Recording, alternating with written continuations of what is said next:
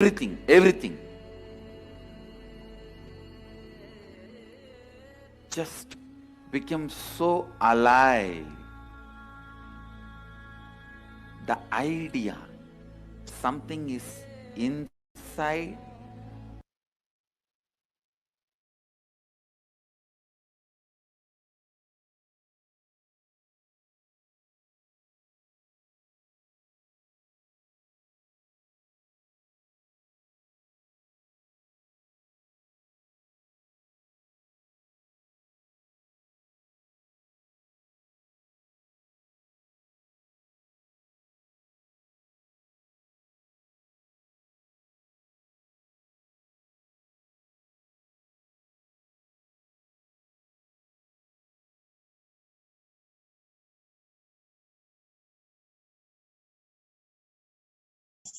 And last is the Pratyaksha Pramana, the empirical evidence from observation and scientific experimentation.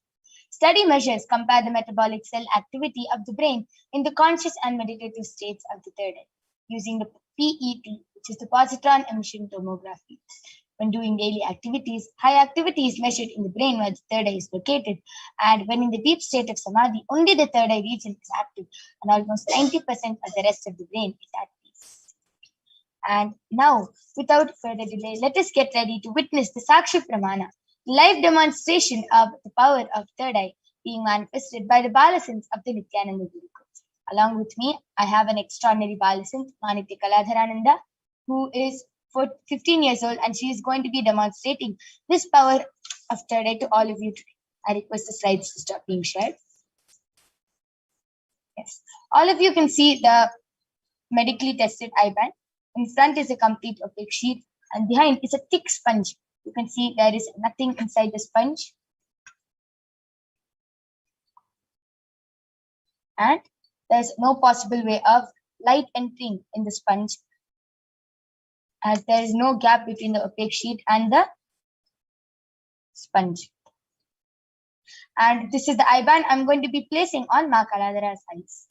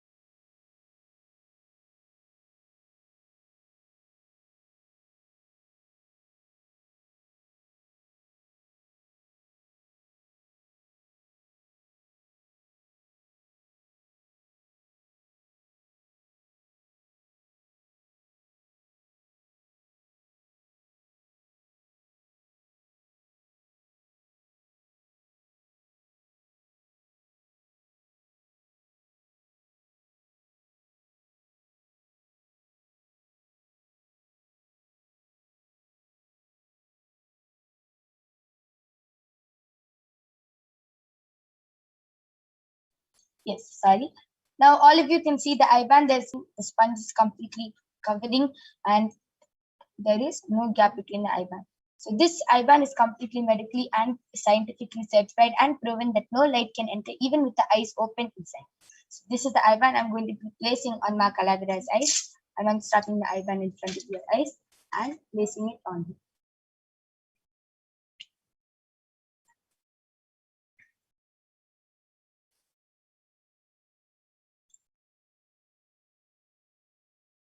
Yes, Ma Kaladhara, are you comfortable? Yes. Yes. So all of you can see she's completely comfortable. Move to your right, left, up. You can see there's no gap, and down. Yes. So now the eye band is completely covering Ma Kaladhara's eyes. I request the YouTube comments to now be projected.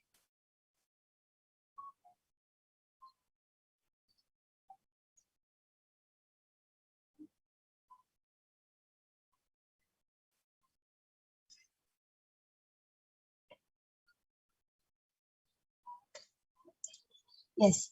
Ma Pravina Surya has requested for a body scanning. Yes, Ma, surely we'll be doing a body scanning in the next segment, as we are completing the technical glitches which we've been having for the past 2-3 days. We will surely be doing a body scanning for you in the next segment.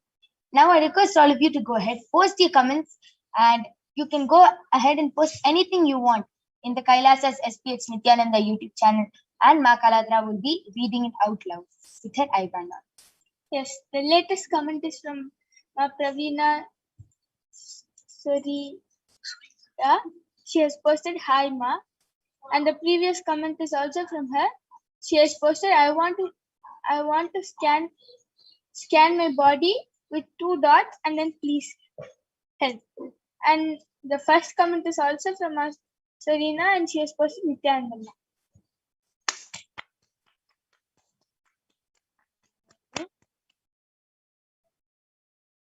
So I request all of you to continue posting your comments.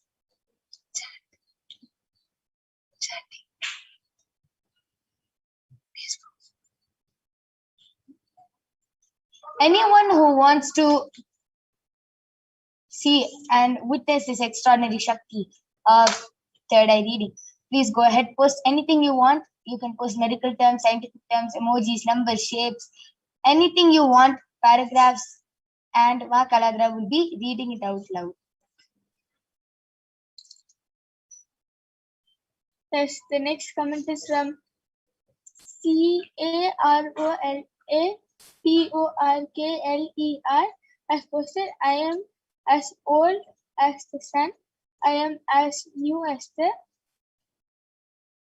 sunrise. All of you saw how with her eyes blindfolded, Ma Kaladra was able to read. This is actually a beautiful quote which Swamiji says. Yes. The next comment is from Sita Narayan, and he has posted Nithyanandam. I would love to scan my body to know what is causing pain in entire body. Blessings. And the next comment is from Rumal, Nithya Perumal, and he has posted Nithyanandam everyone. And the next comment is also from Sita Narayan, and he has posted Nithyanandam unable to control blood SUGAR,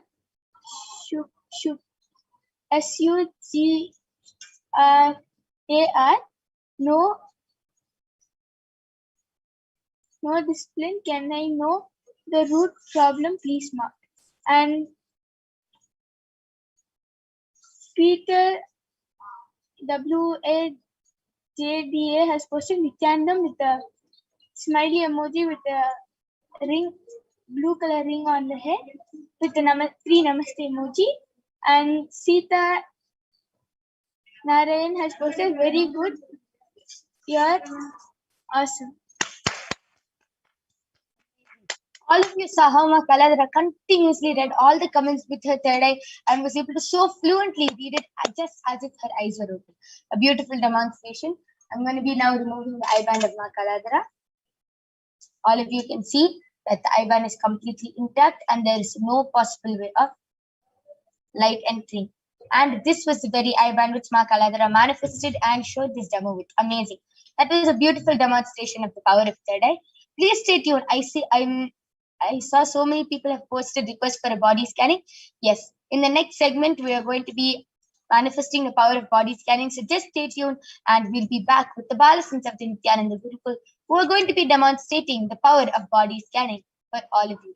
Please stay tuned and you will be witnessing this extraordinary Shakti. Let us now move on to the next segment, which is the Pramanas for the power of body scanning.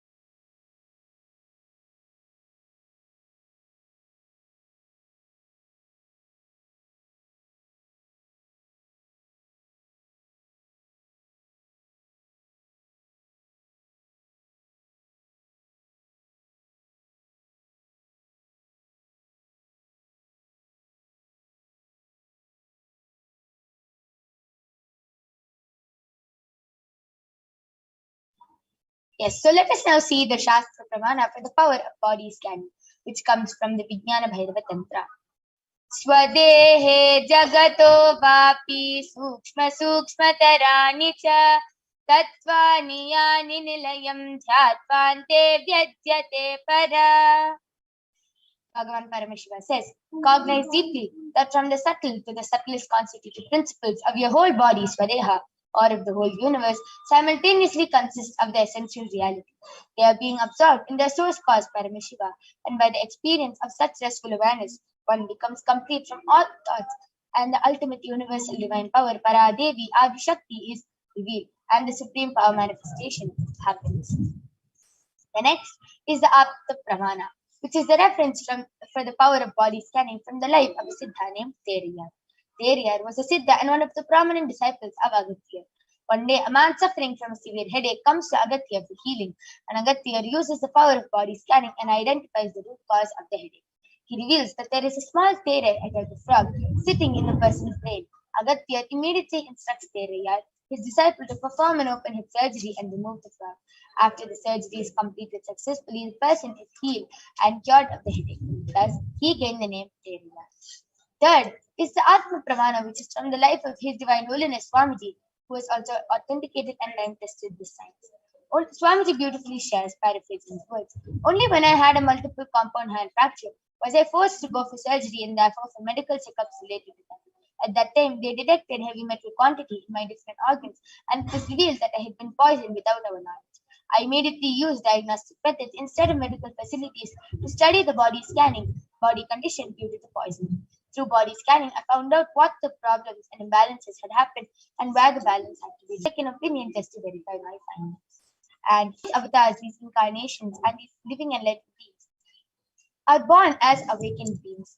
And even though they take the human body, they are much, much beyond suffering. The incident which happens in their life is not an accident, it is an Leela, it is a divine play. They are beyond the usual sufferings of birth and death. And last is the Pratyaksha Pramana, the Sakshi Pramana. All of you can see so many of the disciples who have shared their experience of power manifestation in the Kailasa's HDH Nithyananda Facebook page. And let us now witness the live demonstration of the power of body scanning by the Balasins of the Nithyananda Gurukul. So we'll be back right after a short break.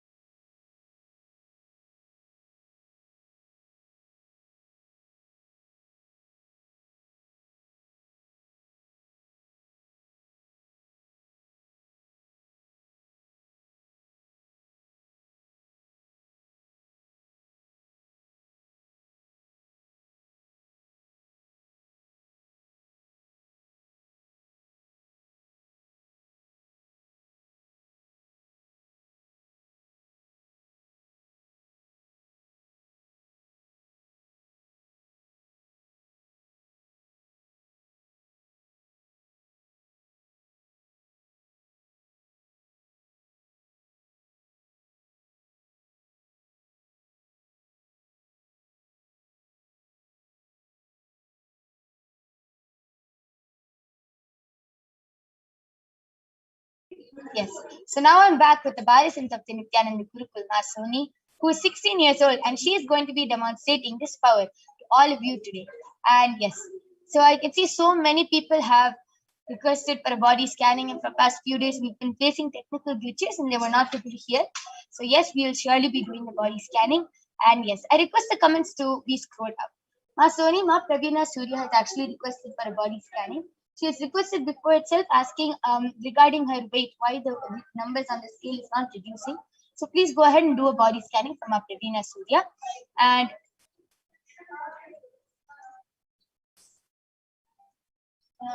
Nithyananda Praveena Surya, I had scanned you day before yesterday, and the solution for you and the revelation for you was that Parameshwara revealed that you are not able to decrease your weight because there is a thought of impossibility in you, ma. You are thinking that whatever I do, you are doing so many things, you're doing so many spiritual things, outward things, but even then you're not able to reduce your weight.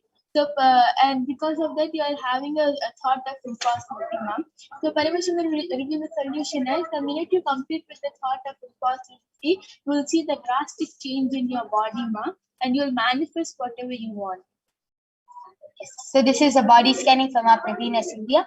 And Ma Praveena Surya has also posted, I'm having a problem with my siblings, some wealth issues. When will this sort out, ma? It's supposed to be 50-50 as my parents passed away, and he is delaying it. Hope Swami will bless to move all obstacles. Yes, ma. You can also request whenever Bhagavan Irena Paramashiva Sundareshwara comes, you can also request for blessings for this. And when Devi Parashakti comes in the form of Swamiji, you can request, and Devi and Sundareshwara will definitely bless you, and you will be cleared from all your obstacles. Ma Carola Toykler has posted for a request for a body scanning as she was diagnosed with anemia at emergency hospitalization. The critical low hemoglobin HbA is at 7-8. It must at least be at 30. Yes, ma. A few days back, I did the body scanning for you. Paramashiva revealed that it is a lot of heat and toxins which is in your body, which is causing this problem. And Paramashiva revealed that every day before sleeping, apply turmeric on your forehead with the coins below the foot. And one more thing which will really help you is to do the oil pulling with turmeric and coconut oil. Do the oil pulling. You can even search up about it on internet. Swamiji has actually beautifully explained this technique, and it will really help you remove the toxins. Manjana Pradayani has posted, I had a surgery on my left ear yesterday. The surgery went well. The ear is still bleeding. Many thanks for your help. Please do a scan and send me healing for my left ear. Yes, ma. Ma Soni will be doing a quick scan for you.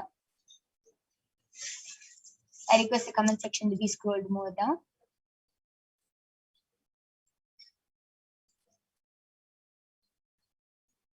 Okay, Ma Sita Narain has posted, Nithyananda ma, I would love to scan my body to know what is causing pain in my entire body. Yes, ma, surely will. And Sita Narain has also posted, unable to control blood sugar, no discipline, can I know the root problem? Yes, ma, I will be doing the body scanning for you now. Yes, ma, Soni, you can go ahead. Nithyananda ma Jnanam Pradayani, you had shared with us that your left ear, after surgery also, your left ear is continuing to bleed. So Paramashiva revealed the solution as to apply turmeric in the part where it's bleeding.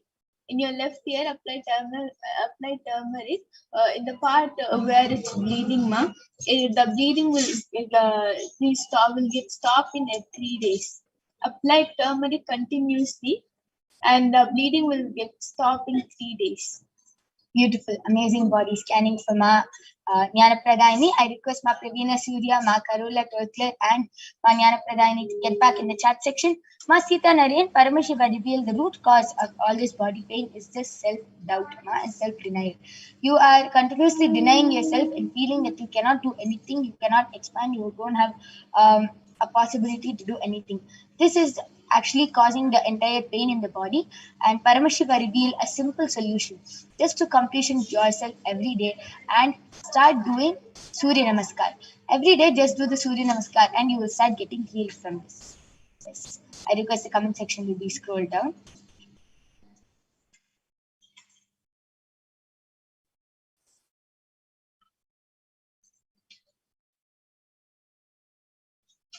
Okay. Payata Wadzda has posted, please scan my son's body, please. He was diagnosed today with some parasites in the body. Yes, Saya, I request you to just get the consent of your son. But if he is below the age of 7, then surely we'll do the body scanning with your consent. But if he is old enough to take decisions for himself, please do get the consent of your son. Then we'll be doing the body scanning. Maheshaya has posted, Nithyanandam, I want to scan my kidney and whole body because some days before I was scanned and told by you about kidney stones, and I am taking castrol regularly. Since then, as solution given. Day before yesterday, the voice was not clear and not understood the solutions given by Paramashiva. Yes, sir, yes, surely Masoni will be doing the body scanning and revealing the solution again. Nithyananda Maheshaya, Paramashiva had already revealed the solution for this. Paramashiva revealed that your body is still recovering, your kidneys are still recovering, and Paramashiva revealed that to get a scan of the kidney and then continue for the solution for at least 1 week and 1 month, and then go again and have a scan of your kidney, and then you will see the drastic change in your kidney, the drastic change in your body and your kidney. Yes, and Paramashiva also revealed in my third eye for Maheshaya that it's also because of a lot of heat and toxins which this problem is taking some time to heal. So Paramashiva revealed to place onions below the foot and sleep, and to do the oil pulling. And you can search for the technique. Swamiji has beautifully given the technique. You can search on internet or in the Living Enlightenment. Ma Jnana Pradayani has posted, thank you. Ma Carola Torcler has posted, thank you, you are awesome. And Ma Sita Naren has posted, okay Ma, thanks and blessings. Yes, thank you all for getting back in the chat section. Bharat Vajraya has posted, yes, he is below 7, he is 4.5. Yes, Aya, surely will be doing the body scanning for you. You reveal that he has been diagnosed with some parasites. Surely I'll be doing the body scanning for you now. For your son now.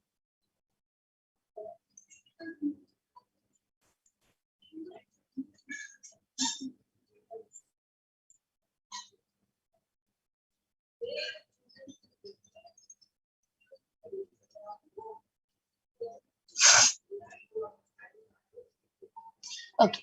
Yes, Paramashiva revealed that your son is actually not, the food in his stomach is not getting digested properly. He is slowly forming parasites. And one more thing is that first solution which Paramashiva revealed is to drink the puja water. Every day, just offer some water to Swamiji and drink that puja water, whatever you offer, and you will be healed from it. One more thing is because the food is not getting digested properly, Paramashiva revealed that he has to drink neem juice every morning. Just with neem juice every morning, you will be completely healed, and just apply a paste of turmeric and neem on his body every day before taking bath, or at least alternative days just before taking bath, and Paramashiva will completely heal him. And Mahesh Aya has posted, thank you Ma. Ma, oil pulling with sesame or coconut oil. Yes, Aya, whatever it is, Swamiji has beautifully revealed the technique in the Living Enlightenment book. You can actually search it up and follow as per what Swamiji revealed. Yes, and with this, we would like to conclude this session. We thank all of you for joining us in this power manifestation session today. And go ahead, call your family members, friends, call anyone who you want to witness these powers every day being manifested by the Balasons of the Nithyananda Gurukul. So we'll now be concluding this session and moving on to the next segment, the Divine Feminine Consciousness. We'll be joined with Ma Madhura soon, and we will be learning so much about Devi Parashakti. With this, we thank all of you for joining us. Thank you, Nithyananda.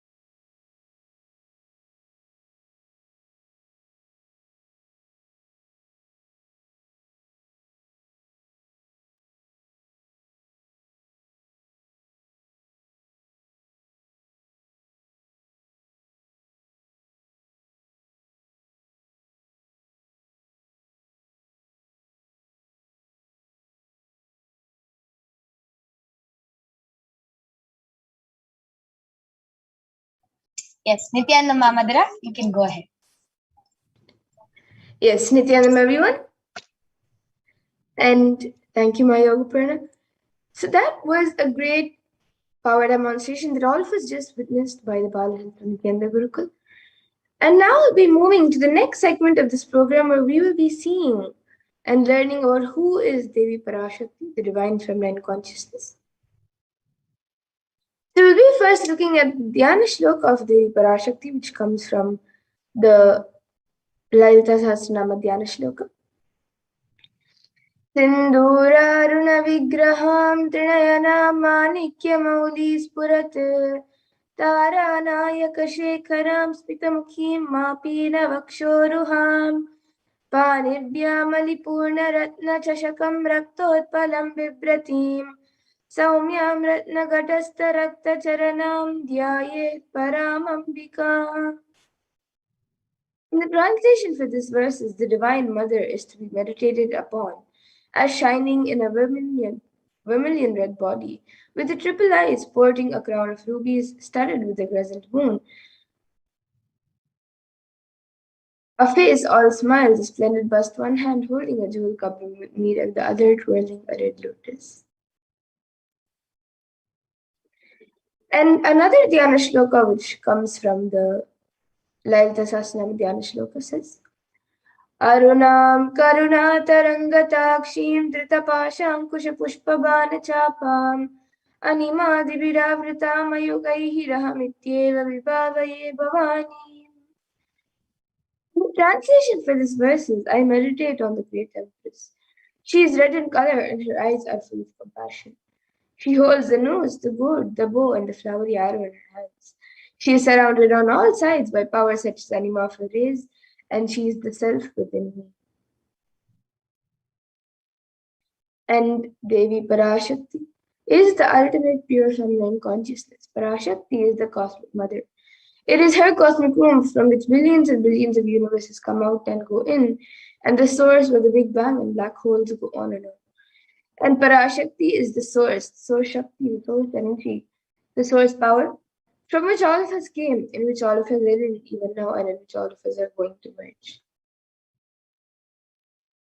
And out of extreme love and compassion, Devi Parashakti herself is manifesting through the embodied form as the Nijavatara of the Supreme Point of Hinduism, Jagat Guru Mahasannidhanam, His Divine Holiness Bhagavan Nithyananda Paramashivam, gracing us, answering all of our questions, attending to all of our prayers, giving boons, healing us, revealing our past, present, and future, delivering profound spiritual truths, and ultimately giving us the experience of Paramashivoham itself.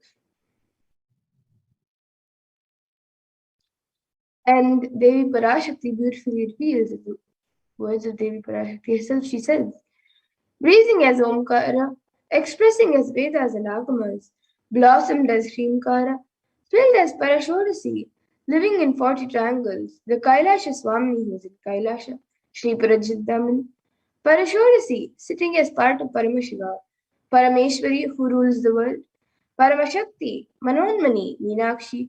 As Nithyananda, I took Nijavatara here to give good boons to everyone, to bestow all goodness. Hiranyagarbha Swarupani, Brahmanda Yoni, Shami, Chandramauli, Rapala, Aparna, Uma, Parvati, Savitri, Navayovana, Samraji Lakshmi, Parameshwari, Parashodasi, Meenakshi. Taking the form of Nithyananda, I came here as Nijavatara. With great compassion and blessing, listen, people, to do good to all of you, I took the form of Nithyananda and came down as Nijavatara.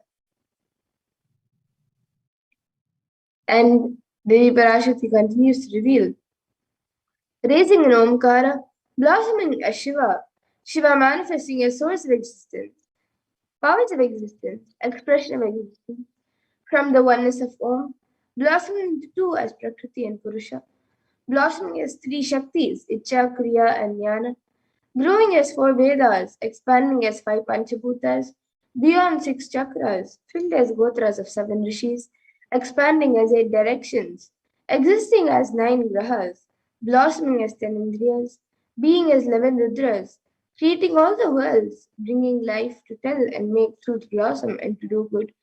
Parashodasi, Meenakshi, in the form of Nithyananda, I came to bless every one of you. And now let's see how we can receive Devi Parashakti. So literally we're seeing Paramashiva and Parashakti at that moment. She is there on your screen. So always receive her in a very traditional manner. You can keep 2 beet leaves, 1 banana, 1 betel nut, and a screen as you receive Devi Parashakti and watch Devi Parashakti on the screen.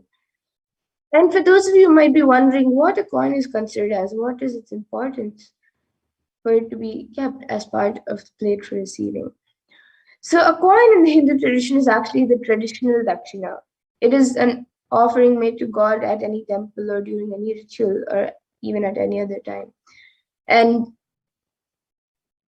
it can be the lowest value. In India, it can even be just 1 paise, and in the US, it can even be just a cent.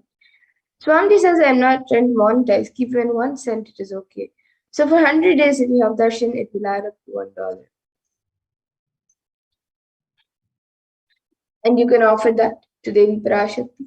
And once the darshan is over, you can do namaskar and eat the banana, the wheat leaf, and the betel nut, taking it as prasadam immediately. And the coins that you collect, you can send it to the Los Angeles temple for the further procedures. And now some of you might be wondering, what exactly does this betel leaf and betel nut do to you? How will it benefit you, whether it's physically, mentally, or emotionally? So this betel leaf and betel nut may look too small, but in a few days you will see how that's your sentiment that really Devi Parashakti is there. You will not take the Devi Darshan for granted. Rituals will break your monotonous unconscious mentality and lifestyle and remind you and raise you to the powerful cognitions. It will break your unconscious behavior. And now all of you can see how you can set up your tambulam. You can set up the 2 betel leaves, the betel nut, the banana, and the coin in a plate and keep it in front of the screen. And there are a few more additional items that you can also keep in the plate, such as flowers, kumkum, turmeric, glass bangles, and a coconut. So if you would like, you can also keep these few additional items. But the 4 basic items that are kept as part of the tambulam is the betel leaf, the betel nut, the banana, and the coin.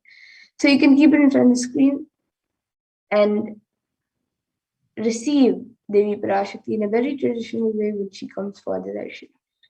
And with that, we come to a conclusion of this segment where we have learned who is Devi Parashakti and how we can receive Devi Parashakti when she comes for the darshan. And we'll be moving to the next segments of this program where we will be learning what Devi Parashakti has revealed in the Akashic readings about all the various problems that the world is going through today during this pralaya, and the causes and the solutions for all of these problems. And we'll also be understanding how important it is for us to understand and follow what Devi Parashakti has revealed.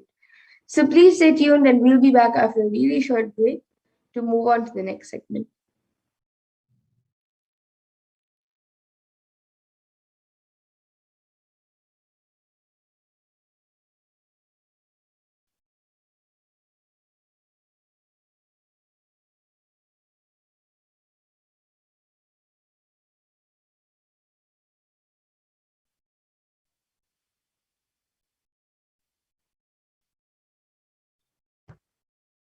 Nithyananda? Yes. So let us understand what Devi has revealed as the 8 ways to prevent COVID-19.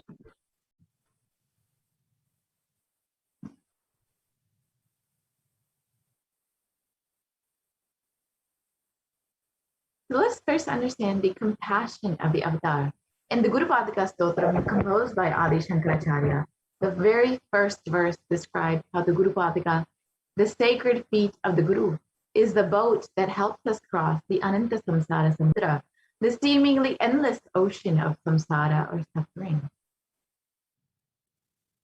And in the verse, Adi Shankaracharya describes, salutations to the sandals of my Guru, which is a boat which helps me cross the endless ocean of life, which endows me with the sense of devotion to my Guru, and by worship of which I attain the dominion of renunciation. Many of us have been feeling stuck in the same storming and raging ocean, being unable to navigate ourselves and lost in the overwhelming vastness of the suffering that surrounds us during this pralaya, the great deluge. Our loved ones are dying due to the pandemic. Our homes are being destroyed due to natural disasters. Social institutions are crumbling, and the whole of humanity is in a desperate and dire need of hope. It's at this time that the Supreme Pontiff of Hinduism, the incarnation of the cosmic consciousness, out of his love and compassion, having taken the spiritual responsibility for the superconscious breakthrough of the whole of humanity, is manifesting Devi Parashakti, the cosmic mother, and guiding and healing the whole world as literally the boat that sails us through this pralaya, the cosmic deluge. Devi Parashakti is herself manifesting through the Nijavatara and answering each and every one of our prayers, granting boons, healing us, manifesting miracles, removing all of our pain and suffering. And Devi has not just attended to us individually, but also as a humanity at large. Devi Parashakti has guided the whole of humanity in the form of sacred revelations of profound sacred secrets of Sanatana Hindu Dharma, and by showing us the future regarding global issues, the COVID pandemic, natural disasters such as fires, floods, and more, and even the twisted human conspiracies and underground wars, which have not surfaced to common knowledge as yet. In this segment, we will be elaborating on the statistical, scientific, and scriptural references of each sacred revelation, which is manifested precisely as the same guidance emerged from Devi Parashakti for us to imbibe deeply and start following as Devi Parashakti continues to protect us until the storm ends and we are safely harbored at the shores of our consciousness.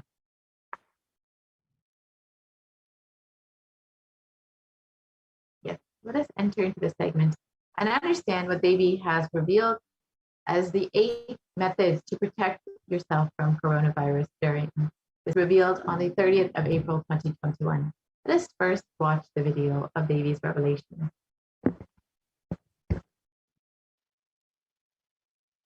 Parashodasi Meenakshi, Parameshwari Meenakshi, Parashakti Meenakshi, இங்கு எழுந்து அருளினோம் எல்லோர்க்கும் ஞானமும் தன்மையும் தந்திட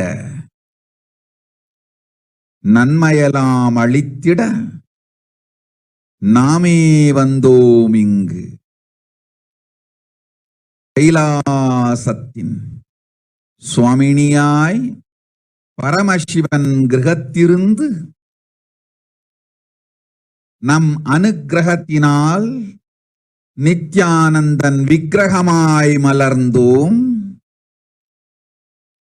உங்கள் எல்லோருக்கும் நல்லதை செய்திட, நன்மையை சொல்லிட, தர்மார்த்த காம மோக்ஷம் என் புருஷார்த்தங்கள் நாளும் பொங்கி மலர்ந்திட வந்தேன் இங்கு.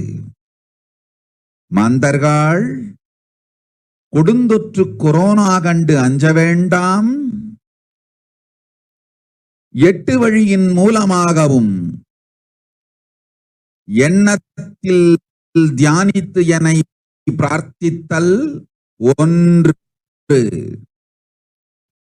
சமூக வலைதளங்கள் மூலமாய் என்னை சரணடைதல் 2,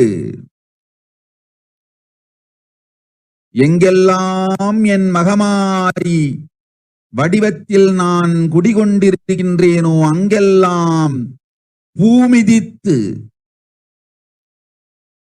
என்னை வழிபடுவது 3, நெஞ்சில் மஞ்சள் தடவி வேப்பம் சாரருந்தி தினந்தோறும் என்னை தியானிப்பது 4, நிர்விகல்ப நிலையிருந்து நித்யானந்தத்தை நிறைத்து உயிர்வது 5, சிவ சிவ சிவ எனும் பிரபஞ்ச பெரும் நாதத்தை அஜபா ஜபமாய் நிகழ்த்தல் 6, நிறைவான பூரண மனத்தோடு போலும் வெங்காயமும் குதிகாலில் வைத்து 10 நித்திரையில் அடங்குவது 7, பூரணமாய் பரிபூரணமாய் அருணாச்சல ஸ்மரணையில் நினைப்பும் மறப்பும் அருந்த உணர்வு ஸ்மரணையில் அகம் அகம் என ஸ்புரிக்கும் அருணாச்சல ஸ்மரணையில் ஆனந்த ஸ்புரணத்தில் இருப்பது 8 எனும் 8 முறையிலும் என எண்ணியோர் அத்துணை பேருக்கும் இல்லை கொரோனா கொடுந்தொற்றின் தாக்கமும் கொரோனா கொடுந்தொற்றின் பயமும் கொரோனா கொடுந்தொற்றின் மயக்கமும் வாழ்வீர்கள் வளத்தொடு நல் ஞானம் யோகத்தொடு நாமே நிம்மோடு நானே நீயாய் நீயே நானாய் நல்வாழ்வு வாழ்வீர்கள். 8இல் 1 செய்தாலும் கொரோனா உங்களை எட்டவிடாது காப்பு.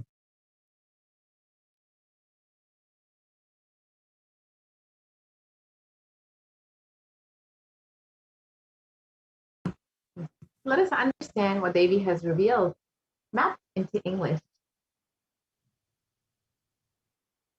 Oh, humans, don't be scared of the deadly infection corona. Through these 8 ways, by praying and meditating on me, surrendering me through social media, wherever I am residing, worshiping me by doing fire walking, applying turmeric in the chest, drinking neem juice, and meditating on me every day, being in the unclutched state, filling with eternal bliss. Doing the Ajaba of the cosmic sound, Shiva, Shiva, Shiva, with complete mind, applying banana peel and onion in the heels and going to sleep, being in the state beyond any remembrance or forgetting, in the Arunachala Spurana that blossoms as Aham, Aham, in the state of Ananda Spurana. Everyone who thinks on me through these 8 ways, they will not have effects of corona. They don't have fear and delusion of corona. You will live with prosperity, with wisdom and fortune. Me with you, you as me as you. You will live good life. Even if you do one of these 8 ways, I will protect you. Corona will not reach you. Don't have fear, O people. Be blissful. In these revelations, Devi Parashakti has revealed the 8 methods to protect all of humanity from COVID-19. Now we're going to go through these 8 steps and understand each of these benefits and the science behind these methods.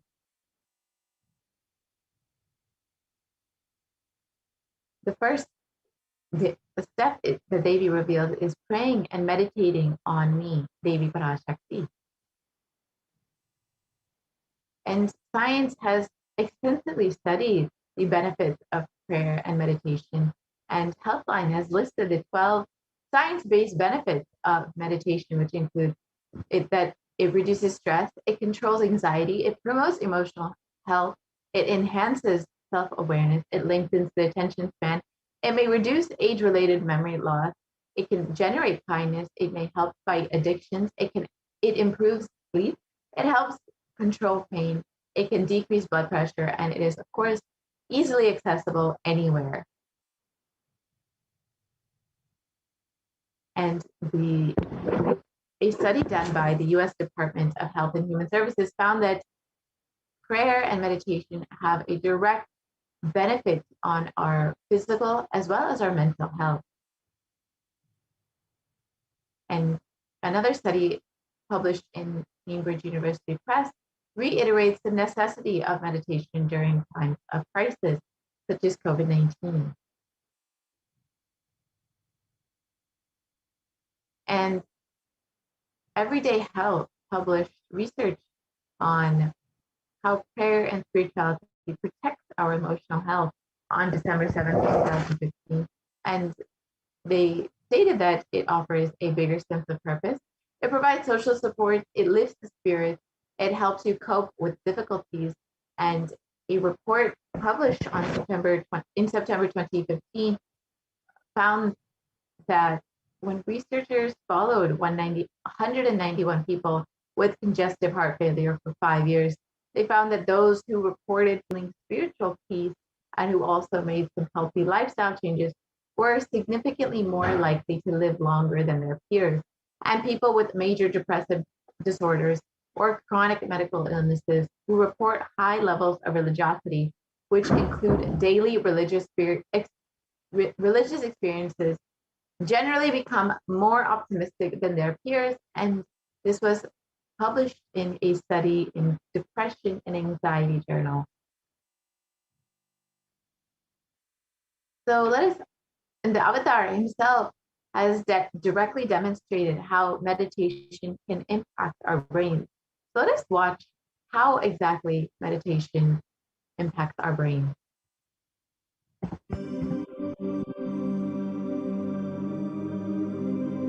Nithyananda participates and encourages scientific researchers to derive evidences for meditation and healing through meditation. Dr. R. Murli Krishna, President COO, Integris Mental Health and James L. Hall Jr., Center for Mind, Body and Spirit, Oklahoma in US, and his team invited Nithyananda to derive scientific evidences for meditation and the state of his enlightenment. When Swamiji came, I have requested him to do one thing. I asked him, would you be willing to undergo some scientific investigation of the meditation process? He very cheerfully agreed without one complaint. He went for 3 repeat sessions for PET scanning and 3 repeat sessions for quantitative EEG sessions. And these are really not very easy tests to go through. It requires a lot of patience and a lot of willingness to do that. So we did that, because if a meditation process is doing something to your brain, we should be able to detect that. Scientific findings are verifiable. They're replicable. You can replicate them, duplicate them. So Swamiji went through those sessions and we found some interesting findings. In PET scan, they inject a radioactive dye which goes and sits in parts of the brain that are active. In the normal, non-meditative state, the brain is very active. And when we are seeing someone, the rear end of the brain, the visual cortex, is very active, as shown in the diagram. Usually the brain is so active, there are 100 billion brain cells there. But what meditation does is something very interesting. It shows the frontal lobes getting more active. The frontal lobe is where you have judgment, wisdom, reasoning. Here are some of the brain scans I'm going to share with you. This is alert, non-meditative state. The second one is 30 minutes into this one. 30 minutes meditation. Look at the frontal lobes, how they light it up. They light it up big time. 60 minutes of deep meditation, and here is a deep, deep level of meditation where it lights up significantly right there. Right in the middle, probably 1.5 inches, 2 inches deeper.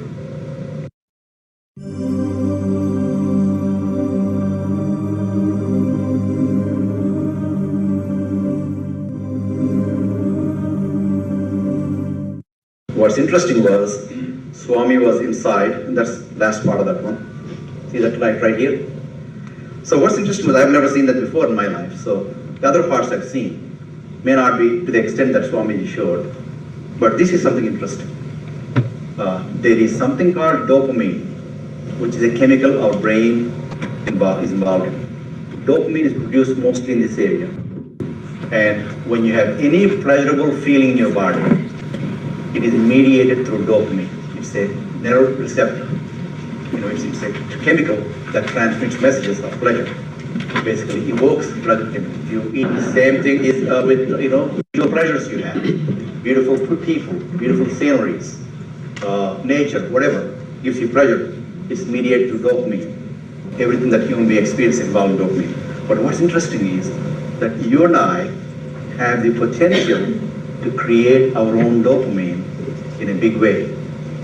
So I named it, for lack of a word in the past, the D spot.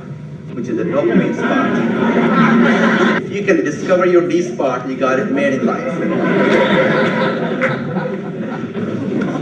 The D really stands for divine spot. The D also stands for delight and the dopamine spot.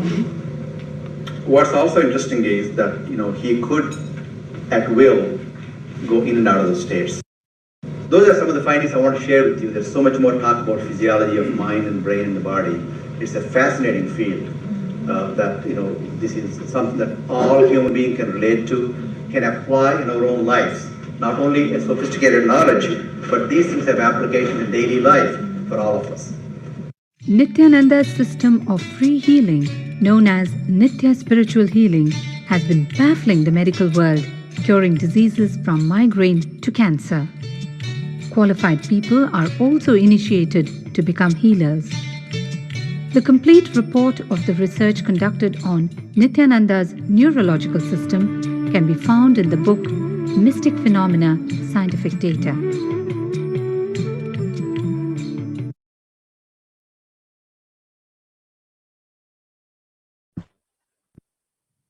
Yes, now that we've understood how meditation impacts the brain, let us understand what the Supreme Concept of Hinduism has revealed about puja and how it is a stress buster for us.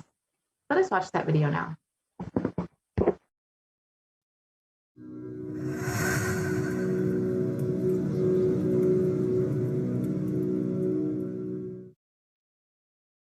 If you are not allowed to do yoga, made to believe early morning sleep is the best thing in your life, you are tortured, you are abused, your divine rights are violated.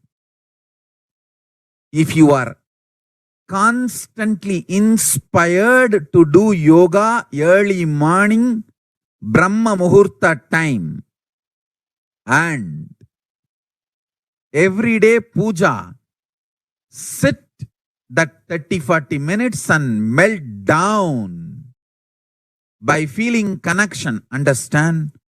Nothing can be compared to prayer to bust your stress.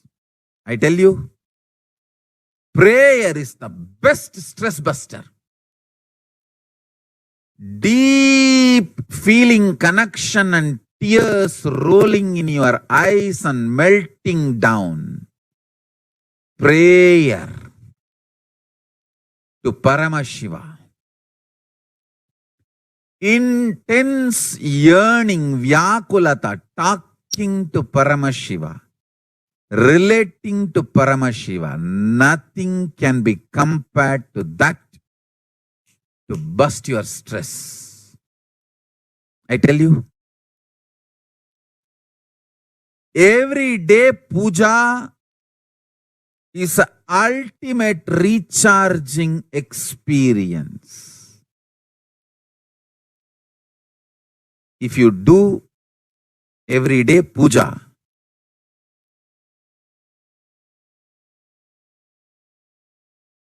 the kind of the stress-free life you will live,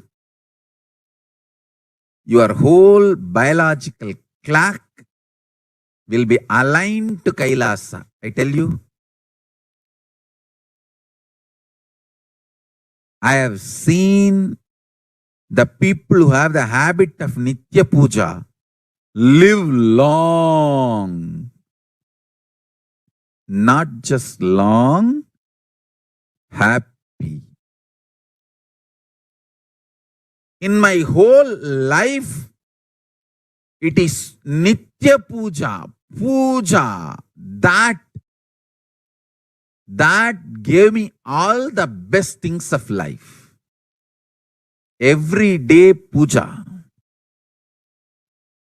relating with the deities is the best stress buster. Touch the deities, do decoration, dress up.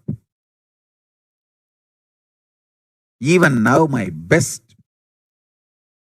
time of the day is when I sit with my deities,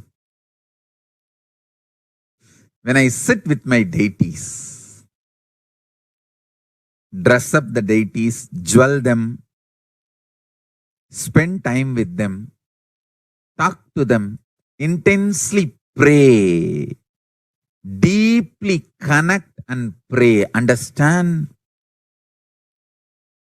You do not know the power of Archavatara.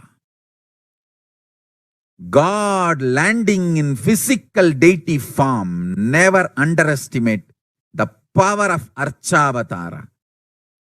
The Archavatara is equivalent to living avatara. What living avatar can do to you, an Archavatara can do.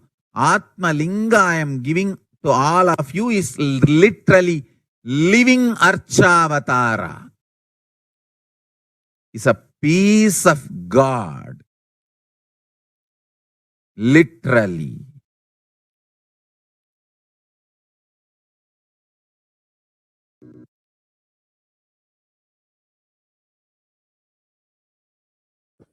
And the second method to protect yourself from Corona is by surrendering to Devi Parashakti through social media.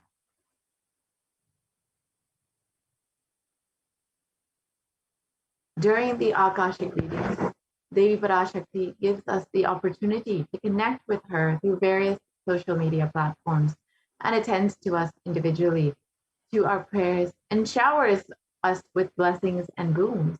Let us now see how we can connect to Devi Parashakti through social media.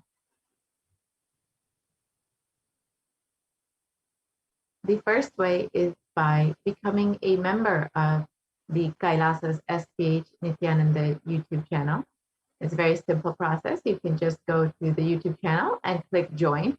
And once you have become a member, you are able to ask your questions live during the Parashakti Akashic readings. And your questions will fall in the eyes of Devi herself. The next way is to like and follow Kailasa's SPH JGM Nithyananda Paramashivam page. And during the live Akashic readings, you can ask your questions in the live video in the comment section. And the next way is through Twitter. So you can follow Sri Nithyananda on Twitter, and you can ask your questions in reply section of the tweet with hashtag #AskTheAvatar. The next way is by following Sri Nithyananda on Instagram, and you can ask your questions in the comments section. And the last way is by asking your questions on WhatsApp. You can go to kailasa.org, and there will be a WhatsApp chat box that pops up, and you can ask your questions there as well. Step 3 for preventing Corona is by worshiping Devi Parashakti wherever she resides by doing fire walking. And the Supreme Pontiff of Hinduism has revealed about the science of fire walking. It is an alchemy process, and our rishis and munis have been adept and master in every field, whether health or keeping the society safe in every field. So all the vratams, the pujas, the spiritual techniques, the religious rituals, anything they designed is highly scientific and directly useful for life. Coronavirus will not affect you.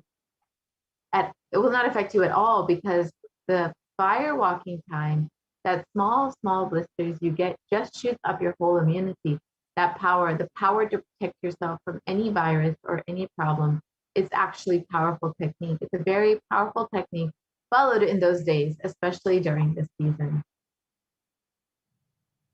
And especially that is done very traditionally and systematically. If you had even small blisters, and even if you did not have any small blisters, you are protected already with Corona problem.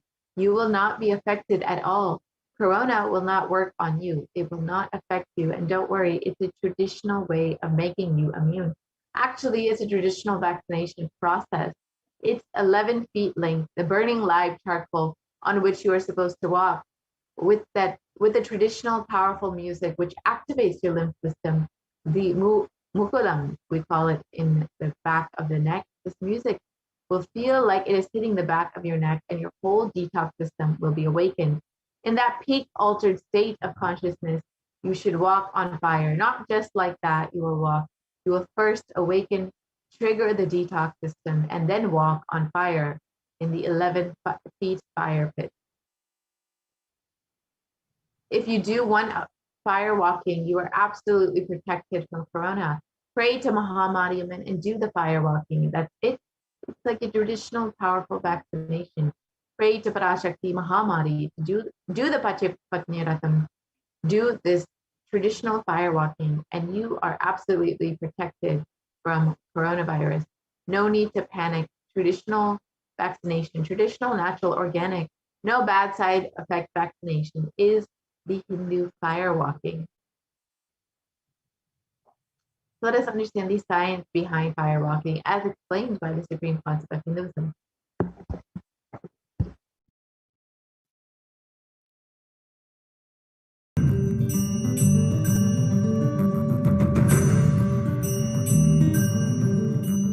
All these transmutation processes means balancing the system and awakening the whole consciousness to your whole body is what I call transmutation processes. Some parts of your body becomes insensitive to the existence because of the job it is doing, like a feet. Because of the continuous walking, it becomes insensitive. Your cheeks, how they are sensitive, they don't become they lose sensitivity to the reality. But for the complete Kundalini awakening, your whole body needs to be alive and experiencing the reality and ability to experience the higher consciousness. That is the reason we have the process of fireworking.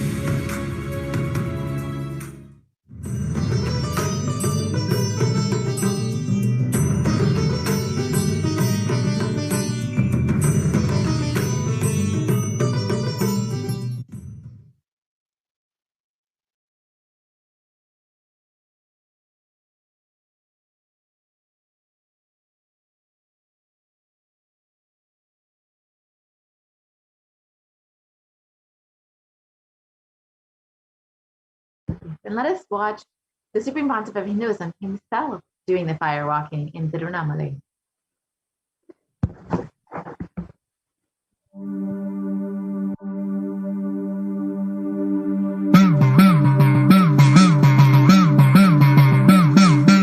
சத்தியம் காத்திடும் உத்தமத்தியே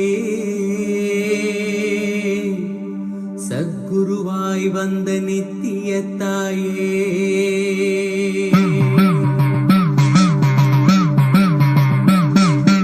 வேதங்கள் வணங்கிடும் ஆதியும் நீயே ஜோதிமலையிலே அவதரித்தாயே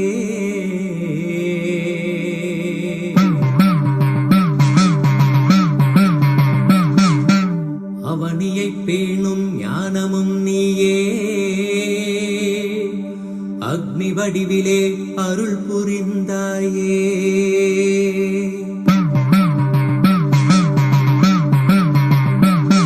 நீனிலே பிறந்தவளே நித்ய ஆனந்தே நித்யானந்தேஸ்வரி தீனிலே பிறந்தவளே நித்ய ஆனந்தத்தியே நித்யானந்தேஸ்வரி கருமங்களை கொன்றிட வந்தாய் நித்யானந்த தர்ம மண்ணில் வென்றிட வந்தாய் கருமங்களை கொன்றிட வந்தாய் நித்யானந்த தர்ம மண்ணில் வென்றிட வந்தாய் தீயினிலே பிறந்தவளே நித்ய ஆனந்த தீயே நித்யானந்தேஸ்வரி.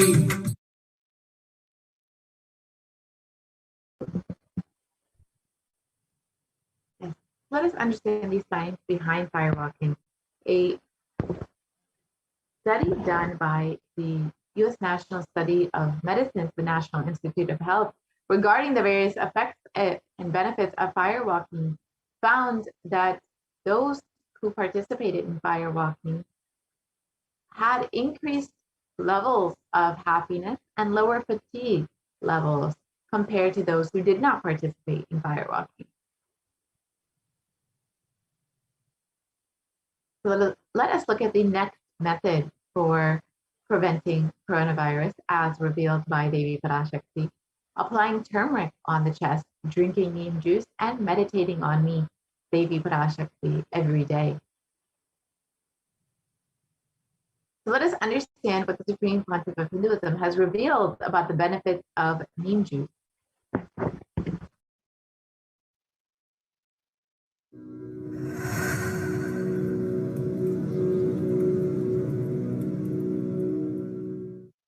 Bididi.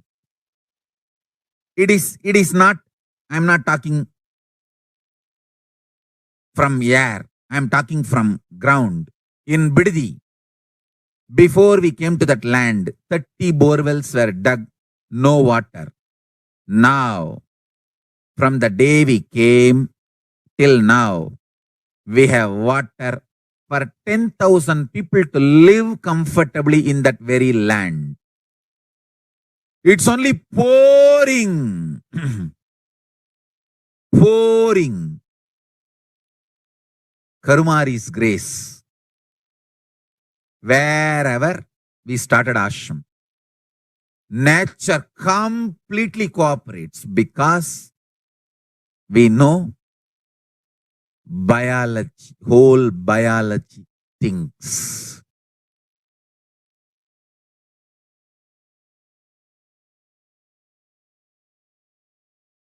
If you are having bitter relationships in your life, just start drinking bitter neem juice every morning. The problem will be solved.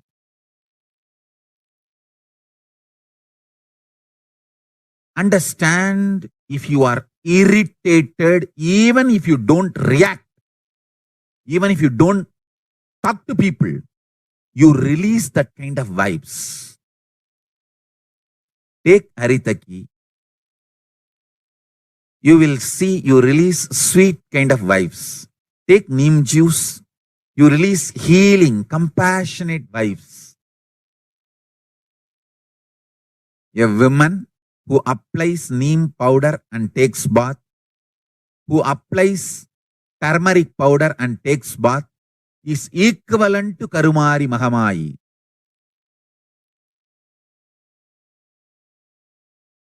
That neem paste and turmeric powder, if a woman takes bath with that, she is equivalent to Mahamayi. She is embodiment of Karumari because she will be manifesting that same vibes of Karumari.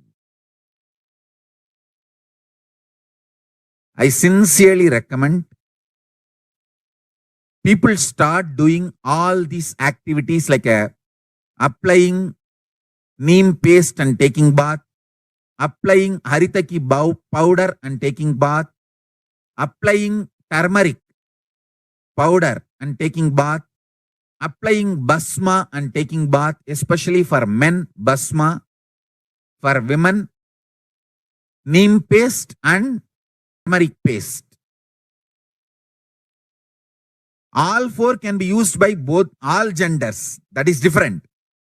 If you want specific, I'll recommend the neem and turmeric for female body, haritaki and basma for male body. Understand, your whole biology things. Working on whole biology changes the whole life. So, now with this understanding the whole biology things, think Mahavagya. This is Ajapa Ajapa. Think Mahavagya. With the understanding your whole biology thinks. Om Nithyananda Paramashivoham. Blessings to all of you. Start manifesting powers now.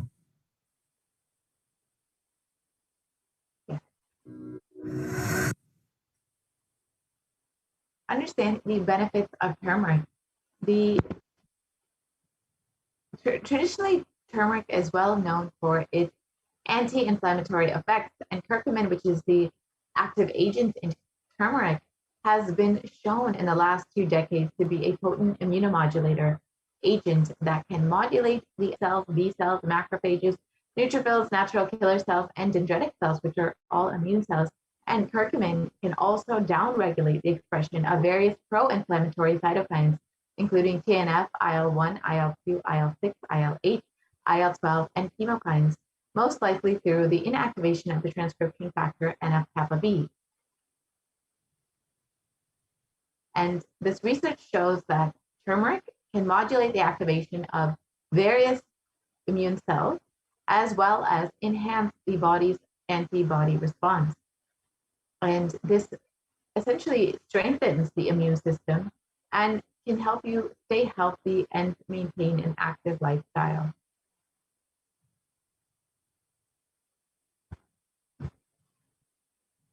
And it has been reported that neem can help you in fighting against coronavirus as well. And it is a very important aspect of Ayurveda. Turmeric and neem are also effective against coronavirus, according to a study done by KGMU.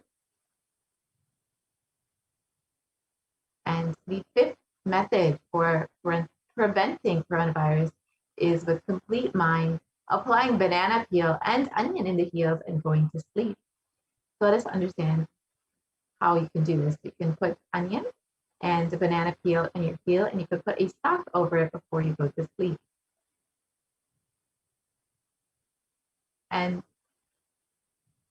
a study published in Medical Daily has spoken about the detoxifying effect of onion, and it emphasizes the beneficial properties of onion for our health. Onions contain a high amount of sulfur compounds, which not only give the onions that recognizable smell, but are also powerful detoxifying agents.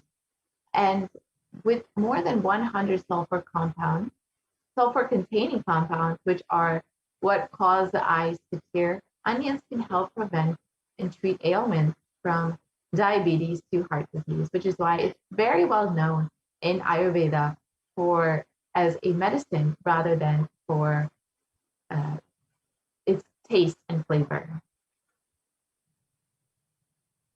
And the downstream products of onions, of these, are a complex mixture of sulfur-based compounds, and compounds from onion have been reported to have a range of health benefits, which include anti-carcinogenic properties, anti-platelet activity, anti-thrombotic activity, anti-asthmatic activity, and antibiotic effects. The next method is being in an unclutched state and filling with eternal bliss. So let us understand the science of unclutching as revealed by the Supreme Concept of Hinduism.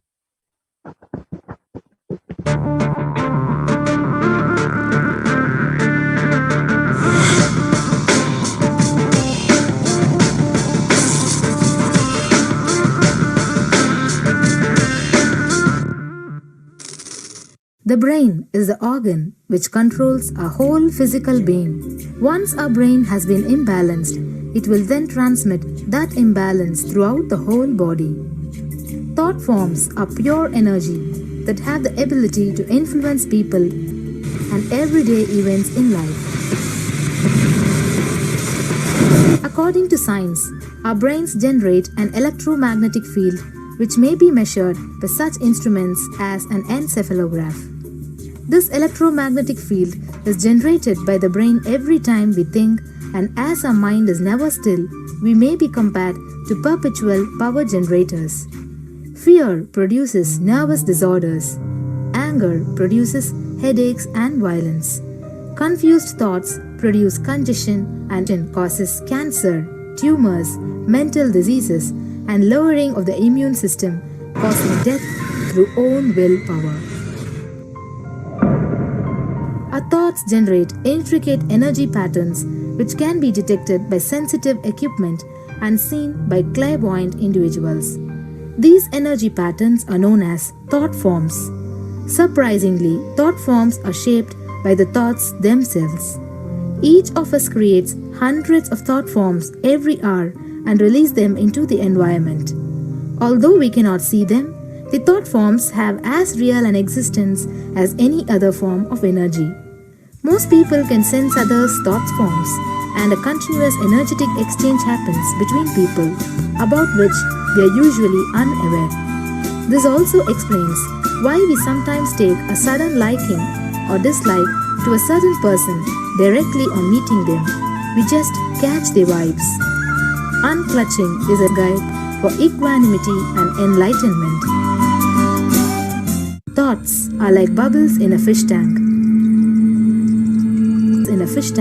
Rise from the bottom. Our thoughts also rise in the same manner. When one bubble comes and reaches the surface of the water, the next bubble starts and the third bubble starts. Because the bubbles are rising at high speed, they look like a continuous stream. But our mind is not a continuous stream. There is always a gap between two thoughts. Like the bubbles, we also experience a neutral space between two thoughts. This neutral space between two thoughts is our original state, the pure silence. It is a state of pure consciousness, the state of God. Since the gap or the neutral space between two thoughts is too small, we think all thoughts are connected and form a shaft. But there is always a gap between two thoughts. In the forest of northern India, the hunters trap the birds using a trap. They tie a rope between two trees. The rope is the shaft that we create by connecting two thoughts. In the middle of the rope, they secure a wooden stick. The stick is our mind. The rope is tied at the midpoint of the stick. When a bird comes and sits on the stick, the bird's own weight turns the whole stick upside down. It turns topsy-turvy. The moment it turns upside down and loses its sense of balance, it feels totally shaken and tightens its grip on the stick. It simply holds onto the stick as if its life depends on it. Similarly, we connect thoughts and form a shaft out of it and live in the fear that if we drop our mind, we might be lost. We might lose our identity.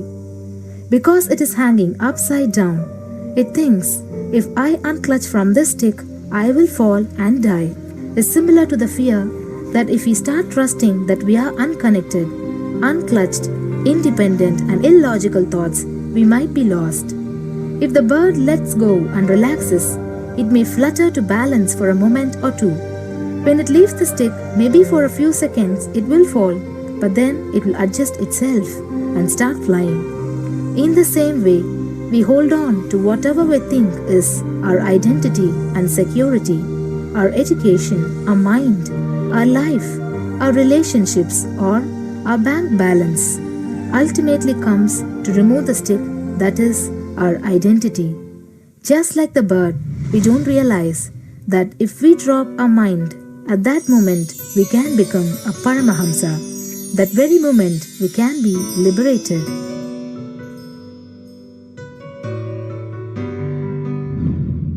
In Mundaka Upanishad, there is a story which explains, there is a huge tall tree, and in the tallest branch of the tree, there is a golden bird sitting unclutched from everything in bliss, like Dakshinamurti. In the lower level branch, there is a small bird which jumps from here and there to various branches eating fruits.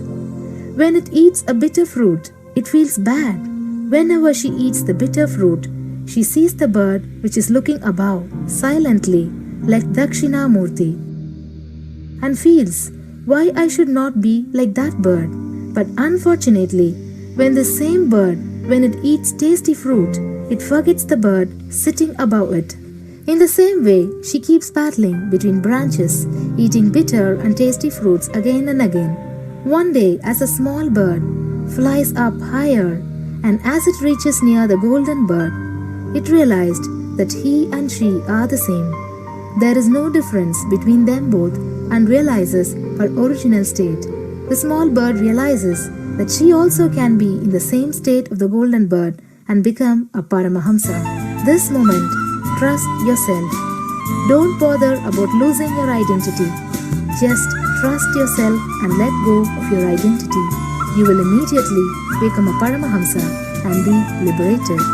All you need to do is to trust that you're unclutched. Dropping the conclusions you can't be transformed is unclutching.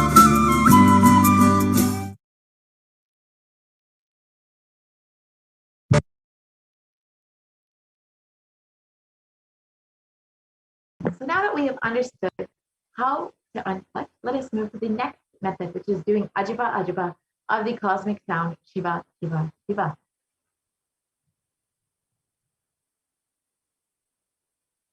And there has been extensive research that has been done on the benefits of chanting, and a study conducted by the US National Library of Medicine on the benefits of chanting clearly establishes how doing Ajiba Ajiba, chanting, has a direct and positive benefit on the physical and mental well-being.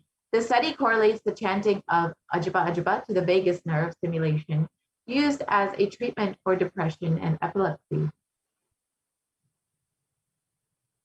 And here is the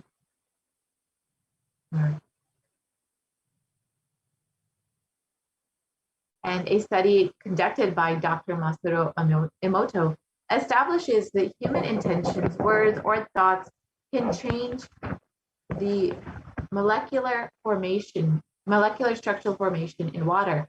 This interesting research clearly depicts how, when the water is being exposed to positive sound vibrations, the molecular formation in the water changes to a pleasant formation, whereas a negative sound vibration or words can disfigure or distort the water molecule formation. So Dr. Emoto did an experiment where he kept water and chanted positive words like compassion, thank you, wisdom to the water, and it formed, when observed under a microscope, you could see these beautiful crystal snowflake-like structures that formed in the positive words.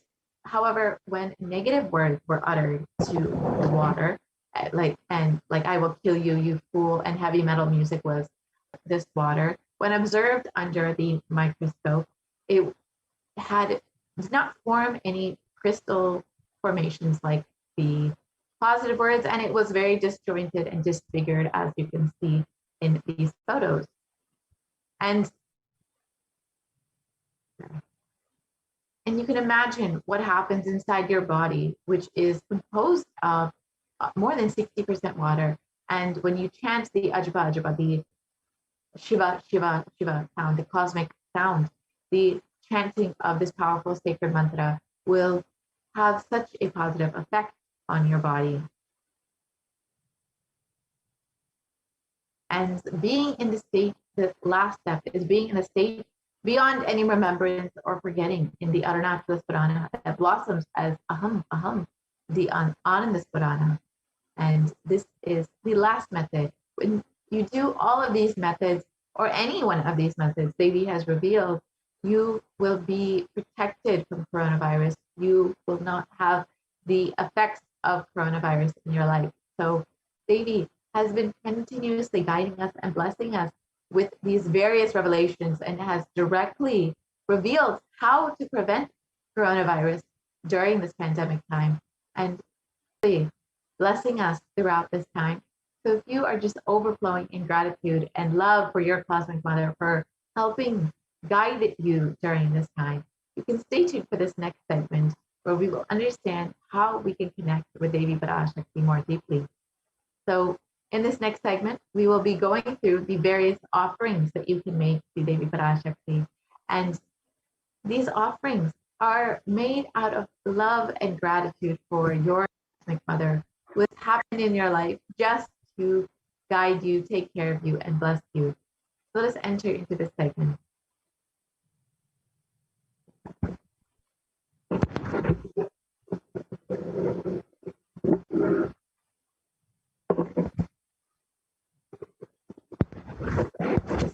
So Devi Parashakti is the complete manifestation of both the masculine and feminine consciousness. And both consciousness have to be expressed equally by every human being to be enlightened.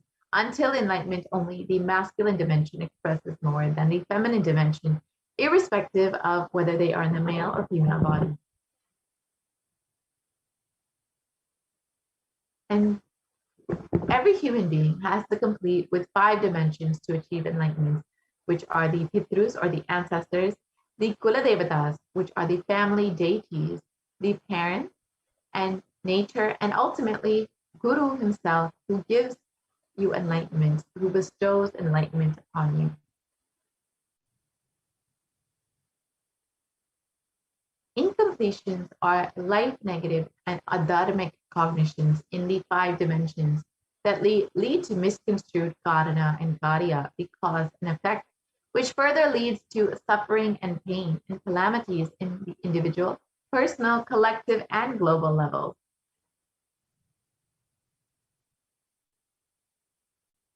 Being sensitive is being aware and in gratitude to life for everything that we have, from the air that we breathe, to the place that we're sitting, to the energy that we feel that we exist, and to the energy to be able to celebrate our existence.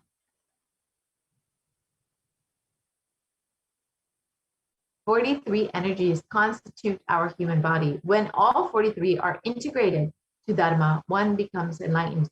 Dharma is the cosmic motherly completion and sensitivity from the level of the 5 Panchabhutas, and this is the core principle of the cosmos.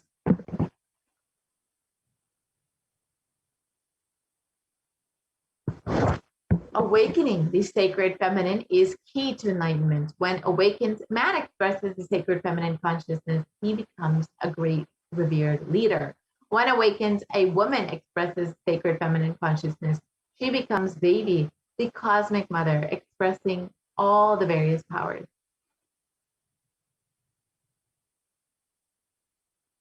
And the key to awaken the sacred feminine consciousness is conscious sovereignty, which the Supreme Council of Hinduism has been continuously revealing about over the last several months and has blessed us into over the last several months.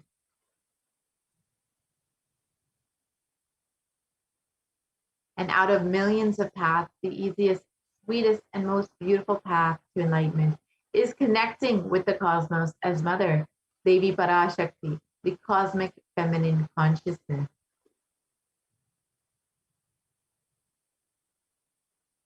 Devi is the one who expresses as Guru all the gods and all the manifestations in this universe.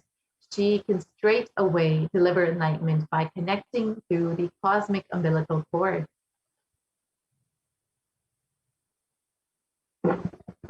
Offerings are not to benefit the divine, but to close our gap with the divine cosmic consciousness. And when we achieve completion with the Divine Mother, her infinite powers with her sweet grace starts nourishing all our dimensions through the cosmic umbilical cord.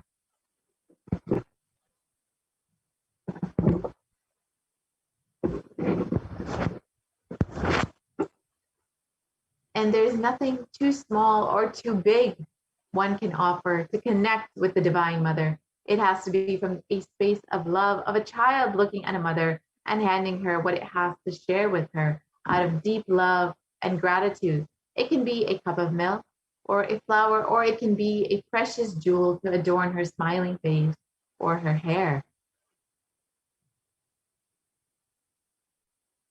The Vedic rishis have clearly stated the techniques to connect with the sacred feminine consciousness, to awaken the same qualities in us. One can connect with Paramashiva through oneness, but with the divine cosmic mother Devi, it can only be done through worshipping her feet with true devotion. Mother worship is the most non-violent, most peace-centered, most healing, soothing, and sweetest path to enlightenment among all traditions on planet Earth. Worshipping Mother includes contemplating, meditating through sacred offerings of mantras and oblations at her feet. Mother worship, as we stated, is the sweetest path to enlightenment.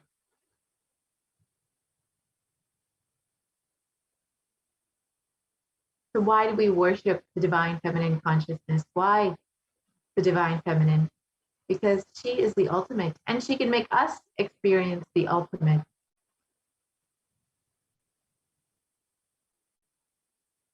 And here is the Shastra Pramana for Devi Parashakti.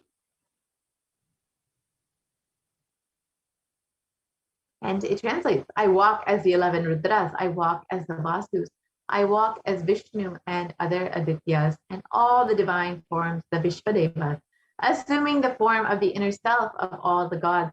I hold aloft Mitra and Varuna, even as Indra and Agni I do, and the Ashwini twins too. And this is from the Rig Veda. And it continues on. The Ekadasha Rudras, Maharudra, Ashtavasus, Dvadasha Adityas, Vishvadevata, all of them are my retinue. I move around in my various forms with them as my retinue. I protect all of them, including Mitra, Varuna, Indra, Agni, and the Ashwini Devatas. In this verse, Devi declares herself as the inner self of all the gods, the divine energies. She is all-pervading and all-permeating. And we are the most blessed beings to have Devi Parashakti herself manifesting through our very own Guru, the supreme concept of Hinduism. And we can connect with Devi Parashakti much more deeply through these various offerings.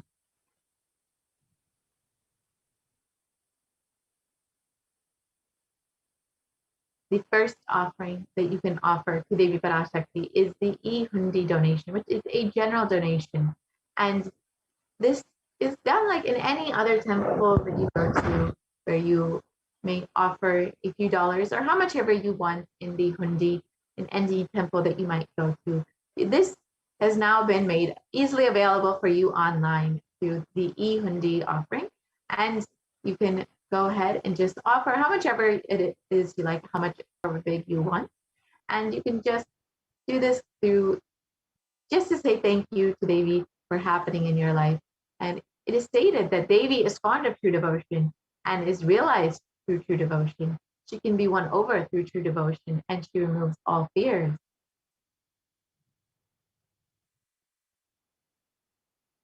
And if there is any fear in the minds of the devotees, Devi is sure to remove that fear. It is stated that Devi likes to be worshipped in autumn. And here it is not meant of the autumn, the season, but rather the autumn of our lives, when our thoughts turn more and more inward. And the role of the divine becomes much more understood and evident. The need for Devi worship becomes much stronger in this time. It's stated that Devi is the one who bestows happiness on all her devotees. So you can offer your gratitude and devotion to Devi Parashakti by offering your kanika, and your name shall be chanted during the puja to Devi Parashakti.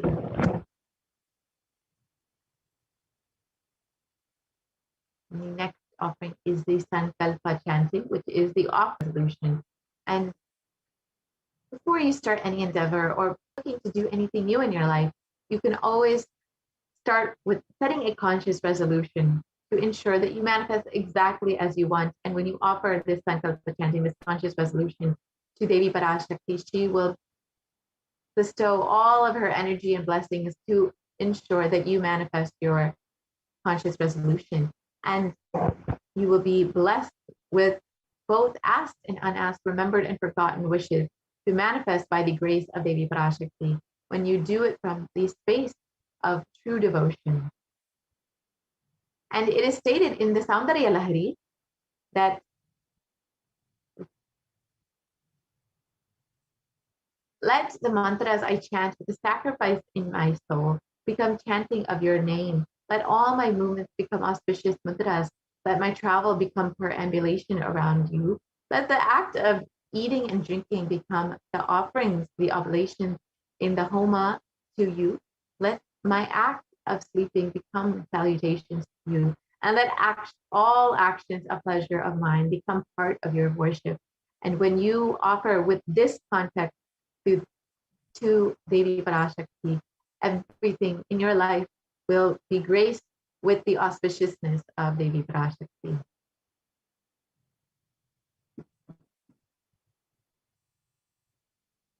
Next offering is the Devi Sahasranama Swarnakasa, which is the golden coin with the inscription of the various names of Devi Parashakti.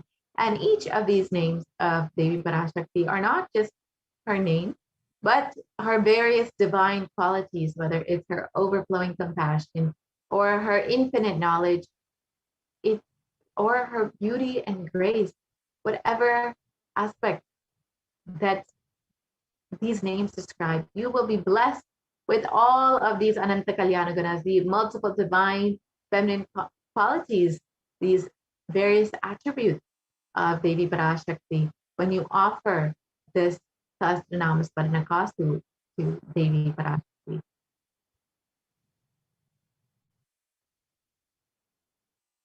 The next offering is the Mukta Anguti, which is the finger ring with a pearl. And the pearl represents compassion. And Devi Meenakshi is very well known to be adorned in pearls. And you will be blessed with Devi Parashakti's infinite compassion and protection from all dangers when you offer this Mukta Anguti.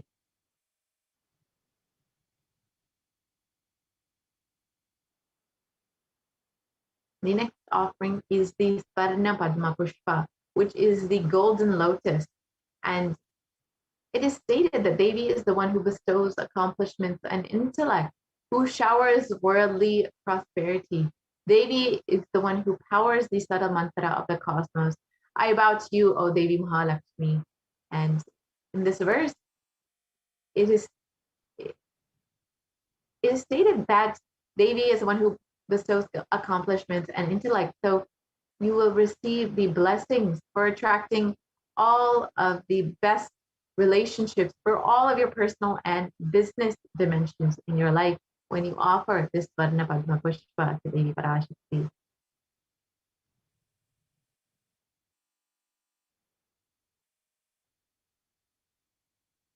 And the next offering is the toe ring. And in the Saundarya Lahari, it states that Lord Brahma, the creator of yours, selects the dust from your feet and creates this whole universe. And the great Adishesha, with his thousands of heads, somehow carries a dust of your feet with great effort. And the great Lord Rudra takes it and powders it nicely and uses it as the holy ash. So you can see the divineness of Devi Parashakti's feet. Just a dust from the feet of Devi Parashakti is enough for Lord Brahma to create this entire world. So when you offer this Varnameti at the feet of Devi Parashakti, you will be blessed with a lifetime of leadership qualities.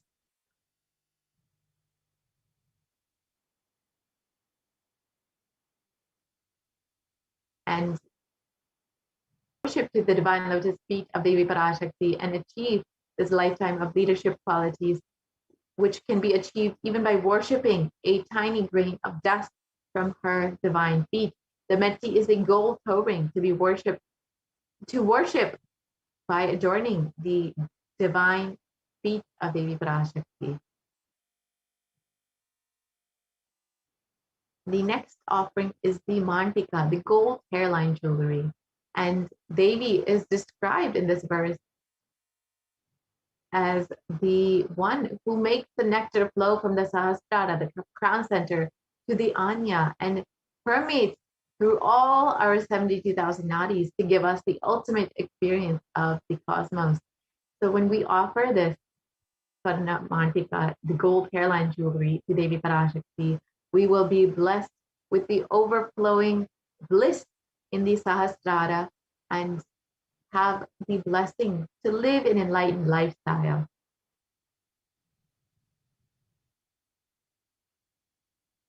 And the next offering is the Pratyaksha Puja, which is the most favorite offering of all the devotees and disciples of the Supreme Concept of Hinduism. And Adi Shankaracharya, greatness of worshipping the divine lotus feet of the Guru. And he stated, my repute has traveled in all directions through my philanthropy and prowess. All things of this world are in my hands as rewards for my virtues. Yet if one's mind be not sent to the lotus feet of the Guru, what then, what then, what then? And we are the most blessed beings in this whole cosmos to have our very own Guru, the Supreme Pontiff of Hinduism, continuously manifesting Devi Parashakti, and to be able to offer this Pratyaksha Pada Puja at this divine lotus feet of our Guru, manifesting Devi, the cosmic mother herself, is the most auspicious happening in our lives.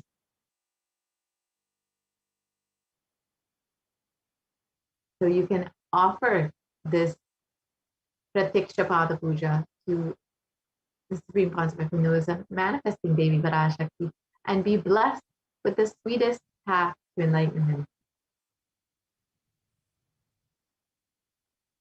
And the next offering is the Vastra Seva, or the offering of cloth to Guru, the dimension of the cosmic mother.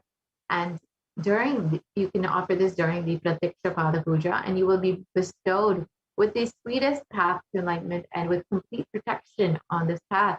Devi is the one who is the one beyond the idea of male and female, and she is manifesting through your very own Guru for you to connect with personally. So you can offer this Vastra Seva and connect with the Divine Cosmic Mother through your very own Guru and receive complete protection of both the Supreme Pontiff of Hinduism and Devi Parashakti herself.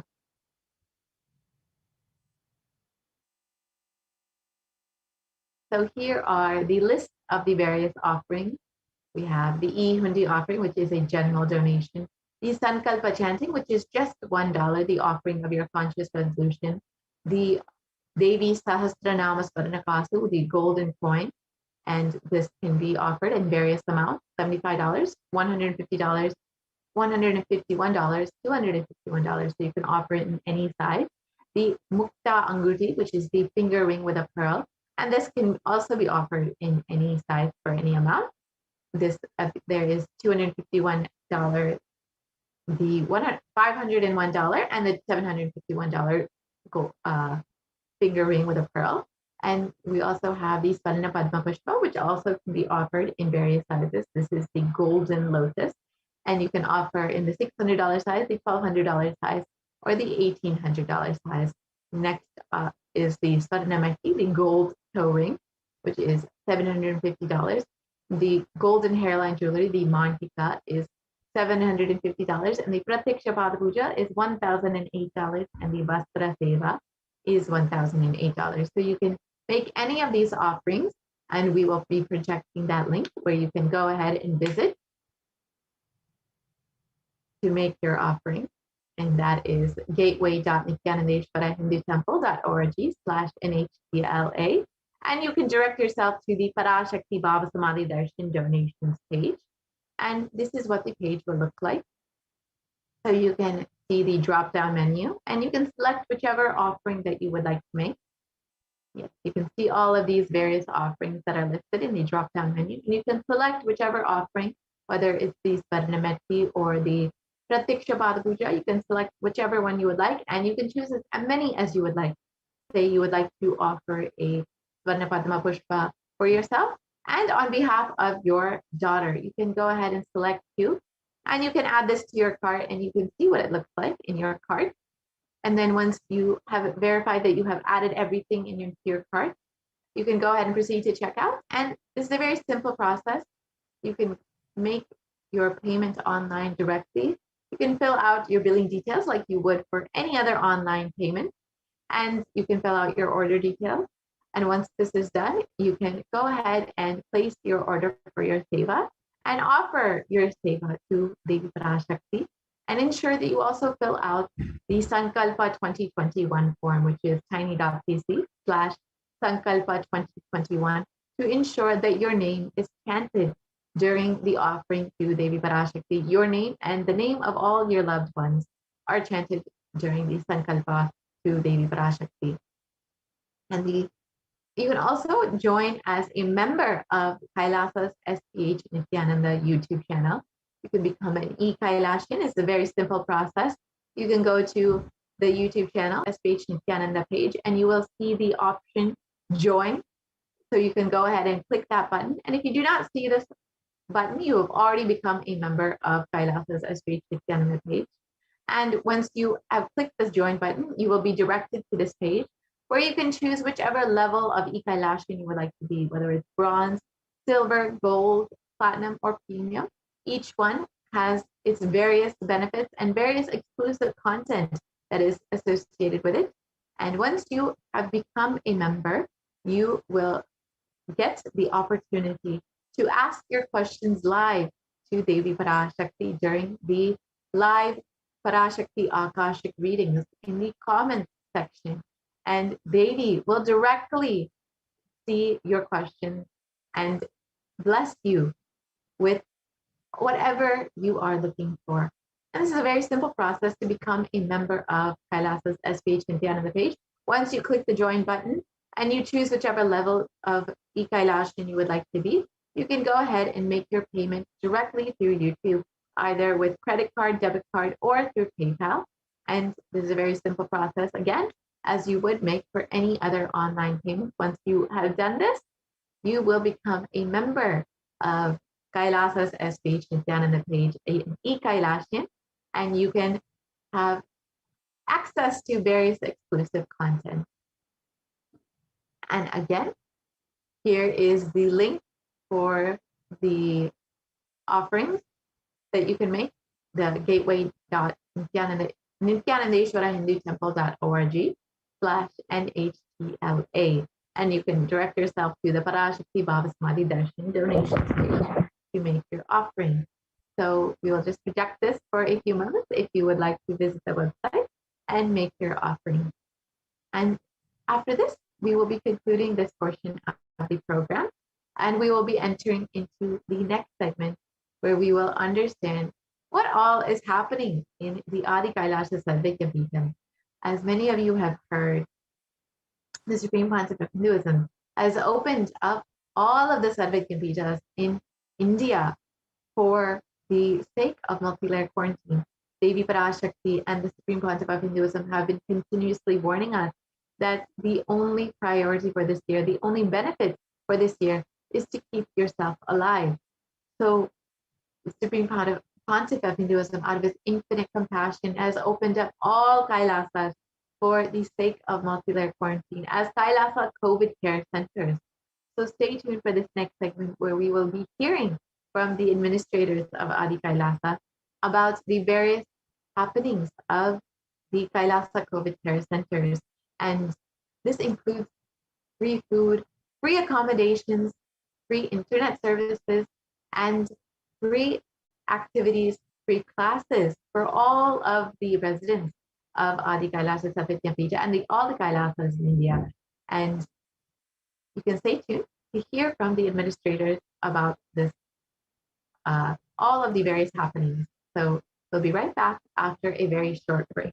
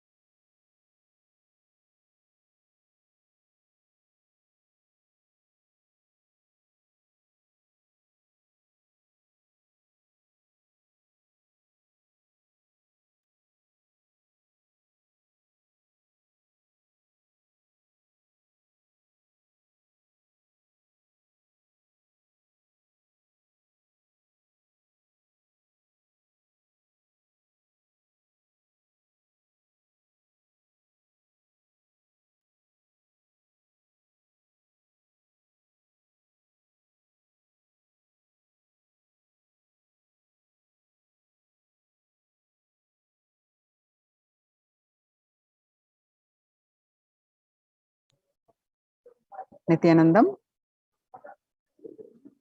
Nithyanandam, welcome back.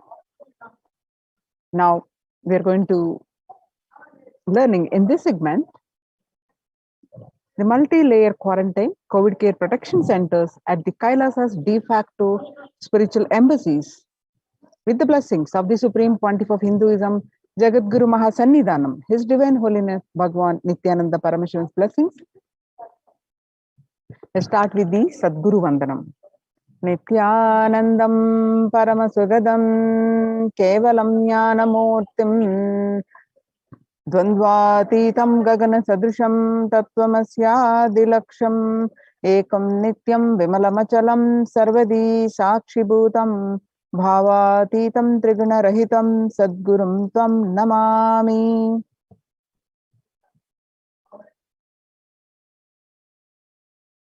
If you see due to the pandemic, according to the United Nations, the COVID-19 pandemic is concerning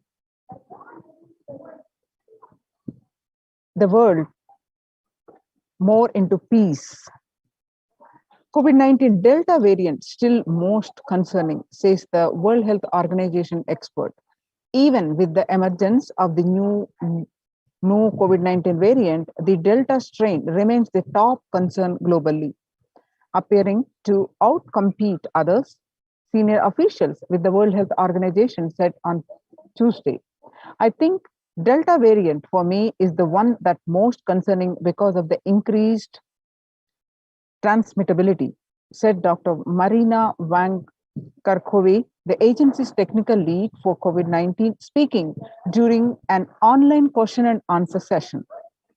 It's doubly transmittable compared to the ancestral strain, which means that it can spread to more people. The COVID-19 made the world less peaceful. The COVID-19 violent incidences and fatalities from January 2020 to April 2021. The violent incidences related to the pandemic peaked in April 2020.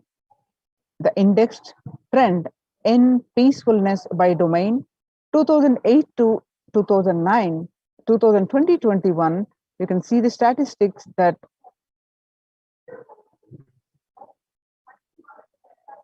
the peak in April, the violence and the prevalence of depression and anxiety remains high among younger adults. The younger adults are more likely to report symptoms of anxiety and or depressive disorder during the COVID-19 pandemic. Ages 18 to 24, about 56.2% are suffering with anxiety and or depressive disorder, and about ages 25 to 49, about 48.9%, and about ages 50 to 64, about 31.1%, and ages 65 plus, about 29.3%. The average share of adults reporting symptoms of anxiety disorder and or depressive disorder from January to June, what it was 6 months period in 2019 versus what it is in just in beginning of this year 2021 in January in 1 month, from 11% in 6 months period to in 1 month it rose to 41.1. Some of statistics which shows the younger adults are more likely reporting symptoms of anxiety and or depressive disorders. Nearly 8 in 10, which is 78%, say the coronavirus pandemic is a significant source of stress in their life. Nearly 7 in 10, which is 67%, say they have experienced increased stress over the course of the pandemic. More than 60,000 US healthcare workers have contracted COVID-19. About 300 have died. Of the health workers who treated patients during the China's COVID-19 outbreak, 50% showed signs of depression and 45% showed signs of anxiety, according to the preliminary research. The self-reported mental health among pregnant women, new mothers, before COVID-19 pandemic, depression rate 15%, and now during this pandemic, it rose up to 40.7%.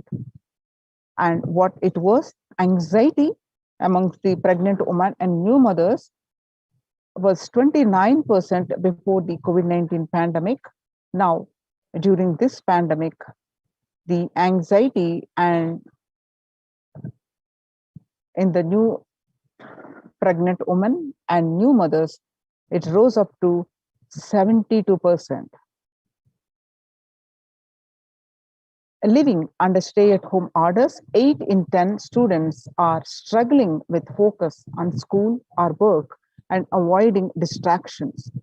Students are interacting more with parents during the COVID-19 physical distancing, and parents can support students.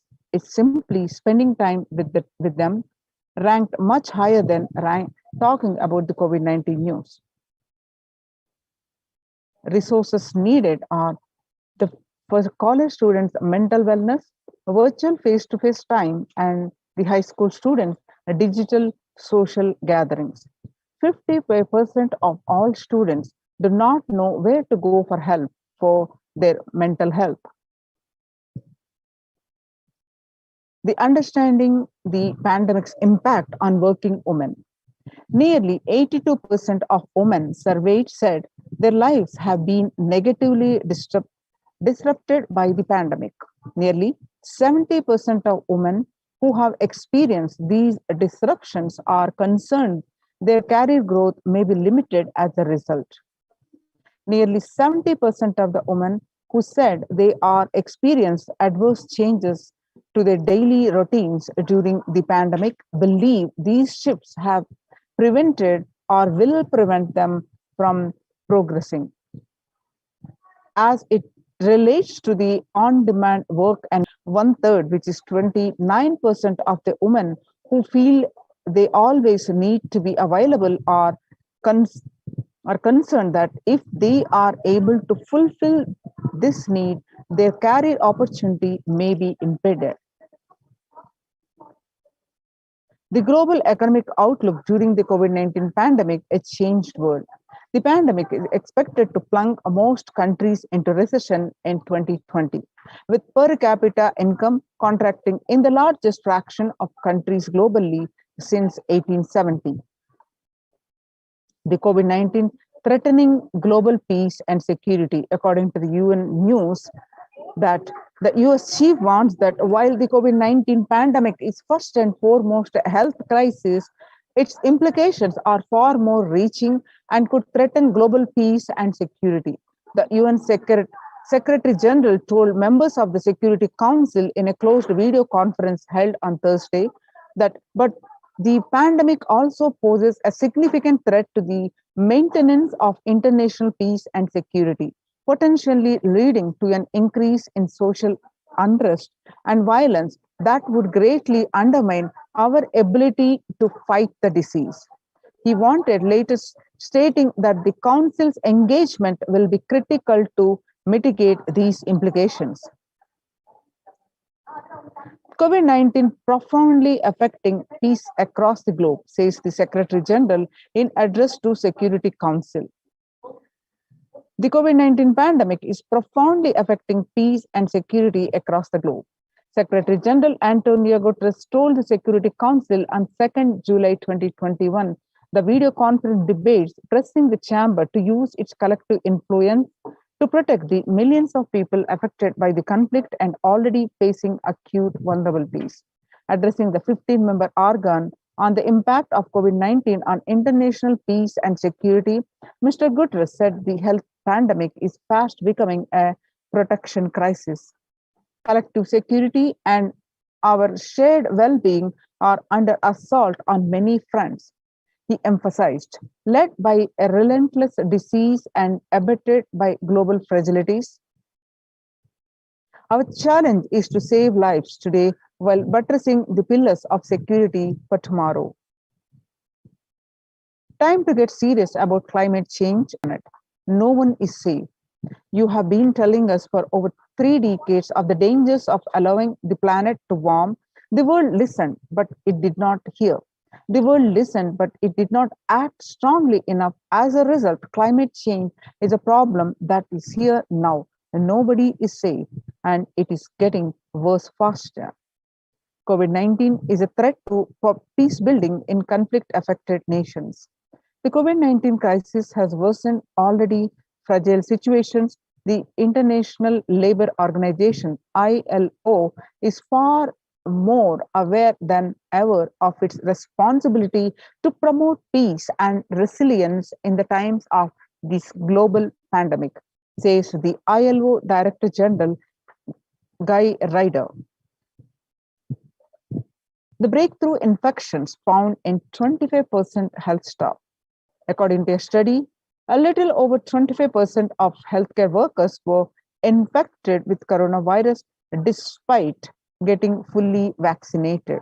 A recent study has revealed, giving an insight on the breakthrough infections due to the Delta variant. The study, jointly conducted by the Institute of Genomics and Integrative Biology and Max Hospitals in Delhi NCR, found that vaccination breakthroughs were far more common during the Delta outbreak in Delhi than previously reported. The new COVID-19 variant Mu shows signs of vaccine resistance.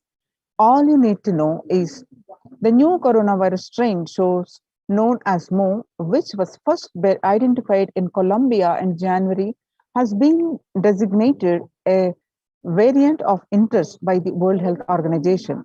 After being detected in Colombia, Mu, known as scientifically as B.1.621, has since been reported in other South American countries and in Europe.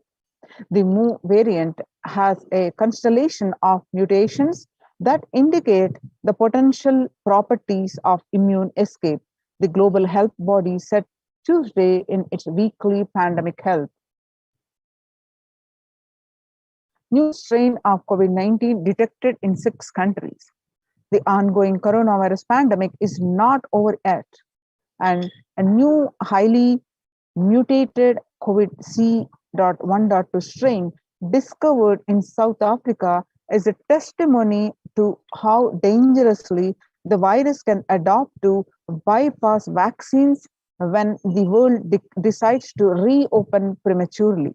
The C.1.2 variant has been termed the world's most mutated variant since the beginning of the pandemic. The new COVID-19 C.1.2 causes flutter. The World Health Organization says it's watching.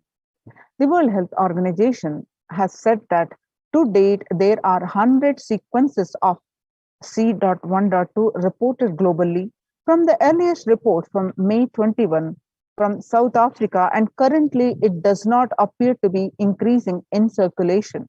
The new variant was first found in South Africa in May. Researchers from South Africa have described the C.1.2 variant, which has 40 to 59 mutations more than the original Wuhan virus. It is spike protein. There are 14 mutations, which include the usual suspects, including the various N.N501Y and E481K and Y144del. It shares the T478K mutation with Delta. The spread of evolution for this variant is 1.8 times faster than average. So join the Kailasa's COVID care production centers and save your life.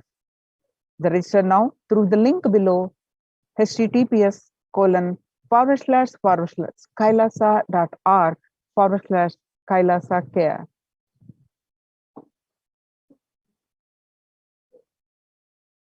Making peace with nature is possible. If we start now, making peace with nature is possible if we start now. Even amid the pandemic, 2021 can go down as the year we made peace with nature and set the planet to healing. Our environmental, social, and economic challenges are interlinked. They must be tackled together. For example, we cannot achieve the Sustainable Development Goals, including ending poverty, by 2030 if climate change and ecosystem collapse are undermining food and water supplies in the world's poorest countries. We have no choice but to transform our economies and societies by valuing nature and putting its health at the heart of all our decisions.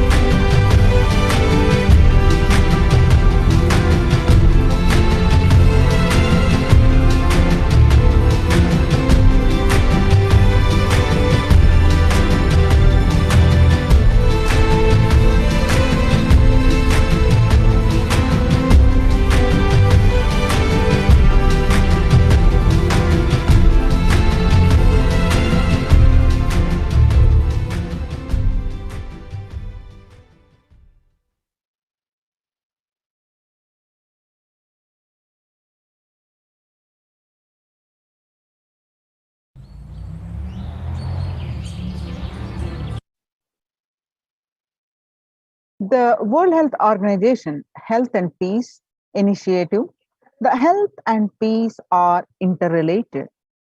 In the words of the Director General of World Health Organization, Dr. Tedros, there cannot be health without peace, and there cannot be a peace without health. If individuals and groups enjoy equitable access to health services fulfilling their rights to physical and mental health, and health actors design neutral health interventions that promote trust and dialogue, and communities are empowered to cope with violent conflict, then health coverage is more universal. Grievances can be heard and addressed to generate trust around health emergency. Concerns affected communities more likely to make meaningful contributions to peace and reconciliation, and to resist incitement to violence.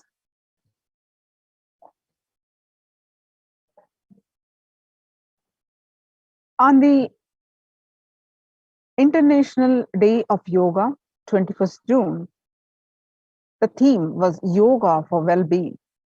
The day will be marked at a time when COVID-19 pandemic continues to upend lives and livelihood of people globally.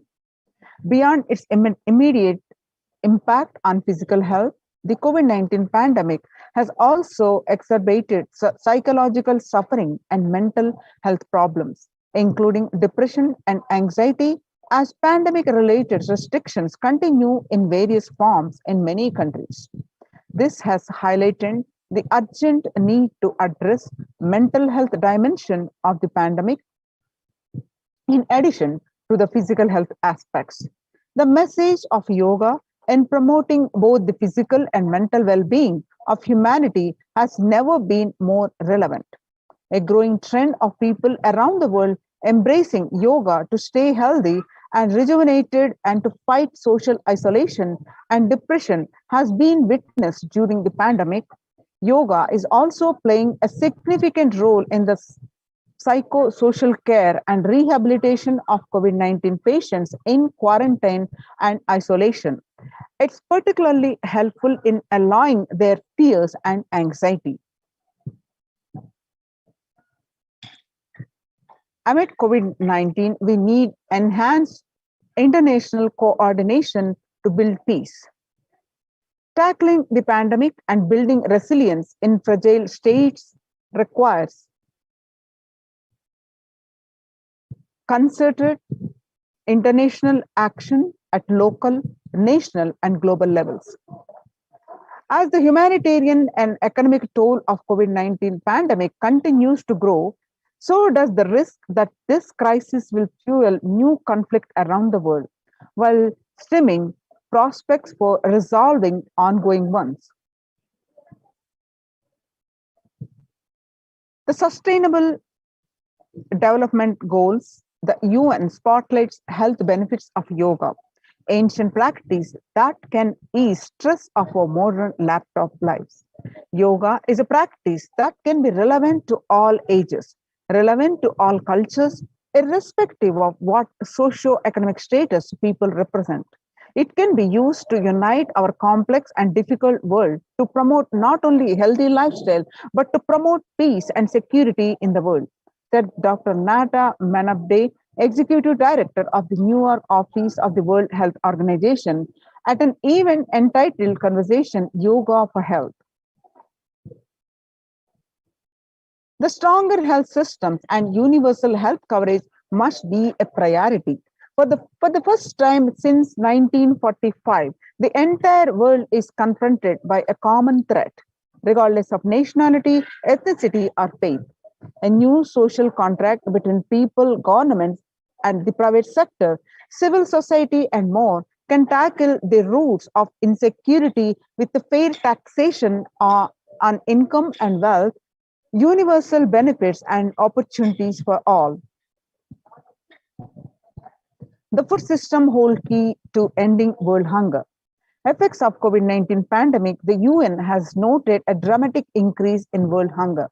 According to the state of food security and nutrition in the world, 1/10 of global population, as many as 811 million people were undernourished in 2020, an increase of 108 million from 2019. According to the EAT, the Lancet Commission, moving toward diets with a diversity of plant-based foods, low amounts of animal source foods, unsaturated rather than saturated fats, and limited amounts of refined grains, highly processed food, and added sugars could prevent between 19 to 24% of all adult deaths each year. Insecurity. Our contemporary world is showing no signs of decline in the intensity of violent conflicts, crime, displacement, and the prevalence of a continued state of tension in many regions of the UN report. In the year 2019 alone, about 55% of 358 political conflicts worldwide involved the use of violence. Geopolitical tensions, which have been on the rise even before the COVID-19 pandemic, have had violent conflict, making it difficult for policy makers to come together and resolve their differences peacefully and amicably. The last decade witnessed the highest number of people internally displaced by conflict and violence. The international peace and security. Vedic tradition beautifully describes that yastu sarvani bhutani atmani ivanu pashyati sarva bhuteshu chatmanam tatona viju gupsyate. Ishavasha Upanishad, verse 6. The inner peace leads to world peace. Now let us understand the Supreme Pontiff of Hinduism contributions to the humanity. In his own voice, let's listen from the Supreme Pontiff of Hinduism. Self-transformation, a secret to achieve global peace. Social answer means I'll tell, oh, you should all work for global peace. You should all work for turning the world. You should work for revolution. You should work for all these, that things. You should vote only the party which says that it will stop the war and all these things. This is the social answer. Nonsense. If you want the honest answer, I tell you, simply transform yourself. You can't do anything. If at all you can do, you would have done it. Be honest. If you can do, you would have done it. You are raising this question because you are not able to do. Am I right? So let us be very clear. Let us be honest. We are not able to do. Socially. That's the truth. That's the reason you are sitting here and raising the question. I tell you, understand few important things. There are a lot more attached to this question. There are many things which is attached to this question. We always feel the present is the world is totally spoiled. It is not going according to the rules or how it is supposed to be. It was wonderful once upon a time. In ancient time, things were going properly. Everything was well and great. And I tell you, 10,000 years ago, they found some writings on stone in Harappa Mohenjo-daro culture. Some stone writings have been discovered. The other day I read a beautiful book about that stone writings. That writings, it says, oh, nowadays the society is not as it should be. So much of war. There is no peace. In the early times, there was so much of peace. Society was really great. Things were as it should be. And it almost looks like a today newspaper editorial. 10,000 years ago, the same thing carved on a stone. Then understand, there was no such time as only good prevailed. It is just a fantasy. Hinduism, they call it Satya Yuga, the age of truth. There was a time only truth prevailed. Every religion, Christianity, they say the Garden of Adam and Eve. There was a time everything was wonderful. Every religion has got the fantasy. The past was great. There was golden past. Always the idea of golden past exists only in the past. The more you go back, again you say the past was great. And I tell you one thing, it is a wonderful way of postponing accepting the reality. Otherwise, I can be sure the world was same as it is today. Whether it is 5,000 years ago or 10,000 years ago. Maybe one thing, there was no CNN channel that time. So the news did not reach you so quickly. That's all. The news did not reach you so quickly. That may be the only difference. But otherwise I can be sure the good and the bad was equal. Good and the bad was equal. The same amount of wars were there. All the other things were there. You read the Puranas, the mythological stories of India, you see enough of things. Enough of dirty things. I think sometimes I find little more. And if you read completely the Puranas or the Hindu scriptures, there are a lot of things much worse than modern day. The criminal activities or bad things or negative things, whatever you say, all this stuff. And never think only present day is corrupted or violent. In the ancient days also, all these things were there. Only one thing was not there, the CNN news or the internet. So the news did not reach you. But otherwise I can tell you, enough the good and bad was there. It always will exist. It will exist. All you can do is, if you awaken yourself, if you reach the enlightenment state, you can go beyond it. And I tell you, enlightenment is the only service you can do to the society. Just become enlightened so that you will reduce the negativity. Now, as of now, you are also the part of negative group. Naturally, we will be a negative group. As long as we are unenlightened, we will be the part of collective negative consciousness. So if you become enlightened, at least you will reduce your weight. That's the only thing we can do.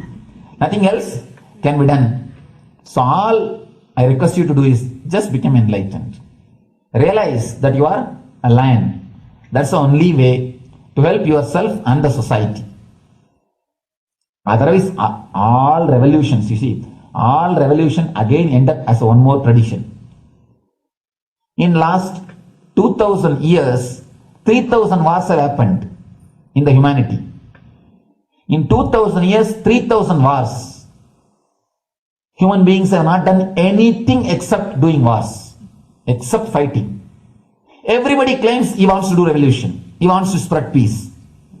You see, every country claims their army is a defensive army. Then who is offending? Tell me. Every country says defensive army. Then who is offending? These are all just, games. The idea of peace is a pure game. Everybody wants to spread the peace according to them, not according to the other person. They want peace according to them. The other day I was in one interreligious gathering.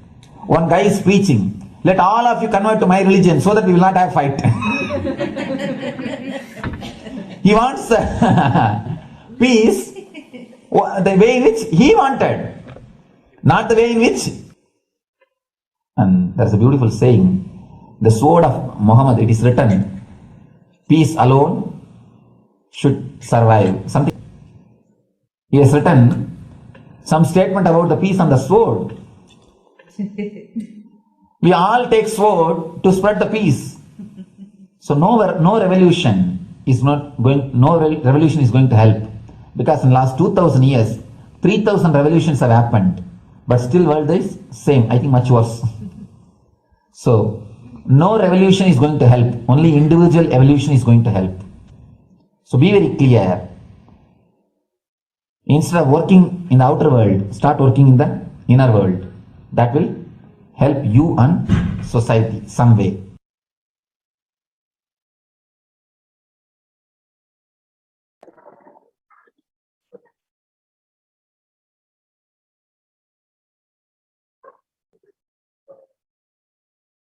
Social answer means I'll tell,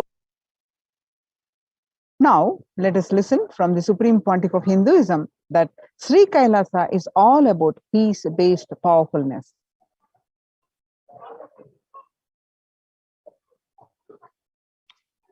Listen carefully. The space of Shanti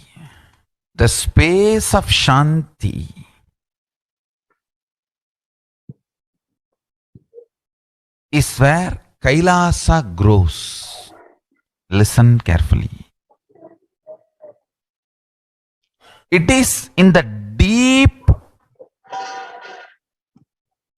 powerfulness of peace, or peace-centered powerfulness is the ground, breeding ground for Paramashivatva to manifest.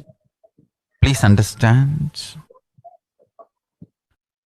Like mirror reflects everything, pure Shanti-based Shakti, peace-based powerfulness reflects Paramashiva. Paramashiva manifests in peace-based powerfulness. Please understand. Neither violence nor powerlessness. Powerlessness is weakness. Violence is abusive. Peace-centered powerfulness. Powerfulness-centered peace. All the Upanishads starts with peace, completes with peace. Shanti mantra. starts with Shanti mantra, gets completed with Shanti mantra.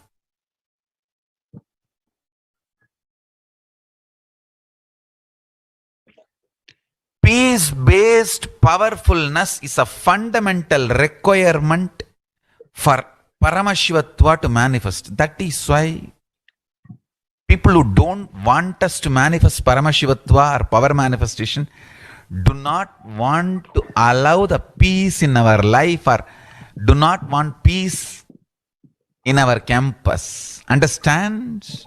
But only if you are peaceful, which cannot be shaken even by the demons and devils and rakshasas, we can be in eternal peace. So, remember this very clearly.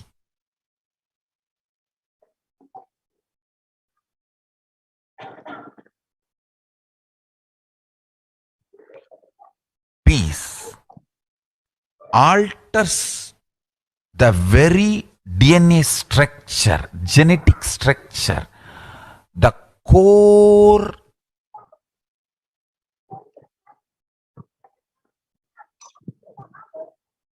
Anu Mahat structure. Understand? Anoraniyan Mahato Mahiyan. The consciousness in you is atom inside the atom, Mahat, more than Mahat. That Anoraniyan Mahato Mahiyan.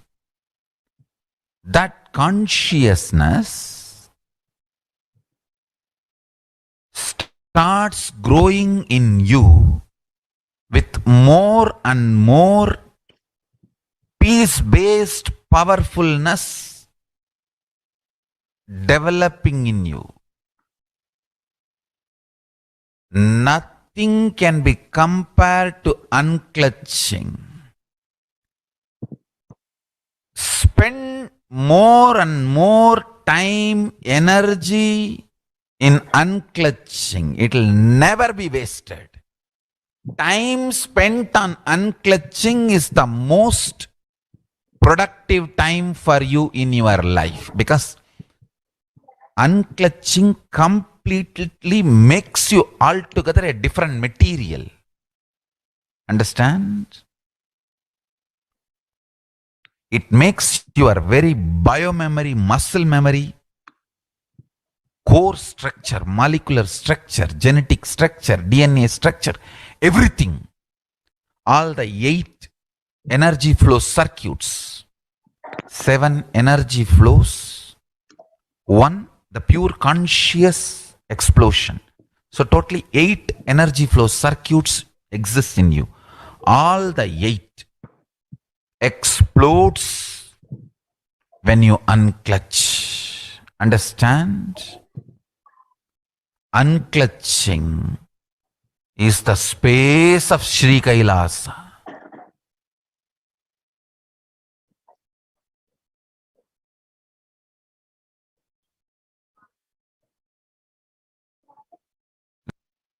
Now, let's listen from the Supreme Pontiff of Hinduism that each prayer in Hinduism ends with peace.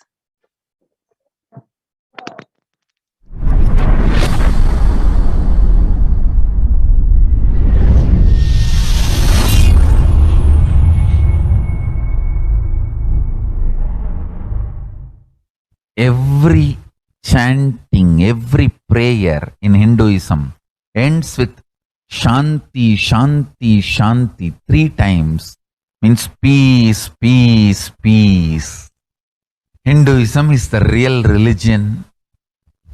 Loving peace, living peace. Individual level, social level, global level. Understand?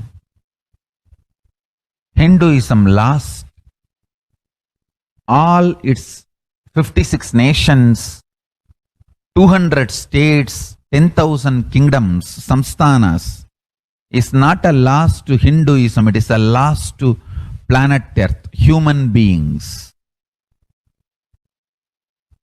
Wherever Hinduism is practiced, kept alive, the ideal of global peace is kept alive.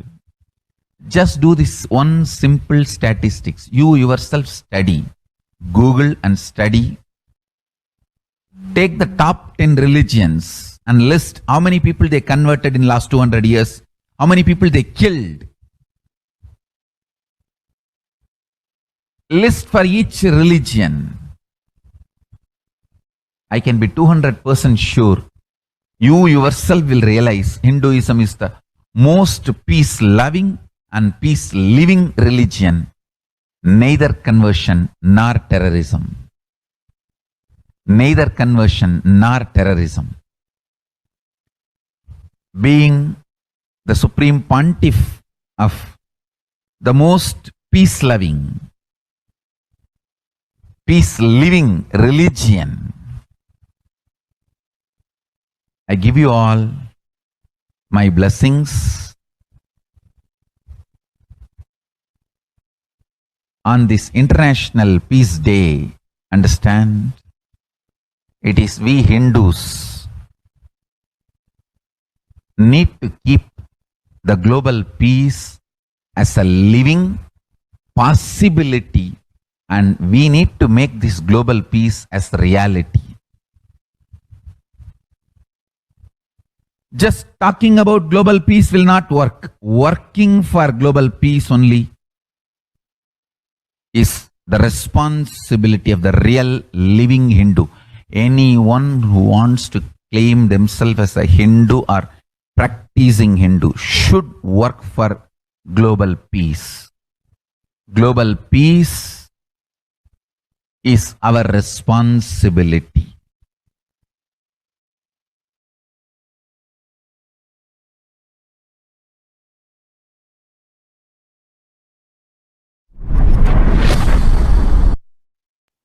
Now, the Supreme Pontiff of Hinduism says Hindus have the responsibility to bring global peace.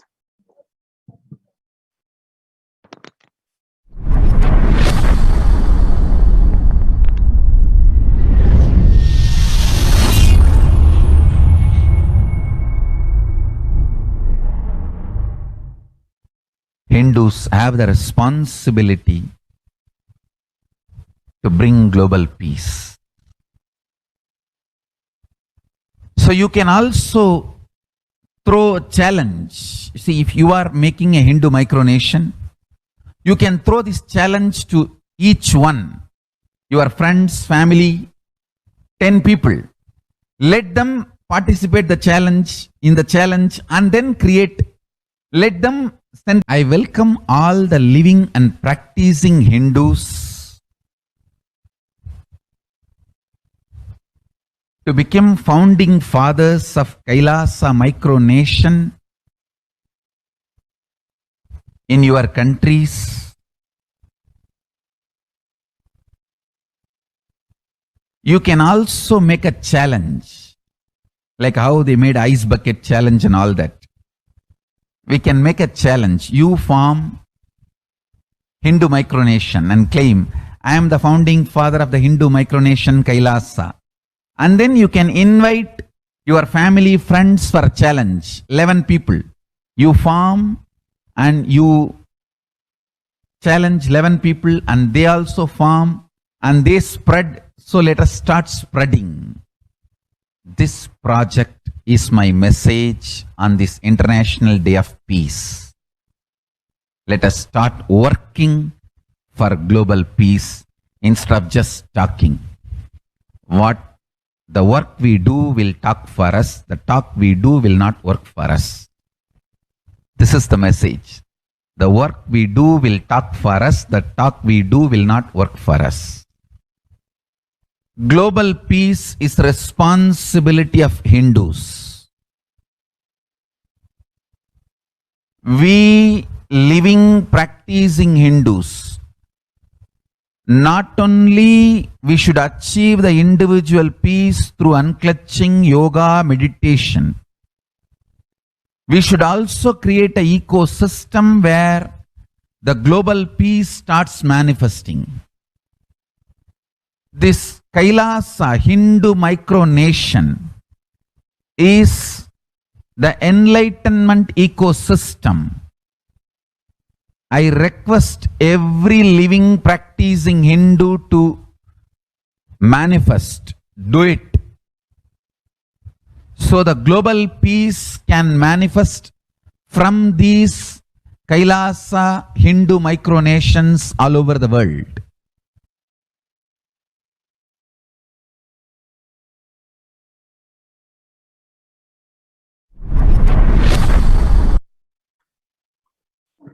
Kailasa's mission of global peace and superconsciousness breakthrough.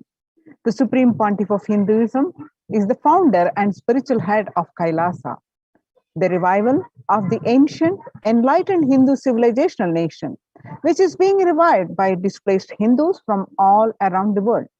The sovereign order of Kailasa, led by the Supreme Pontiff of Hinduism and Nithyananda order of monks, nuns, and Hindu diaspora, are working for global peace and to give a super consciousness breakthrough to humanity. It is the Supreme Pontiff of Hinduism's mission to recreate a conscious world where the global issues at the climate, economic, social, health, and humanitarian levels cease to exist from their very root, turning the problems of poverty, hunger, violence, discrimination into powerful living through the experience of oneness. The Supreme Pontiff of Hinduism has been working from the very grassroots level to usher an era of peace at all levels, individual, societal, national, and global. His deep insights into the workings of the human mind, body, emotions have enabled him to powerfully and directly address various social and emotional problems facing humanity today. If the life solutions are based on the ancient Hindu tradition, the meditation and yoga techniques from the scriptures, the cognitions rooted in the highest truths, the lifestyle based on living and radiating the higher values of life, the powerful way of living and realizing one's ultimate potential form the foundation of the Supreme Pontiff of Hinduism's teachings, which by their inherent nature provide the foundation for peace on planet Earth.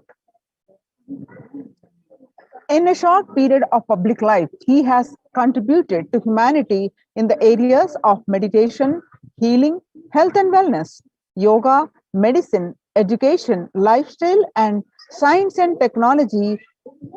The Supreme Pontiff of Hinduism has been working on creating and teaching people significance of peace and how to achieve it, working for higher consciousness, life, and lifestyle, reducing collective negativity in thought, words, and actions, living in onenessful coexistence with humanity and nature,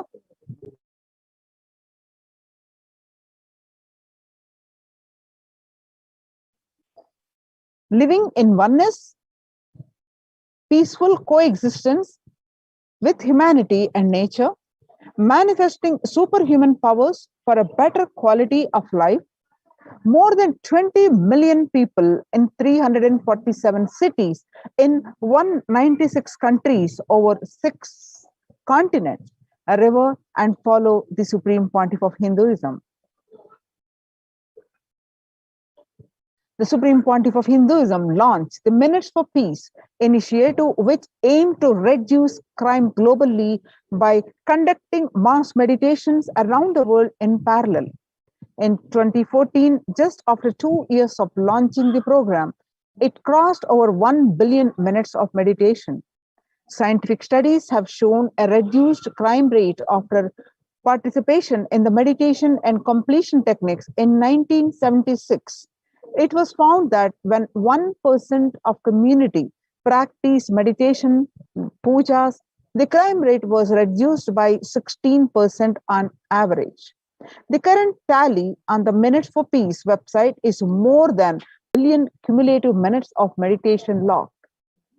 Include all the event, programs, festivals where people have gathered in large numbers and participated in meditations, and the total comes out to be a staggering 409 billion minutes for peace so far. You can see the pictures of the about 5,000 devotees gathered and participated in a 48-day meditation program called Shuddhatvaitam. Kailasa's mission of global peace and super consciousness breakthrough, the Supreme Pontiff of Hinduism hosted Kumbh Mela in USA and Los Angeles since 2007. Nithyananda Sangha is entrusted as the only organization to host Kumbh Mela outside India by the Akhila Bharatiya Akhada Parishad. In September 2006, the Supreme Pontiff of Hinduism organized the first confluence for world peace to honor the memory of those who lost their lives saving others on September 11, 2001 at Irvine, California, United States. The second Confluence for Peace was held in Los Angeles in 2007 in collaboration with Vedanta Society, BAPS, ISKCON, Siddha Yoga, and other organizations. The Kumbh Mela festival spread fast to other countries, including Australia, Canada, etc. In 2009, the Supreme Pontiff of Hinduism organized a month-long peace walk covering 1,000 kilometers and 1,000 villages to bring together in harmony from all walks of life to promote feeling connection and oneness among people. During the walk, health camps were conducted in villages along its path. His Holiness, Supreme Pontiff of Hinduism, has conducted large-scale collective meditations on September 21st International Peace Day to raise the collective consciousness and awareness of peace.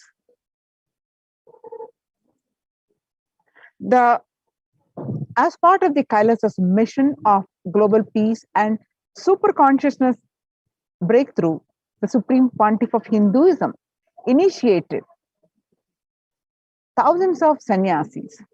Sannyas is our social responsibility. Let us save Hinduism and humanity. Supreme Pontiff of Hinduism has revitalized the monastic tradition of sannyas by initiating hundreds of people into the Nithyananda monastic order. The all-renouncing monks contribute to the best things to human civilization, living their life with cognition, life is for others. These monks and nuns act as harbingers of peace and empowerment for the human society distraught with violence, depression, and other forms of life negativity. The Supreme Pontiff of Hinduism revived the ancient practice of embarking on pilgrimages, which are taking spiritual aspirants to high energy sacred spots such as the Himalayas, Kailas, Varanasi, Angkor Wat, Cambodia, and various powerful temples of India. Even though prevalent in India, this practice is rapidly losing its original context, turning into a recreational family vacation.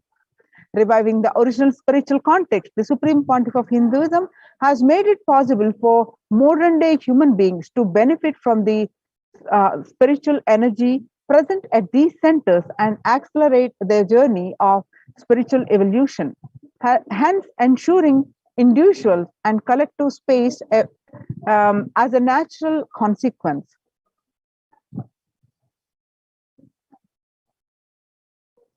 Now, let us see the revelations to the world by the Devi Parashakti. On 12th May 2021, Devi Parashakti revealed that, I came as Nija Avatar, I am blessing you, listen. People, listen. To do good to all of you, I have taken the form of Nithyananda and came down as Nija Avatar. People of India, listen carefully, listen. Time after time, Bharatam is Jnana Bhumi. Where enlightened beings comes, we cannot make Jnana Bhumi as in Patel. Enlightened beings have to come. They have to live, and it has to flower. Few hypocrites, because they are stuck in delusion, we cannot sacrifice the world. Cosmos cannot be destroyed. The ship I did to save Cosmos from being destroyed, that is called Adi Kailasa.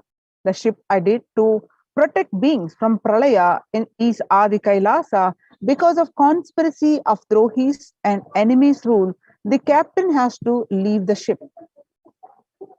Before 12 years, knowing the great deluge that is going to happen, all Aushadas by this Guru Purnima, that Jnana Rasavadam, Navapashana is going to flower, allow people to come and take dip in Navapashana flower. People, whoever comes and dip in Vaidya they will not have death, they will not have corona. Crores and crores of people will come in line every day, they will come and dip in Anandalingam. 13th May 2021, Devi revealed that, listen well to my words. For India, I made ship as protection. The Nithyananda Navapashana Lingam in Vaidya Sarovar. Go to Adi Kailasa, O Indians, listen. All those regretting losing Nithyananda Nija Avatara without confusion and without talking just as a lip service, go to Adi Kailasa. People will come there looking for help, Navapashana, water, peace, and medicine. To get health and protection and enlightenment, to protect India from the great destruction, I, Parashakti, made this huge ship. Even if captain is not there, ship is there.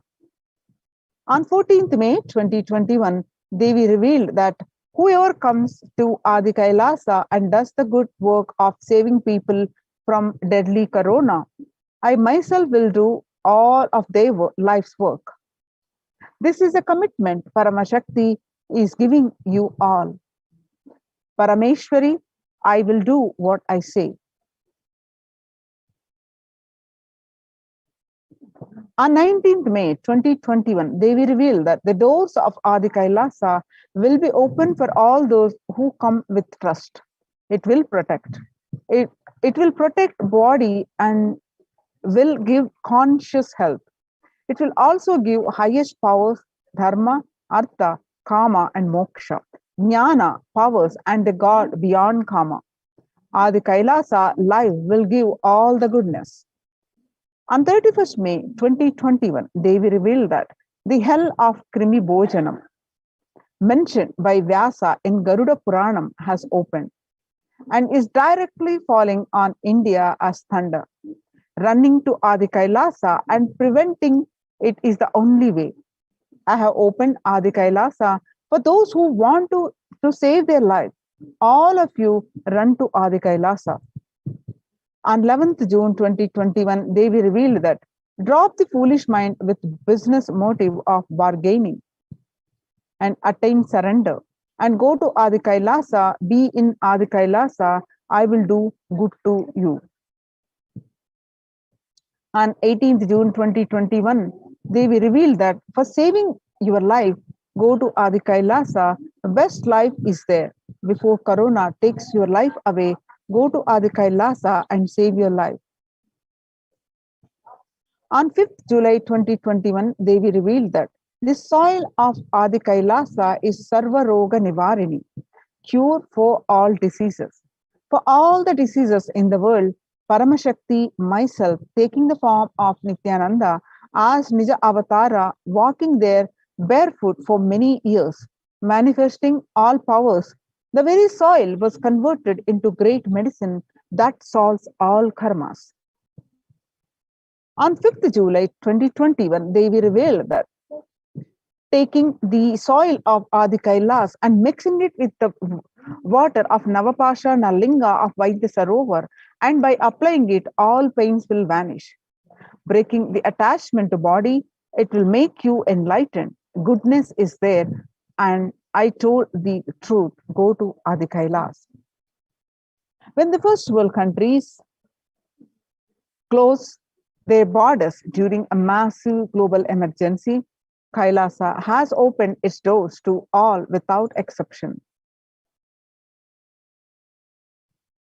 The various satsang centers opened across India are Adi Kailas Enbedadi, Bangalore, and there are variants in Tamil Nadu which include Salem, Tiruvannamalai, Rajapalam, and Pattanam, Srirangapadi Adhinam, Madurai Adhinam, Avathipalayam Adhinam, Huzur Adhinam. All these are from Tamil Nadu. And Puduvai Adhinam in Pondicherry and Sripuram Adhinam in Hyderabad, and Baroda Adinam in Gujarat. So Kailasa rushes to aid India as India finds itself on the verge of COVID-19 third wave. Multiple free COVID care centers opened across India and various social services offering during pandemic in Kailasa's de facto spiritual embassies across India. Spiritual services offered during pandemic in Kailasa's de facto spiritual embassies across India and cosmic revelations on global pandemic. The free social services offered during the pandemic in de facto spiritual embassies of India. Medical care, allopathy, Ayurvedic and Siddha medicine, infrastructure to accommodate thousands and accommodation for multi-layer quarantine, emergency ambulances and ICU on wheels, personal protective medical equipment and food security management through food banks or organic farming. So join the Kailasa's COVID care protection centers and save your life. Register now through the link below https://kailasa.org/Kailasa care.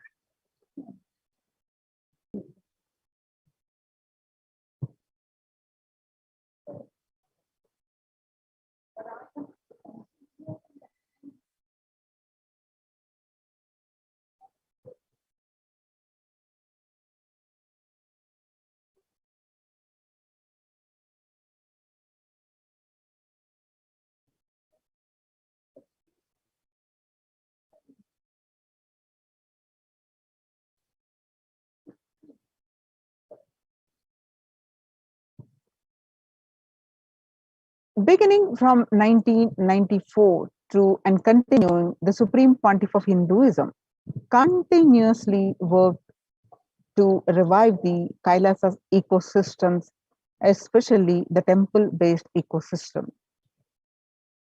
The temple-based ecosystems serving the one and all to protect not only from this pandemic and to add peace, joy, and individual transformation and give a super consciousness breakthrough.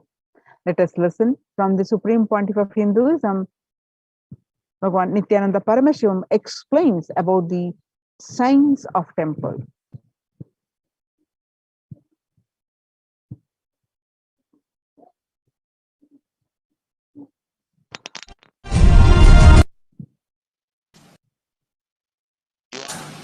You all can understand, you all can receive, you all can enjoy.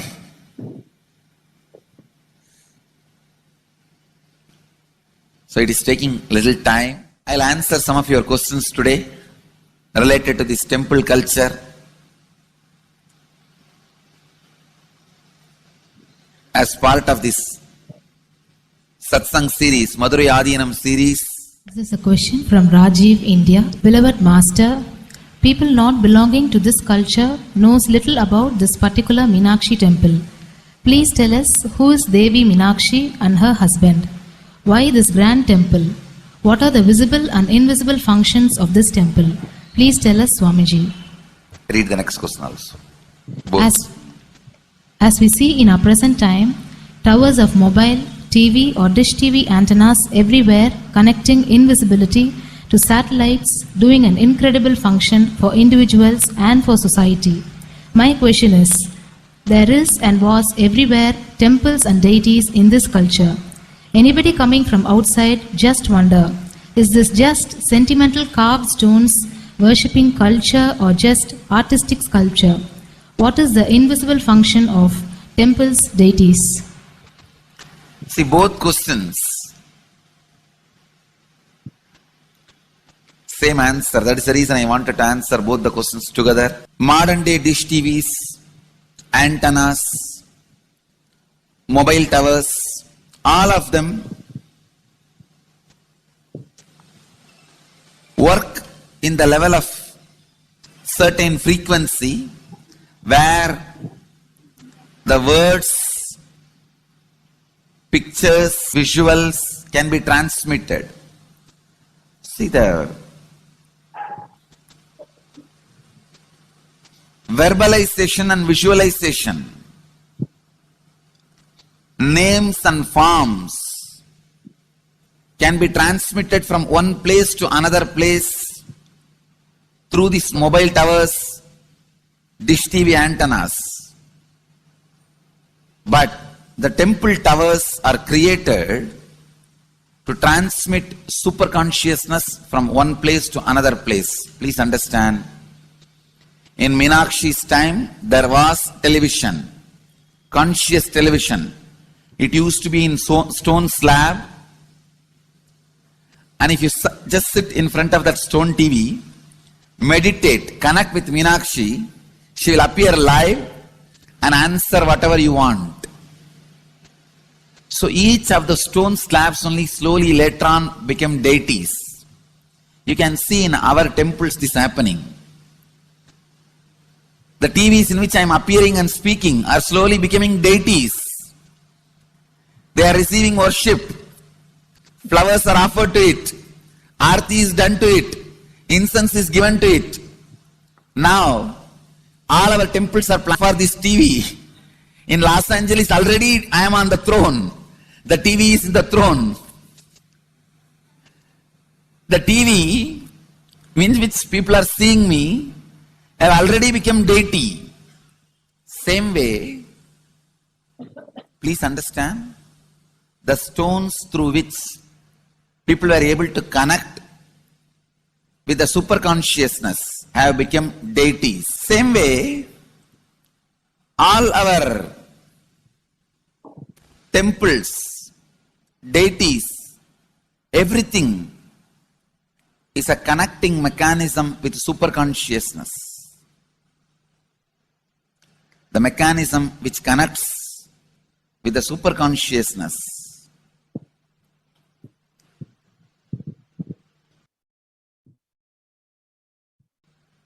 Please understand, the deities and temples are not just sentimental carved stones,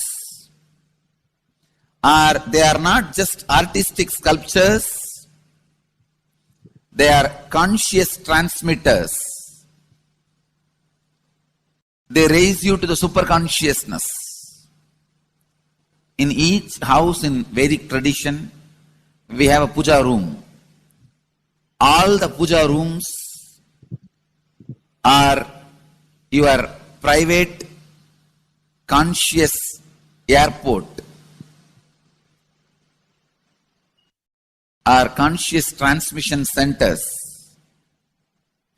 The main temple is a place from where continuous super consciousness is radiating. So if you just sit and connect with a deep feeling connection, see, in those days human beings were so beautiful and simple. Just remembering the name of the deity is enough. They are already in connection with the deity. That feeling connection. When I read Patanjali's Yoga Sutra, it says, sit in Siddhasana and be in Samadhi. That's all. So the human beings were so simple in those days. Just if you sit in Siddhasana, you are already in Samadhi. If you sit, your mind sits. Now, if you sit, your mind sits. Mind is completely away from the body. In those days, human beings are so simple and intelligent. All the non-mechanical parts of their brain were awakened.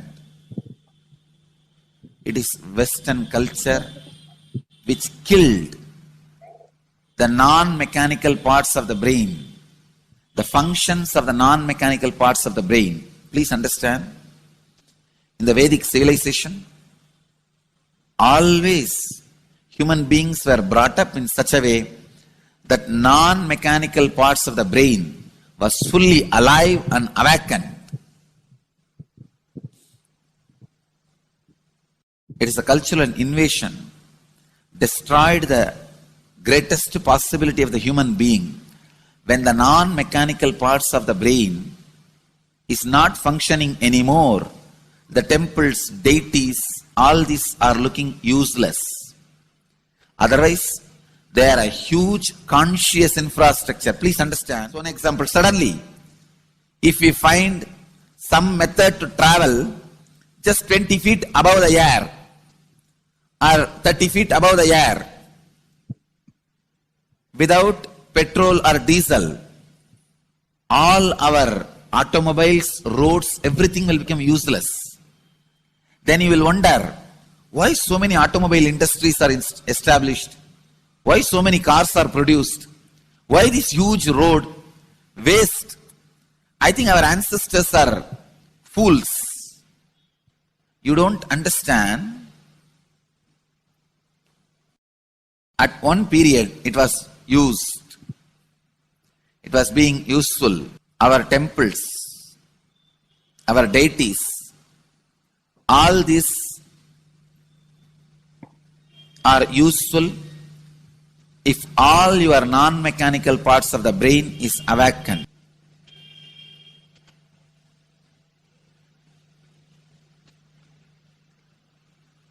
Unclutching is the process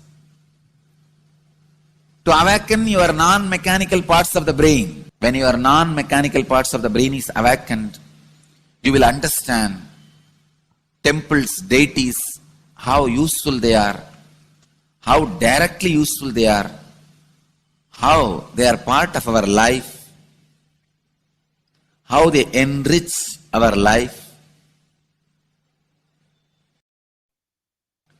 and how they make human beings intelligent, enlightened. These are the methods created to create enlightened civilization.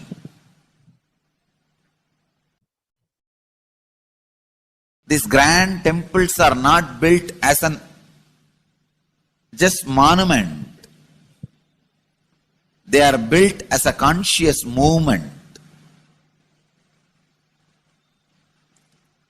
It is not like Egyptian pyramids, monuments. No. It is conscious movement to raise human beings to the highest consciousness, to make human beings experience the highest purpose.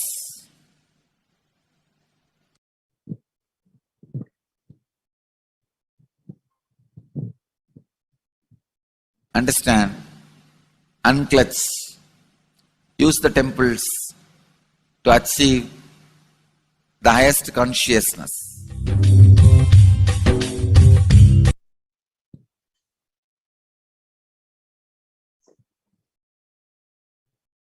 So join the Kailasa's COVID Care Protection Centers and save your life. The link is given below. https://kailasa.org/Kailasa care. With this, we will be moving on to the next part of this program after a very short break. And we are going to have the live darshan at 10 p.m. IST, live Sundareshwara Bhava Samadhi darshan at 10 p.m. IST. So let's stay tuned for the darshan and let's get prepared. So we will be moving on to the next part of this program after a very short break.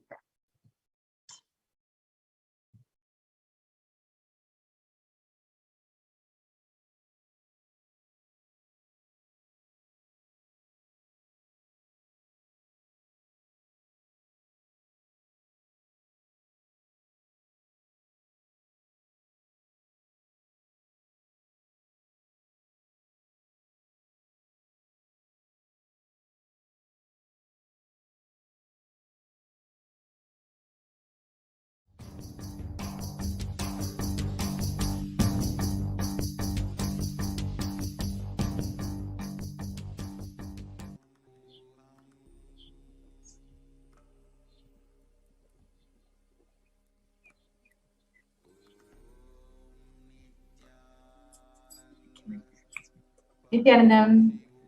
Nithyanandam. Sorry for the technical glitch. Nithyanandam, welcome to Nithyananda TV. Nithyanandam, thank you so much for having me. It's such a blessing and an honor. Sure. I'm from the Midwest Sangha. I've been with Swamiji for about 4.5 years. I am and it is all because of Swamiji. I've been blessed so abundantly by Swamiji that even words cannot describe.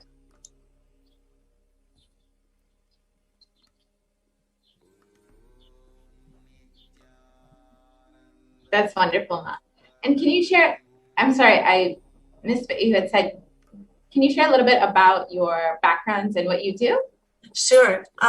So I work with lots of different people. I work with plant medicine. I consult with people about different ways of improving their health and wealth abundance and how to improve their life by taking a spiritual approach. I call myself a spiritual entrepreneur because I really enjoy dabbling in many different things as long as it's to benefit humanity. This is my mission, my goal, and it is all because of Swamiji. Every single bit of it, every step. That's beautiful, Ma. Yes, Ma. Ma. So how did you get connected to Swamiji, Ma? Wow, that's like a love story. That's a beautiful love story. Swamiji just enriched my life so beautifully. I saw him on a YouTube video in November of 2016, and from there it was just incredible. I just had to meet him. I just had to be in Viditi, and I made it happen the following year. And I was able to spend, a 21-day inner awakening with him and 2 other beautiful, incredibly beautiful people. And so many of them I still have the beautiful connections with, and we speak often, very often. Just such a beautiful, beautiful space. He uprooted me, uplifted me out of my life. I really strongly believe it was a very low vibrational space, and just knew that I needed to be in another space altogether. Wow. So uprooted and shifted me out, shook my life around.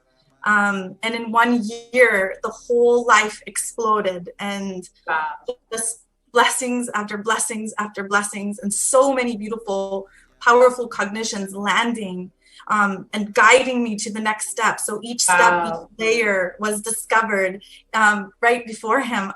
Every time I talk about him, forgive me, I'm like a big baby. All I want to do is cry and tell him how much I love him. That's beautiful, Ma. It's his love showering on you that is making you experience your love for him. Yes. Yes, Ma. Yes. So can you share a little bit about your experiences either with Swamiji or, like you've said, in the past 4 years, you've had such a huge breakthroughs in your life, and then, of course, with Devi Parashakti herself. So with Devi Parashakti, I didn't have a direct or a comment or a question answer. However, just like Ma Corina says, it's the same thing. Every time someone is blessed, someone's wishes or boons are fulfilled, and we receive a tatastu, it's literally like a tatastu on my heart, on my soul, on my ever being. So I'm constantly being showered. I really don't even have words. It's constant. It's direct communication. Swamiji says, keep his murti in your room. His murti is in my room. And I am legitimately always talking to him, always expressing my deepest gratitude and all of my frustrations, my angers, my injustices that are happening in the world. And every day is like the next, gives great, great joy to people around me. I feel like the beautiful healing energy that he initiated me with Dinetra, it's like so incredibly powerful. And every day and every moment I get a chance to share. Parashakti is sharing is so incredible, because you don't hear this on media. You don't hear this in the world. You're not. Yeah. And if you do hear it, it's maybe in a very small mindset of people that are talking about this. Yes. But here we have a huge, massive community that is, effortlessly talking about it and being open and changing their life. Daily we are changing the way that we expand our life by doing mucus detox, by doing our panchakriyas, doing our meditations, listening to satsang, talking to each other, having vakya sadas between each other. You know, it's just is the ability to speak in the name of love and in the name of his mission. And he also has empowered my heart to become full, incredibly full, so I can share my love for people and humanity. He's given me a mindset, a business mindset, something I didn't even think I was ever going to do or had it in me to even think about doing, because I was just so stunted in growth.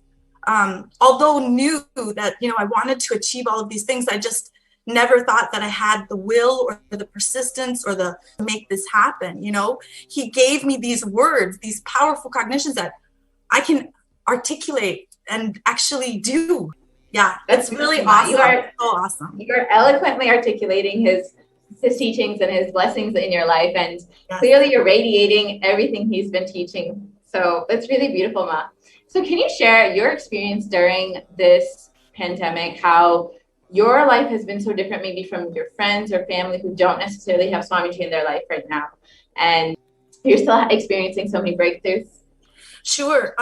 You know, I had a beautiful opportunity to work with a lot of different kinds of people of all different kinds of sicknesses and livelihoods. So I've had the opportunity to see what COVID has done to so many people.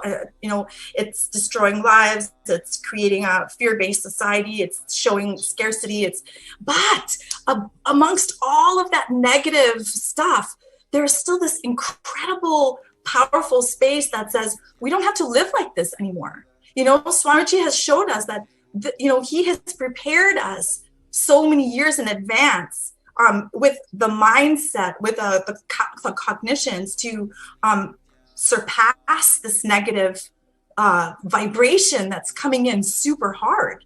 So, you know, just definitely being able to share these beautiful cognitions with people, telling them, you know, not to be afraid, but to clean your body, to eat healthy, to not eat meat, you know, to do all of the things that he's asked us to do, make sure we have clean drinking water, preparing ourselves for the future, but living in the now. And that means being healthy and being cognitively aware and having super conscious breakthroughs and all of these things. So I have had this opportunity to share those powerful cognitions with others. And so when I do feel like, and I have been in the root of the COVID experience, nobody has been affected within my circle or within my community that I know of, except patients that are outside of my own, you know, life, but to see what they might have been going through, to see what their lives were like before COVID, really gave them a perspective, like spending more time with your children, not having the grind of work every single day, realizing that, you know, we don't have to live like this. There's no, we can absolutely come beyond that, rise above that, and live and become spiritual. And spiritual doesn't mean necessarily, you know, to, you know, meditate and all this, is to be cognitively aware. And that's all of these beautiful deities that come to us to give us darshan, you know, these are reflections of us, so we can take on the role, the phase of them. I just love Swamiji so much. And I love my Sangha so much, and I love Hinduism so much. I just feel like every single person on planet Earth should be experiencing this in all facets of life. That's beautiful, Ma. And what would you like to share with, you know, what would you share with them about having Swamiji in your life, especially during this global pandemic, where people are living in so much of fear, how you've experienced, you know, a state beyond all of this and just having continuous breakthroughs? So what I would say to someone just looking in, you know, it's so important to know that you are loved. You are loved beyond your even wildest imagination. You are so loved by cosmos. You're so loved by the Divine Mother. I'm not really, going into a personal aspect of, just having a relationship with my own mother. Don't really have a relationship with my own mother. So there's many things that I think in my life that attributed to some of my incompletions, but for real,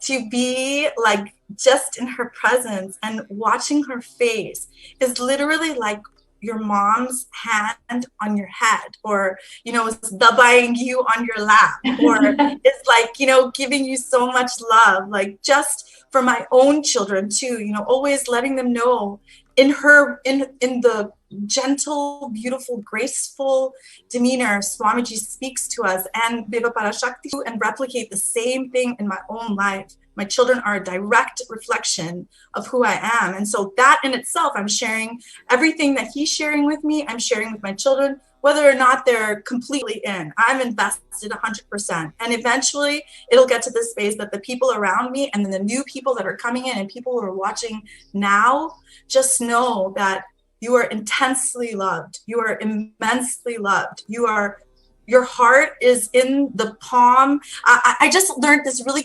cool cliche. It's in the lap of luxury. I feel like Swamiji, it's so beautiful. Just know that you're loved. You may not have a relationship with your family. You may not have a good job. You may not have the best health. You may not have, but if you just believe that you are loved, all of those things will change.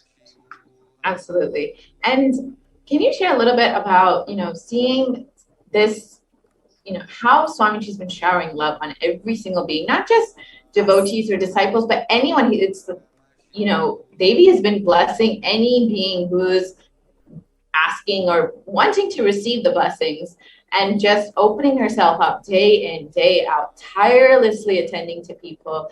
Swamiji's opened up his own homes, accepting everybody, giving them not just spiritual guidance and protection, but literally physical protection. How does this make you feel when you see his immense compassion?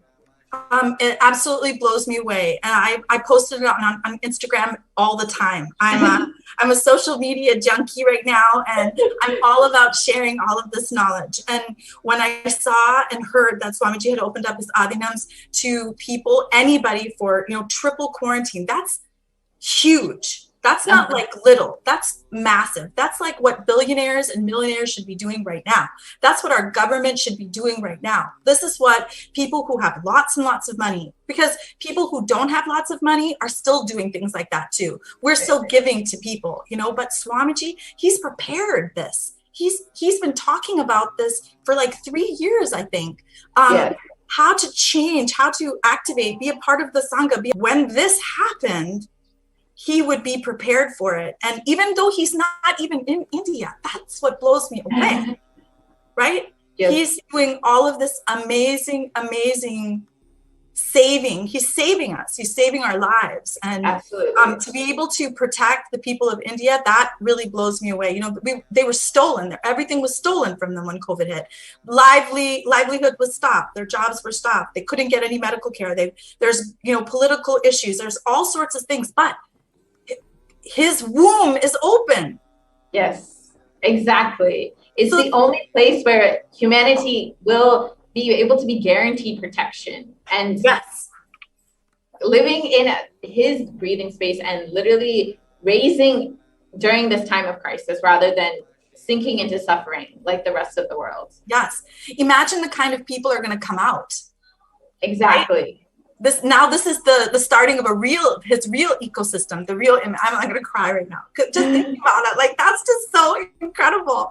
How are you so incredible? Like, you're the most incredible, the most compassionate. You're opening up your home, your womb, your life, your us. Exactly. Who would do that except God? Exactly, Ma. There's no words to really describe Swamiji's compassion, and he's literally here to save humanity. And if the sooner we realize that, the sooner that we will raise ourselves, and the sooner that we will be able to receive his blessings. Yes, Ma. And I believe, like all of us, the ones that are outside in the world, we are radiating him also very, very much. Absolutely. So, we are part of the womb. And so we want to nourish, and we will nourish each and every person that comes into our contact. Absolutely. Absolutely. Exactly, Ma. And can you share a little bit more about, a specific experience that you might have had either in the past few months during this whole pandemic, or even since you've met Swamiji in the past 4 or 5 years, how, maybe a specific breakthrough or blessing or boon that Swamiji's given you? Idea to an invention, from an invention to a materializing, from materializing to absolutely living out it. So this gradual experience, and the greatest part, it never took time. It took ambiance. And I tell people this all the time, like, things can happen when all of the elements are put together and everything is in the right space. It will just happen. So that's the cognition that he gave me. And these are continuous things that have happened. A new job, a new idea that raised out of that. Then now I resigned from my company that I used to work with for, literally 4 years. The moment that he came into my life, I was introduced to a new company. I had a new breakthrough. I was able to do so many of the things that I've always dreamed about doing. Not even just, honestly, I didn't even dream about some of these things. These were things that he just in plans. Yeah, you can do this, you can do this, you can do this, you can do this, you can do this, you can do this. And it was just constant and deeper and deeper and deeper I've gone. And it may at some moments felt scary, but now it doesn't feel that way. Now I feel like, oh, I know when it's about to happen. So like my energy level is super high. I don't sleep for a little while. All of a sudden it's this beautiful breakthrough. So I just resigned from a beautiful company that I worked for, and created a beautiful ambiance based on Swamiji completely. And then went into another opportunity, just recently opened up my own business. I'm sharing living water with the world. That in itself is blowing me away, because I was introduced to this water through my Sangha. Just it's too much. It really is too much, too many blessings, one after the other. And that's what life at Swamiji is like, though. Yes, it's true. No concept of time. Because for most people, like what I've been through would take out the door 4 years. And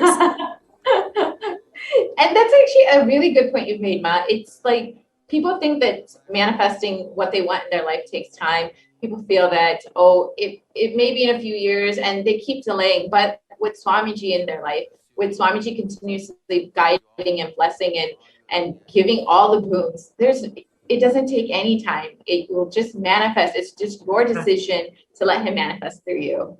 That's absolutely correct, Ma. You said it perfectly.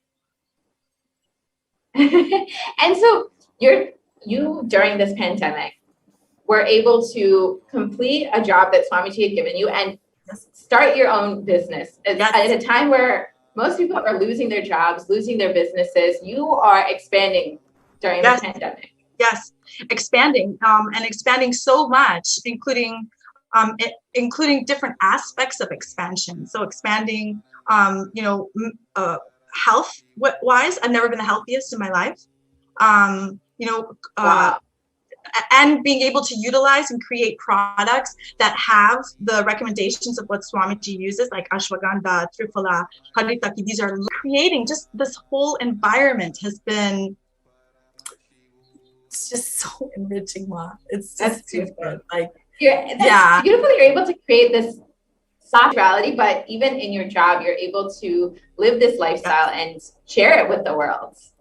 Yes, absolutely. I mean, people think maybe I'm a little crazy sometimes, but crazy is good. Crazy is wild. Crazy is adventurous, creative, inspiring, enriching. All of those things. The ability to speak, the ability to share, the ability to share knowledge, and just to be, the leader that he is.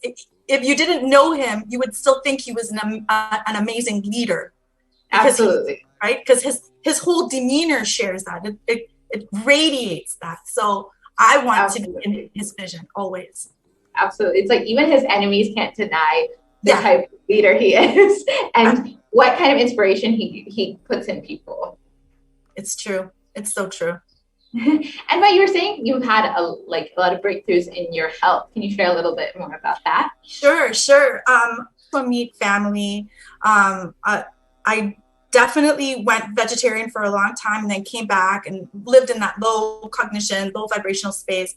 Felt like, you know, things were going wrong, things, you know, my gaining weight, skin didn't look good, you know, my hair wasn't growing.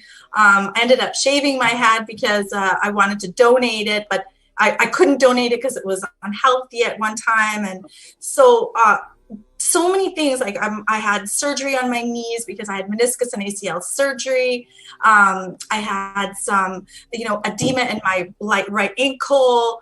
I've had some back issues. I have twins that are going to be 18 in December. So, you know, I had a tailbone that was broken from childbirth, like all of these things. But what he did for me in terms of my health is he gave me the right knowledge base to correct, even though I'm not really crazy about the taste, but I love it so much because I know the power of haritaki, right? You know, my panchakriya, my enema, ability to correct all of these things in such a short period of time. Like, you know, illness is not lifelong, but it is very curable, things that you can change. Yes, I'm sorry, Mom, I will go keep going. No, that's okay. That's really beautiful, Ma, that, you know, in every aspect of your life that he's given you blessings and boons and you've been able to just have so many breakthroughs. Thank you so much, Ma, for sharing. And we really appreciate you coming and joining us and sharing your experiences and blessings and boons with everybody. Thank you very much, Ma. It's such a pleasure. I'm so honored, and I love Swamiji so much. Thank you. Thank you so much, Ma. Thank you. Nithyananda. All right. Thank you so much, dear viewers. We will be taking a short break.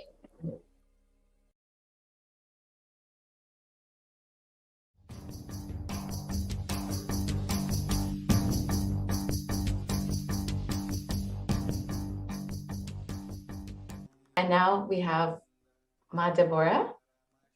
Nithyananda Ma.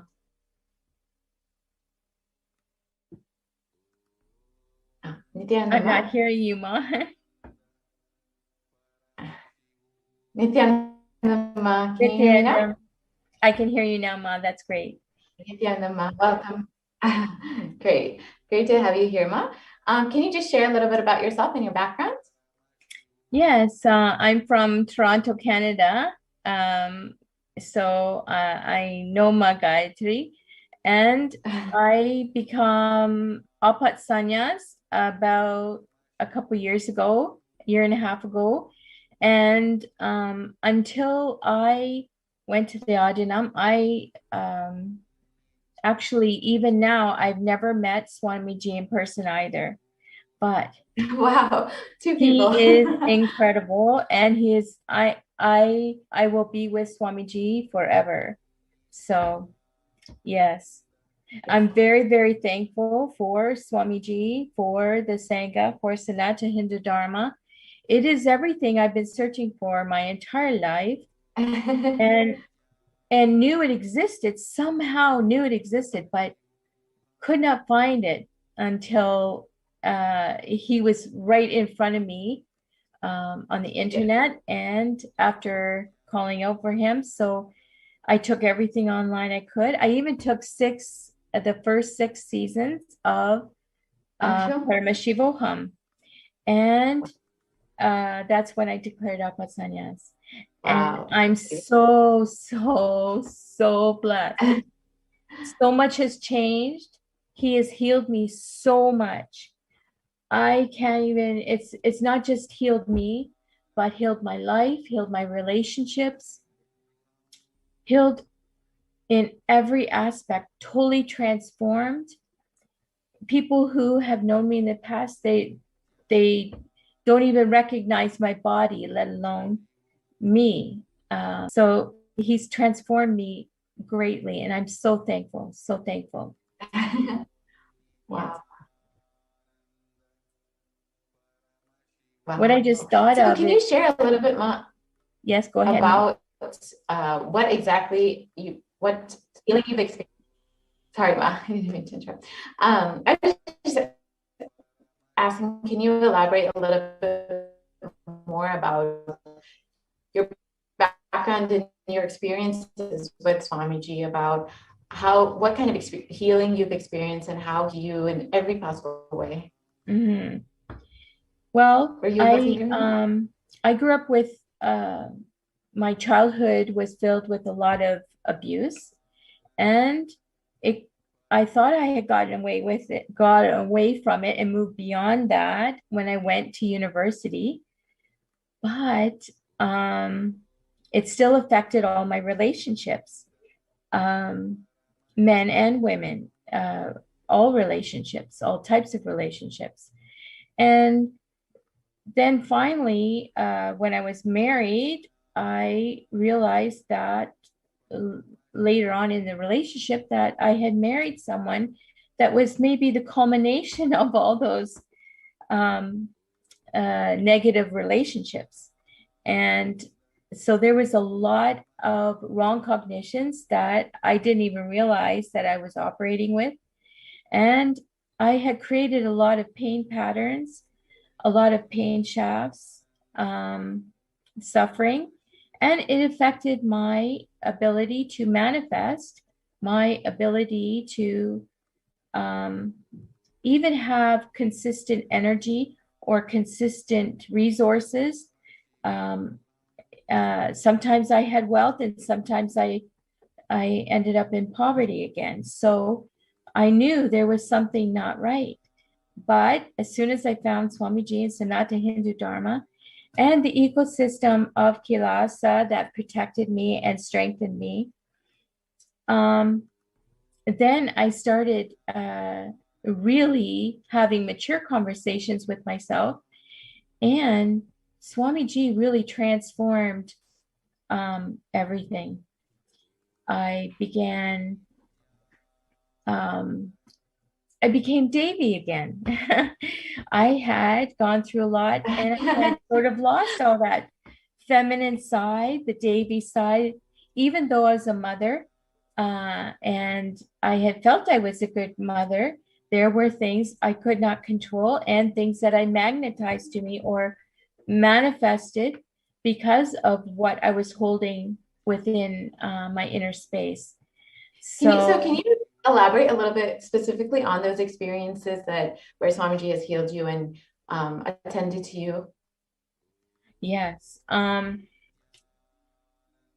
realized not too long ago that what it really felt like to have an healed inner space, a healed heart, and melting down and clearing out all the pain shafts, pain and suffering shafts, because I was in a way doing it to myself, of course, but I was really blocked in terms of seeing how I was manifesting what I didn't want versus what I did want.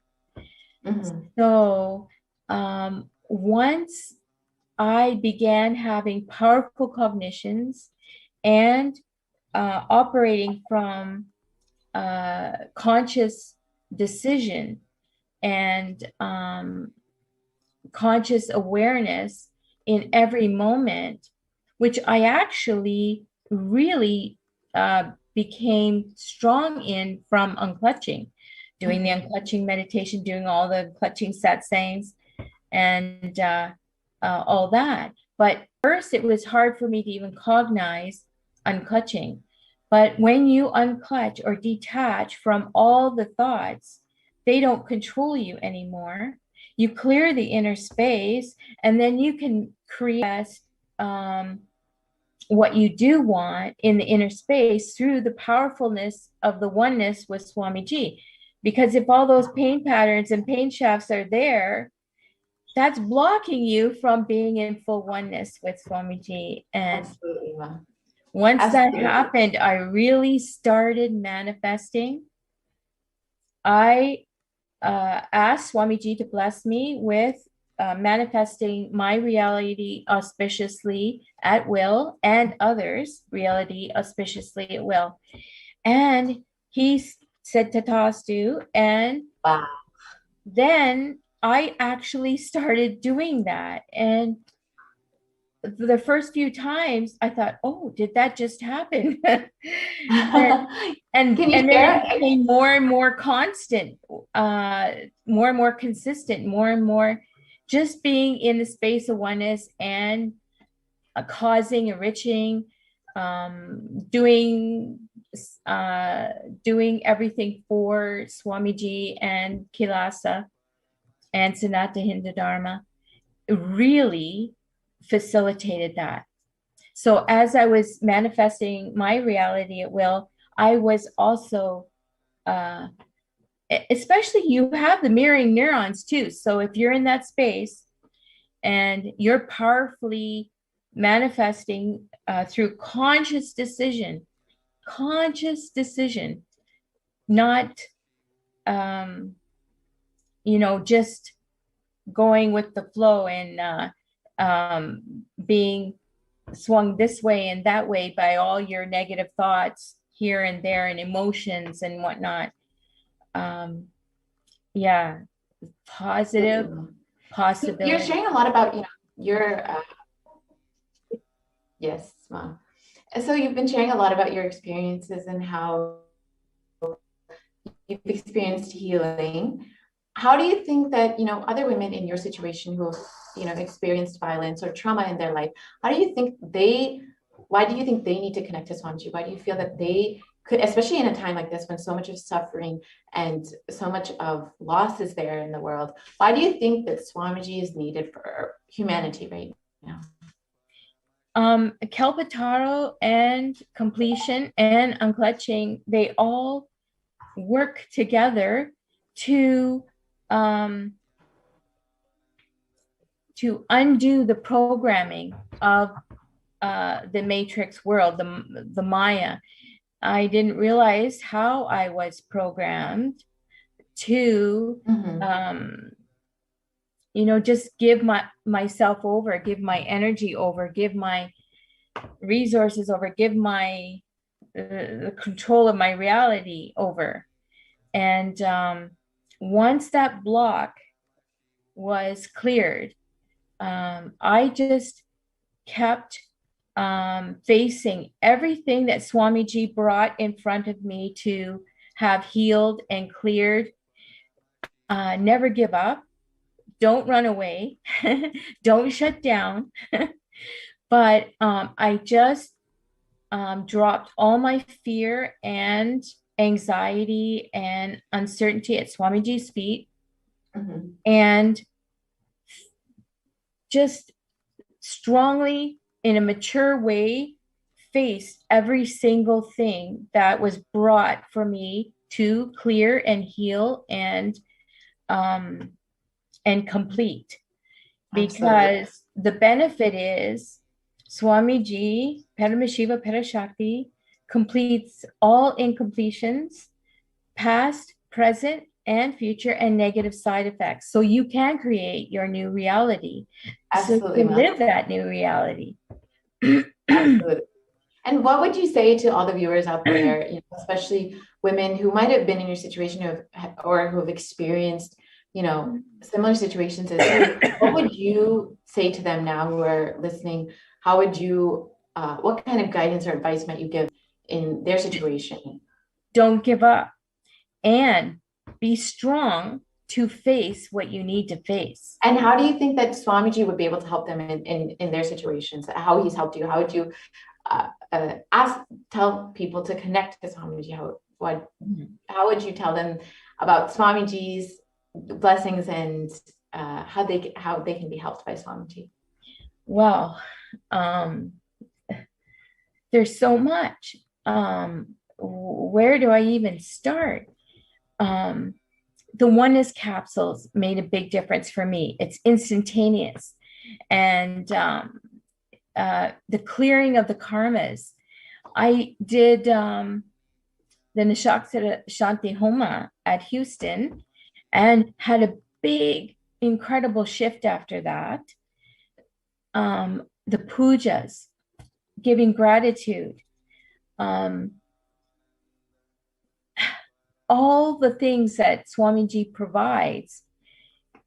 If you just go through the process and stick to it and don't give up, you will transform. You will receive all the blessings, all the healings, all the boons. In fact, I recently was blessed with a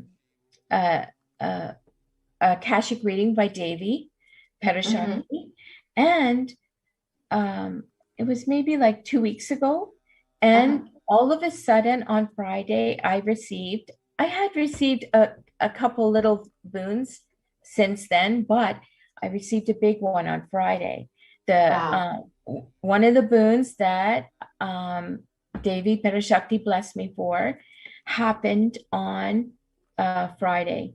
Wow, and everything that day was very auspicious. And I just kept being in oneness with Swamiji and making positive declaration and prayers for blessing as I went through each stage throughout the day to make it happen. And how does it make you feel now when you're seeing, Swamiji not just attending to you, but attending to every single being, every single person who is in need of a blessing or healing or a boon or, even just a place to quarantine? How does it make you feel seeing Swamiji attending to every single person, through the Akashic readings, through opening up the Adinams? How does it make you feel? It's incredible. He makes himself many, and that he's with everyone all at the same time. Different degrees, different levels, according to whatever is needed, but it is a real blessing. Even those that are yet to be in oneness with Swamiji, enriching them as well. Just giving everything that's needed so that humanity can break through this bondage and receive enlightenment. Absolutely. Which was meant to occur long ago, but is incredible that Swamiji is sacrificing everything to make sure we are all that want to be want to rise up out of the Maya and to be enlightened are in that process of receiving that. Absolutely. And it's like so beautiful to hear your sharing and how you've experienced Swamiji and how he's attended to you exactly how you needed at that time. Every single person, maybe they might not even be interested in spirituality, but how Swamiji is attending exactly every single aspect of their life, every single thing that they need. It's such a beautiful experience, like, to hear about, especially, hearing from you from where you came from and to where you are now, taking Apat Sannyas and, deciding to commit your life to Sangha and Swamiji. It's such a beautiful sharing that you've given us today. Thank you, Ma. I really appreciate it. Thank you everyone does in facilitating Swamiji's mission.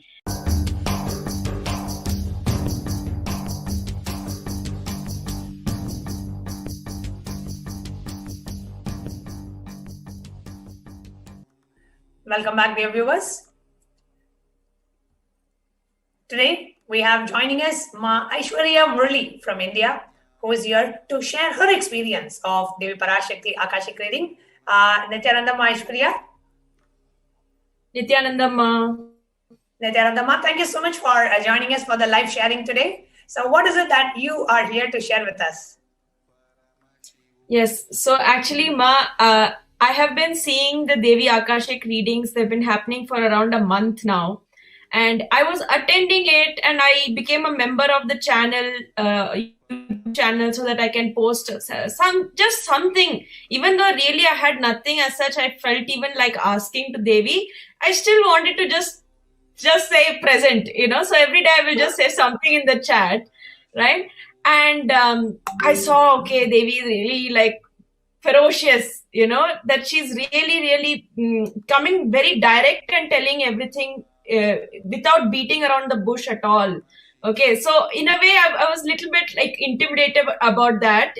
Of course, she's mother. So there's no incompletion, but it's just like, oh God, what is she going to expose about me to me now, right? So, but still, even then, I was just doing it simply, whatever, like just putting my presence there every day. And then after a point, I was like, but Devi is not responding to, I mean, you know, that thing of taking your name and addressing you, it gives a completely different feeling altogether. So I was really craving for that. And I was like, what is happening? Why? What is this? What's going on that I'm missing this? Right? And then just a few days ago, Swamiji came and gave a live satsang after so long. And he gave this instruction and said that even if Devi is, doing boo-boo and frightening you and everything, she is only doing absolutely right for you. Don't be frightened about if she speaks, she scolds also, don't bother about it. The only thing is she should see you and she should see your message and respond to you. That's what matters. She will sort out what needs to be sorted out, but you just be addressed by her, which is exactly what I also wanted. So Swamiji told this too simple, means baby level simple instruction, saying to keep the betel leaf and betel nut and 1 rupee coin, 1 paisa coin actually he was telling, right? And keep a banana. So very basic tambulam, he's saying just receive Devi ritualistically. Okay. So I said, okay, fine.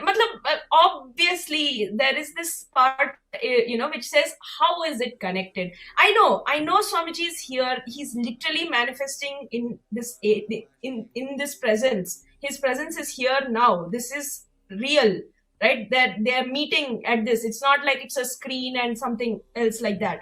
But somehow, even then, it was very difficult to really fully comprehend how is this keeping this betel leaves going to actually connect to Devi giving the response. Anyway, my questions are coming. So the main thing is you do what Guru says, right? So I ordered it got some betel leaves. And the next time that I attended the Devi Parashakti Akashic reading, I kept the one small plate. And I just rushed and kept some betel leaf. I got it from my fridge and kept it. Got some 2 rupee coin and kept it on that plate. That's it. Such a zero level preparation actually. It wasn't even some big preparation that I did. It was what Guru told, that much only I did, right? And exactly that day, Devi responded to me. After 1 month, I'm waiting for. After 1 month of me waiting and craving and saying, please, please, please, suddenly the very same day that I did this, she took my name, she responded, she addressed me as I wanted. And basically the idea that she'll say something scary is more scary than whatever she'll say. Because what she'll say is actually very sweet. Like if you connect with her, she's speaking to your cognition, basically. So it's very mid conversation she's having at that moment, and it's very direct, and it's like how if your mom talks to you, you won't even have this idea that, oh, she's scolding or she's intimidating and all these big theory words. You'll just be like, yeah, she's telling something, I'm listening, and we're just sitting together and having this moment. It was literally like that. And how did this great blessing happen to me? Because my Guru told, keep betel leaf, and I just, without listening to my logic, obeyed and just did it and kept it. And immediately, the very same session, that moment, she's answering me. It was such a beautiful happening. If anybody is listening to this, the big takeaway is, more than even how happy and beautiful I felt from Devi answering, genuinely what's more powerful for me is that decision to listen to what Swamiji told, immediately paying off. That's what really struck me. Because obviously for so many years being connected to Swamiji, every time I've listened to him, good has happened to me. This moment is so unique because it happened immediately. like without any time gap also, it just immediately happened. So that is what really was the most beautiful part of this whole experience for me. So beautifully shared, actually, Aishwarya. So whenever we listen to Guru Vak, I am doing it just because my Guru is saying. You will just see so many things just happening so auspiciously, immediately things manifesting in your life. Just this one cognition. I am doing it because my Guru told me. Right? Your logic may go with it, may not go with it, whatever, doesn't matter. I am doing it because my Guru told me. Just that one cognition is enough for you to have everything you want in life, and ultimately Jivan Mukti, ultimately enlightenment itself, just this one cognition. I am doing it because my Guru told me. Very beautiful. I should actually one thing that Swamiji has told, for those of you who missed that satsang, just when Swamiji was explaining in the satsang about how to receive Devi Parashakti, Swamiji said, just have a plate with a betel leaf and a betel nut and some like 2 banana and a small dakshina, a coin. It can be a 10 paise coin or a $25 coin. Doesn't matter, some coin. And just offer it to Devi. And after the Devi Parashakti Akashic reading is over, you can consume that, keep it separately, so that once it significant amount collects, you can send it to the LA temple as your dakshina, the temple in Los Angeles. So beautifully shared, Aishwarya. As soon as, see, so many of us are here. And if you're watching this on YouTube, I request you to do comment on the YouTube channel. How many of you are really waiting for Devi to answer your question? You are really waiting. You so much are like every day you come and post question. I just want Devi to call out my name. I really want Devi to respond to me. I want Devi to connect with me. I want Devi to Parashakti to answer my questions. I want the Cosmic Mother to just call me daughter. I just want the Cosmic Mother to call me son. I just want her to tell me that she is there for me. Something we will have. Somewhere we want her to acknowledge our presence. We want us to acknowledge her presence in our life. We want her to acknowledge our presence in her life. I just want Devi to call my name. I just want to hear how it sounds when Devi calls my name. What kind of experience I get inside of me. So many of us have this intense yearning. So all you need to do is simple. Just get 2 betel leaf, 1 betel nut, 2 banana, and a $25 or some coin. Just keep it in a plate. And just sincerely, Swamiji said, all these, without these rituals, it becomes an unconscious act. So when you actually do the ritual, every time you bring back that emotion, you bring back that bhava to connect with Devi, and you feel that she is real. That is what happens when you do these rituals. So these rituals are to break the monotonous, unconscious. At some point, you just keep seeing the screen. You just take it for granted. You don't realize that, what Devi is actually landing from Kailasa. Being from Kailasa is coming and she is calling my name. Imagine in the whole Prapancha and in this world of 7 billion people, your name gets called. When Devi Parashakti lands from Kailasa, she acknowledges your question, she answers, how does it feel? It feels so special. You feel like Brahmanyam Bahuputratam. I am the favorite inheritor of the cosmos. I am her favorite. She called out my name. She called me daughter. Whatever it is. However she connects with you, you just feel that love. You just feel that warmth. You just feel that affection and that grace of Devi Parashakti. So beautifully shared, Ma Aishwarya. Anything else would you like to share? Yes, Ma. Literally, this is something which is incalculable because it is too small an action. I was sitting in the same way, cleaning my room, preparing the space in the same way. Only thing different I did that time was what Swamiji told, keeping these items, few ritualistic items, that's it I did different. And it actually made such a big difference in what happened and even in the way I was receiving it. Like, it was so much more intense that I was receiving with like tears dripping down my face. It was so powerful, and the action actually what it did is no way proportional to the result which it actually brought. So definitely, like when we get these kind of small instructions, especially, let's jump into it and do whatever Swamiji tells. It's so fun and it works. It literally works. Beautiful, Ma. Thank you so much for sharing, Ma Aishwarya. Thank you so much for coming live and sharing your experience today.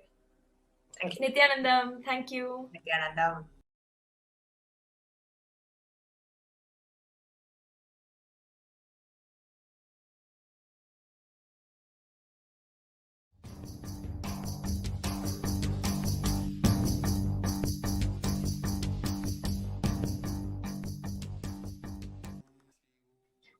Welcome back, dear viewers. My name is Manitya Purnipriyananda, and I'm a Brahmachari of the Nithyananda order. So today we will be entering into one of the most exciting segments of our show. It is where people will share their personal experiences of Devi Parashakti. Every day, Swamiji is attending to devotees, disciples, and all beings through Facebook, Twitter, YouTube, Instagram, and all our platforms, and making himself available to humanity to give blessings, boon, heal every being who is suffering and in need of healing during this pandemic. Today, we have two exciting sharings available. One, we'll start with Ma Gayatri, who is from Canada. So, Ma Gayatri, can the NTV operator please project Ma Gayatri? Thank you. Nithyananda Ma, thank you for having me here. Welcome. So you can please share a few words about yourself, about who you are and how you met Swamiji. Sure. Actually, thank you for bringing me here because I've never met Swamiji ever. And so this is really interesting that the first time I actually visited the Ohio temple was in 2015. And that's how my association with Swamiji kind of started. Wow. It's crazy. And I've just been very blessed because somewhere along 2018, I really got connected to more people in the Sangha. And since then, I've always been connected to people with Swamiji, and I just feel like that connection just grows stronger. And Swamiji has been very, very kind and benevolent that every time I've sort of needed help in life, he's just sent angels my way, and they're all, giving me his teachings and really enriched me and helped me, grow stronger with getting powerful cognitions. And my Deborah is also there. She's also been one of those acharyas who's really been very kind and benevolent with me, and really helped me have powerful cognitions and really have a shift in life in general. So that's how my association with Swamiji started and just grew stronger from there. And recently what happened was I saw Devi. First of all, I would like to mention that Swamiji has been so kind. I mean, at a time where, you have countries closing borders, you have everybody sort of shutting their homes. Nobody wants to have anybody in the vicinity. Swamiji has so kindly opened up his entire Adinam to anyone without looking at their gender, caste, creed, nothing. You don't even have to be a devotee, And Swamiji has so generously opened his doors and allowed everybody to come in. And not only just that, he's providing them hospitality, food, everything possible. I mean, that at this point, no government is also doing that, So I would just like to share that Swamiji is doing something that's amazing, and it's really incredible. And especially at a time where people are being so hesitant to help each other out, Swamiji is really, really, a beacon of ray of hope for humanity in general. Exactly. Yeah.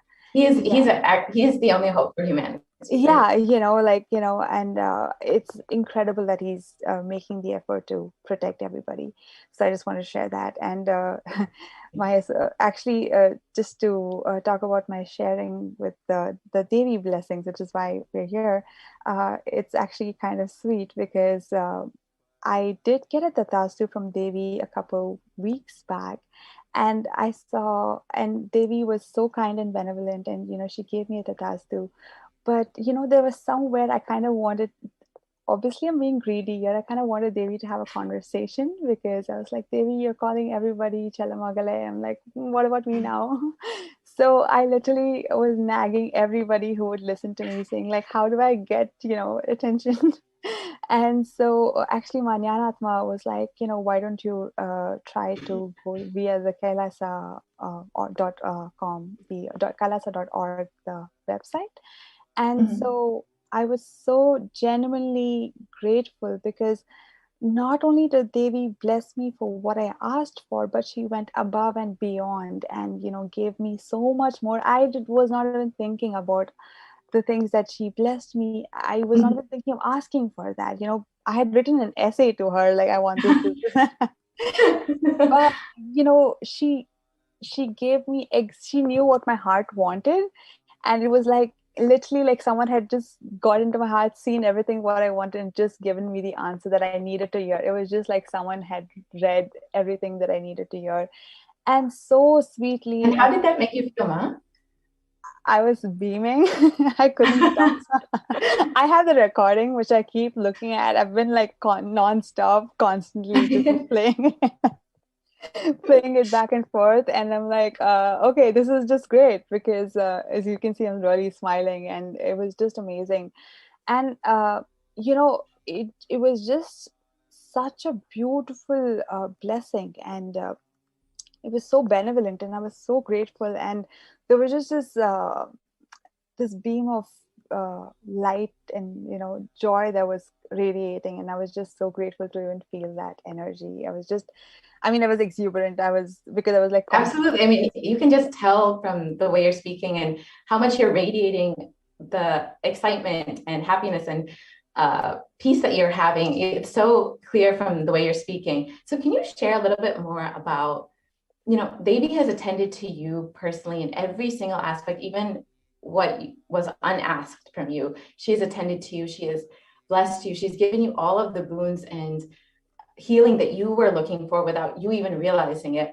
So can you share a little bit about how you felt when you heard Devi, Swamiji, attending to every being, every person, every day, day in, day out, hearing that, making how Swamiji has made himself so available to humanity to heal them, bless them, and give them everything they need during this time of crisis. Exactly.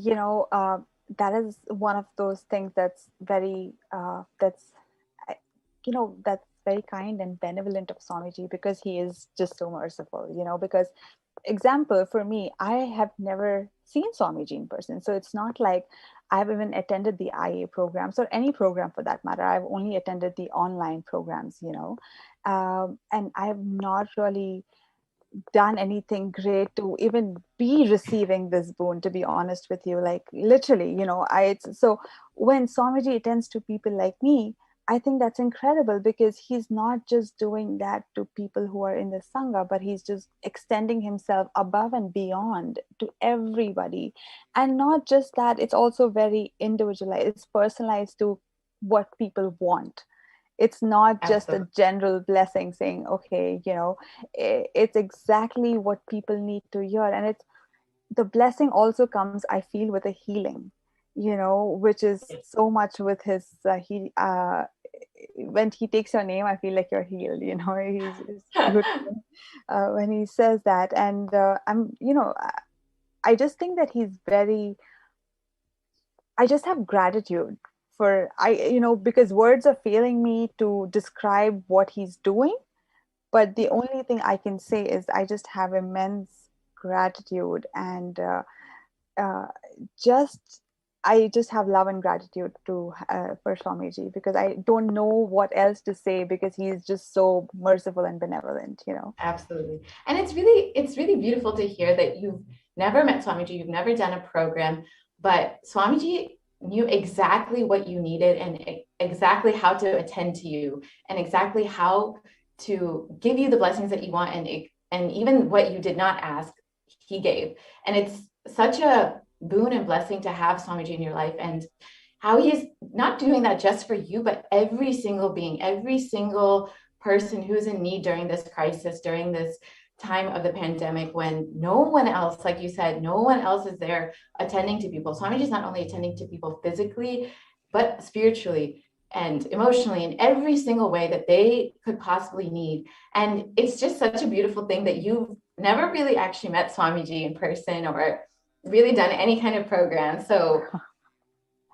I know, and I was surprised, because honestly, I was not expecting, because I'm just not in the inner. I was like, wow, Swamiji did, and it's not just this. It's like every time I'm upset or in any sort of need of spiritual help or emotional help, I've always had people come and heal me through Swamiji's teachings. And he's just kind of built a beautiful ecosystem for people to, raise each other up. And I feel like for that, I'm very grateful, because especially in today's times where so many people are going through so many mental health issues, I think Swamiji is building Kailasa for creating a beautiful ecosystem like that to help raise each other up, So for that, I'm very grateful. Absolutely, Ma. Yeah. And can you share a little bit about your background and your maybe a little bit about yourself and your career, etc.? Sure. So I'm a Tamilian, and I'm from Bombay, but I was raised in the Middle East actually. And my background is actually in fashion. I did my master's in New York, and I was working in fashion in New York. And I recently moved to Toronto, and I actually moved in the middle of the pandemic. Which is why I'm grateful for the ecosystem, because that's kind of when in 2020 was when I really connected with other people, and really with the Canadian Sangha to say. And it was really amazing, because up until then, I only had a few friends in the Sangha who kept me integrated to Swamiji. But when when I really came to Toronto was when I got really integrated. And so my background has been mostly in fashion. It's got nothing to do with anything with spirituality. Obviously, I was raised in a typical South Indian upbringing. So I was, I knew all the prayers, and I knew Bhagavad Gita and Vishnu Sahasranamam, but I never really knew the aspect that Swamiji teaches is also very practical. The things like completion, the things like, they really change your life. It's not just chanting mantras, but it goes above and beyond that, and that Absolutely. I didn't have in my life. I did have spirituality, yes, because I've always kind of been spiritual, but I've never really, in my background as a career, did not have any spirituality in it, Absolutely. and I always felt a void because of that. So I was very grateful, because Swamiji not only really gives you the spiritual aspect, but it's very practical. It's basically unlearning so much of the conditioning that the society puts in, and I didn't know that I had these conditioning even, so I was like, whoa, I just did the Paramashivoham program recently, and I have 4 books of completion to be done. But Wow. that's the load that the society kind of puts on you, and we don't realize that. For the longest time I was unaware of my patterns even, and this way, Yeah. I feel like Swamiji really gives you the tools to kind of grow so much more than, and it's like spiritual therapy. I always feel like I'm in therapy, but like it's spirituality. Like Swamiji kind of infuses both, and it's great. And it's so useful, especially in today's time when people are going through so much of stress and so many things going on. Exactly. It's not just one aspect of life. So I feel like that's just where I really connected with Swamiji.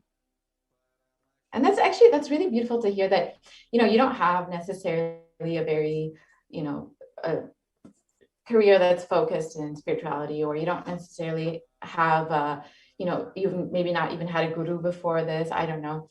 But it's really beautiful that you living in New York, living like a fast-paced lifestyle, being in the fashion industry, I'm sure you would never think that someone like you, so young and so, living in like such a modern lifestyle would have such a connection to Swamiji and feel that his teachings are applicable in their life, and are able to relate with Swamiji and apply his teachings. And I just wanted to ask, for you being, so young and living kind of a very different lifestyle than you would think of someone, in spirituality. Why do you think someone, why do people need Swamiji in their life? Why do you think that people need, especially during this time, during the pandemic, when, spirituality, people might feel like that's a, secondary issue for them. Why do you think that they need Swamiji in their life? How do you think he can attend people? I'll say this, I mean, even though I didn't have a guru or anything like that, I come from a really religious background, because I'm an Iyer. So like I learned all the Bhagavad Gita, the Vishnu, all the religious aspects of it. And I think what happens is most people think spirituality is just basically chanting a bunch of mantras and like, going to the temple every day, and that's about it. And, being close-minded is kind of what they box it in.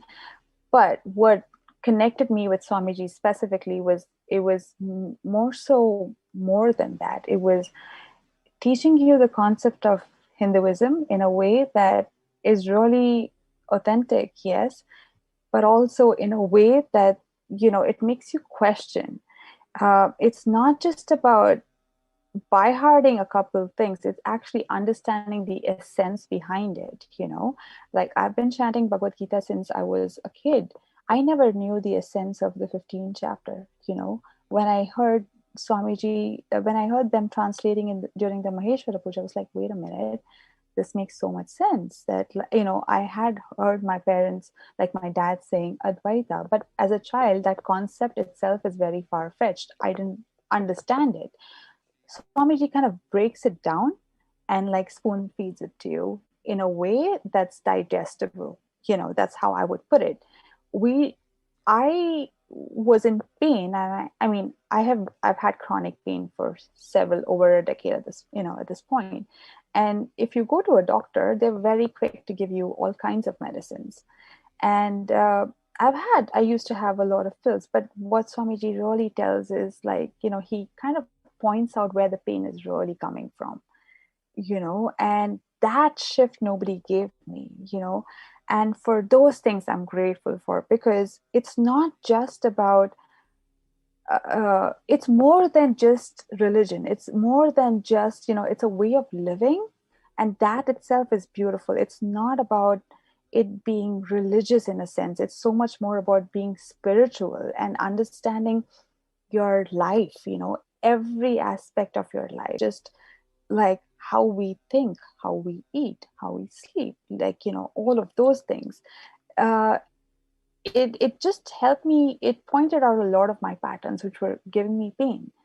And actually, some of them, I remember the first time in 2018 when I was going through a sort of crisis in some sense. I had a friend from the Sangha. Actually, he's a really good friend now. He was body scanning me, and he was like, oh, you have these patterns. And I'm like, what do you mean I have these patterns? Like, what are you talking about? Because I didn't know anything about body scanning.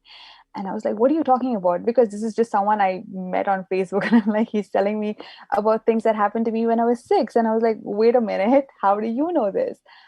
But, it's things like that. And they're so powerful because Swamiji really gives you the tools. It's not just teachings. He gives you the tools for each and everybody to kind of clean out the mess that the society sort of drills into you, and really sort of helps you navigate life on another level and on another level of bliss, I would say. I mean, I think he beautifully guides you through every step of the way, to be able to achieve that. Maya, you're muted. I can't hear you. Maya, you're muted. I can't hear you. Yeah. I was just saying, it's exactly what you're saying. He gives both the theory and the technique to live your entire life. Yeah, exactly. Like completion, Thank you like completion is a great process. I think everybody should be taught of that in school. We don't have that, but we should be taught completion. Yeah. Absolutely. Thank you so much, Ma, for your beautiful sharing. Thank you. I think all the viewers really enjoyed everything you were sharing. So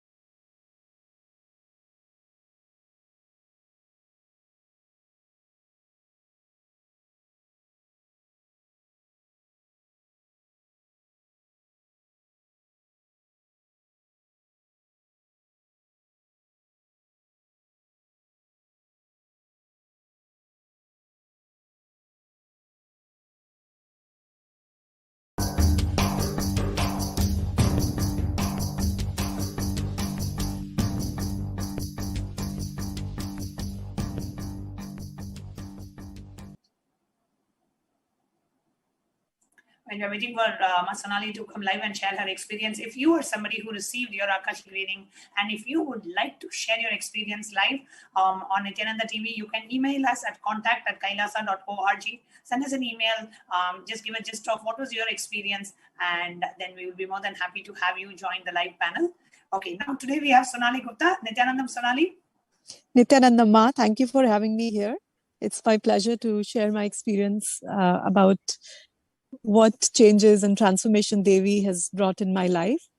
And before I go into the experience I had from the recent Akashic readings, I want to share that Devi has been like a very transformative force. Like she's always been someone that I connect to so deeply that, I have done completions and I've done so many things, but with Devi, like with her grace, it just opens like floodgates. So before I share what happened recently, right, like last year, during one of the Paramashivoham programs, during a Devi darshan, I was praying to her, and she gave me courage. And I thought, like, there's one thing that I've been putting off on was to kind of become a Sarvanyapita Yajaman, and I pledged during that darshan that, I will make it happen. Like I'll just do everything possible to make that happen. And within 15 days of that, I worked through my incompletions. They surfaced, but I kind of took the jump within 15 days of that darshan, and I actually made a jump into Sarvanyapita Yajaman. And of course, that was a great blessing, right? Not to say like, Devi definitely blessed with a lot more than what I could offer. It's her grace and compassion is so good. And very recently, during these Akashic readings, I had submitted my questions, but like everyone else, I wasn't sure if Devi was going to answer and if she's ever going to answer my prayer. But I was just tuning on to the session, listening, and I'd submitted my questions a few days ago, not even on that day, but it was my birthday on 28th of April, and as soon as Devi kind of said the first few sentences, I heard my name as the very first name. And just hearing that, I of course did not understand the language, but just hearing my name and the energy, it was like I knew something was shifted, like it was just something was taken care of. And I did not know what Devi said, but it was amazing. And I was just absorbing that and just trying to figure out like what that meant and what was this shift. And I was just totally enjoying that space. And then the very next day, when the Akashic readings happened again, the readings had started and I just posted my question casually. I wasn't even at that point, I thought, I'm probably already late. But Devi again, within a minute, she answered me again. And she gave me this very beautiful blessing of saying, I'll reside in you as Alam Vellar Siddha. And that just took me to another level. I've always thought that, Guru Bhakti and connection and what that means. But with that blessing, I just felt like this new dimension of me open up. I almost feel like I can experience what Guru Bhakti is. I actually kind of know from a different plane altogether what that connection is. And it's beautiful. I'm just enjoying that space. And now I'm looking to, of course, there are many things we always ask for boons and all, but the space is kind of such that I know that whatever I ask for or whatever I have, like her compassion is so much that she can actually grant anything. And that's something I wanted to share with everyone. So beautifully summarized, Sonali. And Sonali, actually, first of all, wanted to thank you for contributing and supporting Kailasa as a Sarvanyapita Yajaman. And what aspect of you, like what is it that you really connected with in Kailasa, in Swamiji's mission, that made you take this jump to contribute towards this divine cause? What was that in you specifically that made you decide, yes, I need to become a Sarvanyapita Yajaman, I need to support and I need to contribute to this divine cause?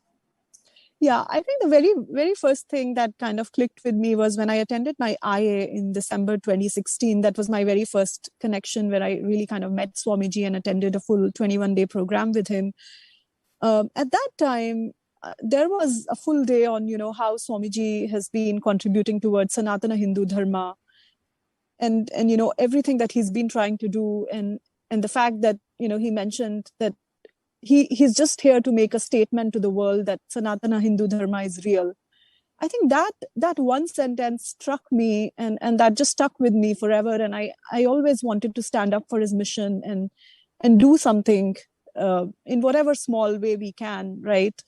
I think it's also Swamiji's way of making us realize our true potential, right? We, as a so many people have said before, you cannot really give to him, you can only get showered. But it's about taking that action and standing up for and saying yes, right? Saying yes, that I want to stand up for it. And that's what I wanted to stand up for. And I want to continue doing more and more, right? So Devi has shifted me to a space where I really think that, that I can feel that real purpose of life is to really kind of continue to give and continue to just do whatever I can for this purpose and this mission of Swamiji's.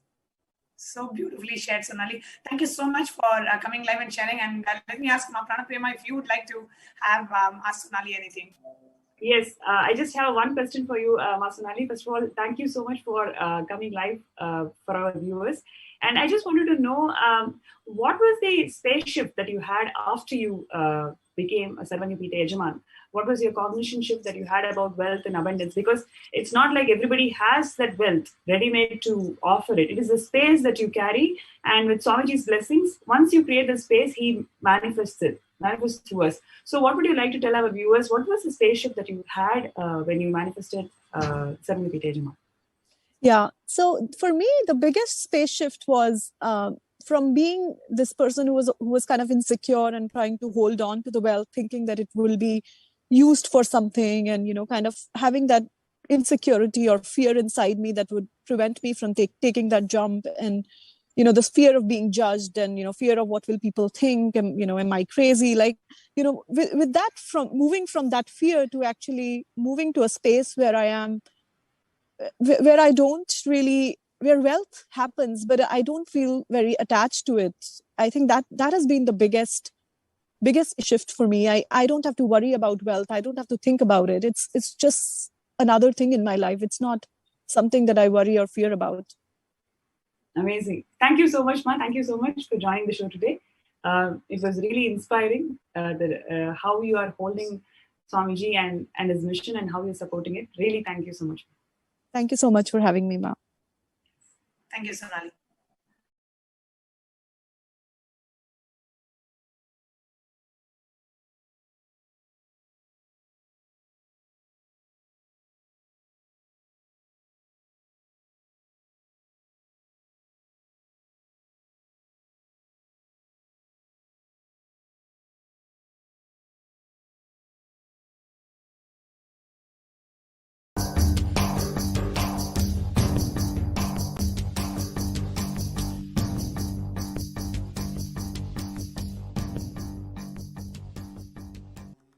So joining with us today, we have Manitya Shivananda, who has been with Swamiji for a very long time, because actually since the time, she's one of the blessed beings who got to witness the Leelas of how the Supreme Pontiff of Hinduism worked one at a time, and built Kailasa from the scratch. Those blessed beings who got to be there, live around Swamiji, personally see the hard work that Swamiji put in, personally first-hand experience of witnessing all the Leelas, all the hard work and everything Swamiji put in, all the Tyaga, the sacrifices that Swamiji put in to build Kailasa. And she is the Mahant of Kailasa in Ohio. And she's here joining with us today to share her experience of Devi Parashakti's Akashic reading and her experience with Swamiji.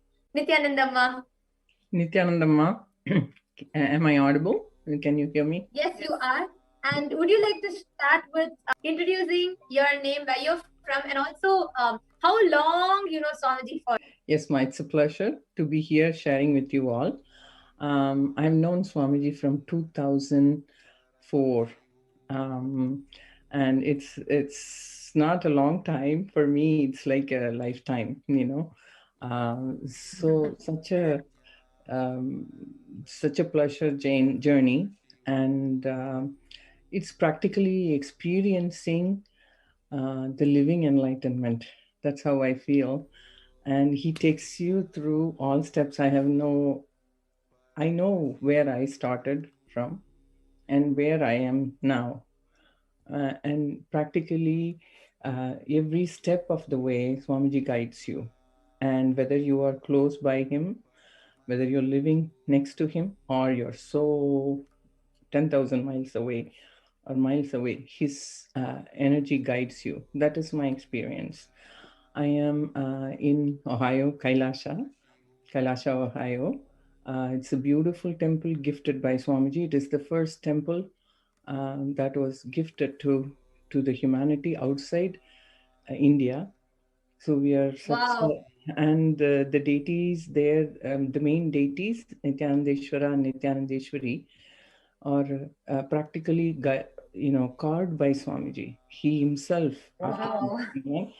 So it is just when I see him, or even when the people see him, they literally see him there and his energy there. It's the master's presence is there. Even today, even now, it is there. It's been 15 years, the temple open, and it is on a beautiful river base, and Shiva is sitting. It's a sight to see how, and the time when at that time the mission was forming, so we had it's like almost like it's a Devaloka event. That time when Swamiji inaugurated, still some people say that they cannot forget that how they were practically. I felt like I was floating on the air. Wow.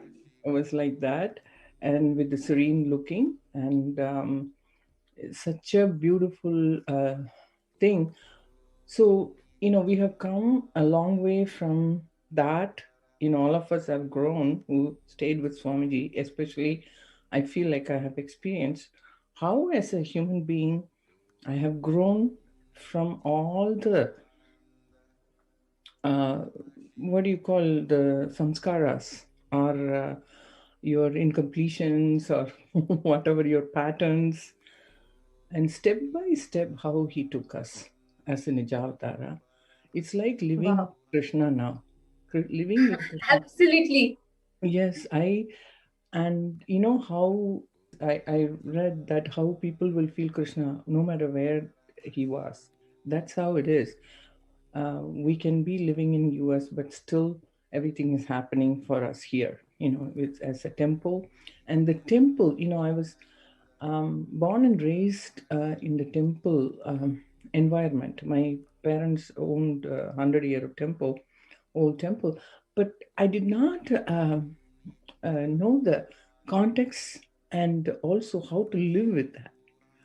Temples are the base. Swamiji taught us that the temples are the base. Nithyananda, sorry, Shivananda, just sorry. I think your audio is going a little soft. If you could be a little bit more louder.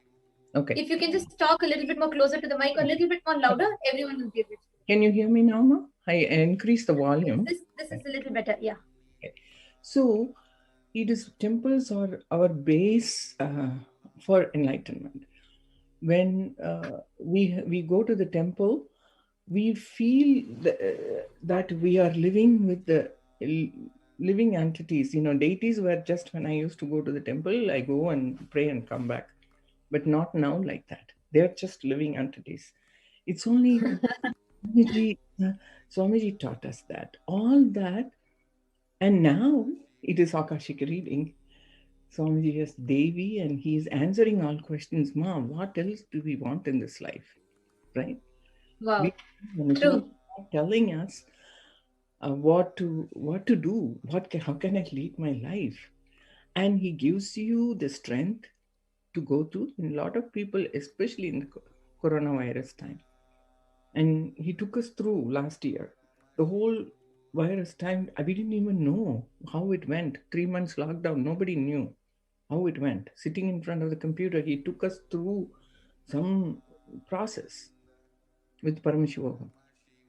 So now it is the Akashic reading, and he's giving us solutions to what is happening. Devi is such a compassionate being. Recently, I want to share one thing. See, we have a small volunteer group here. We have devotees, but the volunteer group is a smaller group. And then we have huge coming to the temple. And I'm thinking, how am I going to make it happen? We want to do like Kumbha Abhishekam, and how can we make it happen?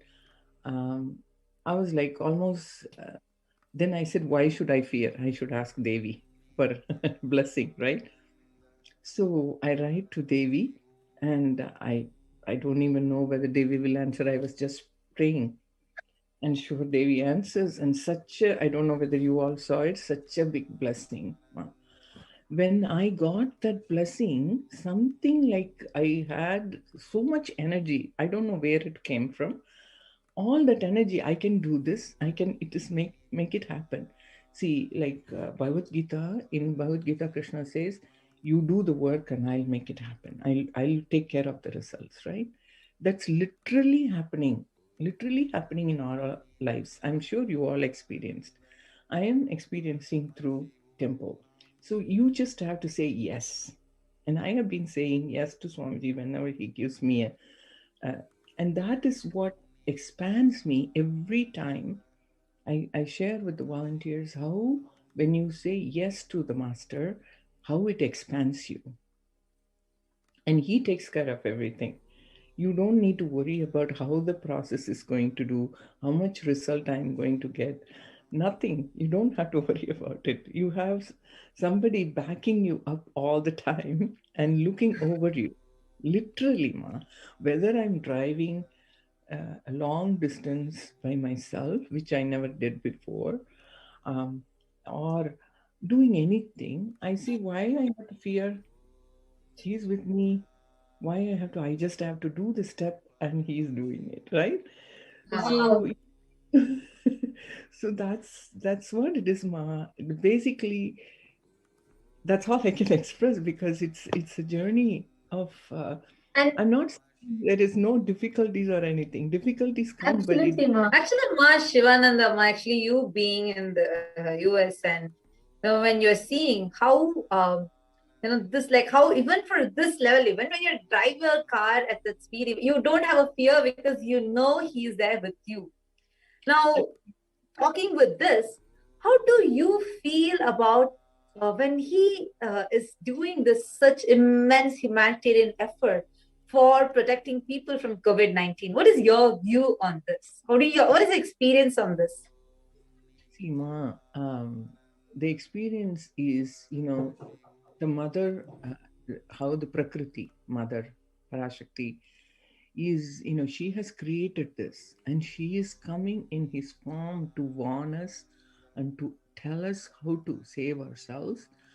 And all we have to, he says, you can go to your Adinams, like in Kailasha right now, Adi Kailasha.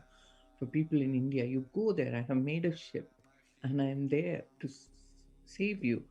And in our logical mind, ma, lot of times our logic comes in and says that, oh, this all is not real. But we are stuck in Maya, right? And we won't even realize the danger. And here is Parashakti Devi telling us what we should do. What is the next step we should take? And but I think the people are covered by Maya so much. Even Devi comes in her own form. We are not realizing it. See, the mind comes in. Like, I was thinking, even for me, like this much I have gone and learned about everything with Swamiji. Is still a lot more learning. It's only a little bit I have learned. But even in that, the mind comes in. See, like when when I'm given a job to do, I feel like, oh my God, how am I going to do? The first thing is the mind. And then you have to overcome it. Mind or the master, Swamiji said. Mind always takes over. And Swamiji says, mind is like Saguni. He will pose it as your friend, but he will destroy you. But that is how we are stuck in this ma. So for us to realize this, Devi is with us. Maya has to be removed from us. So we only can pray to her to move that, because she only can take away the Maya also. I feel any time when I feel anything, I feel Oh God, please take that away from me. I just need to be in oneness with you, with the consciousness. Actually, Shivananda, and just listening to your sharing, this makes me a little bit more curious to ask you this one question, because we have so many viewers. We have Sanjay Vekaria, Ayama, Asha Ramdat, all of whom are responding. They're saying what a lovely sharing. They're able to resonate with you so much as to how Swamiji is with each and every one of us. I just have one question that I would like to ask you. Given that since 2004 you have seen Swamiji, and actually the first ever temple that Swamiji built outside of India was in Ohio, which is where you are leading right now, and you have seen how the temple happened from the scratch. How Swamiji built the temple from the scratch. So I just have one question on this. Seeing from 2004, all the sacrifices that Swamiji did, all the tyaga, all the amount of responsibility Swamiji took, the hard work that Swamiji put in as an incarnation, not just removing us out of Maya, not just giving us a spiritual, even at a very physical level, attending to our basic needs, like doing annadan or doing conducting homas, rituals, everything, like sitting and carving a deity. And even in Ohio, like the whole Prana Pratishtha, how Swamiji himself sat and performed the homa, everything. And so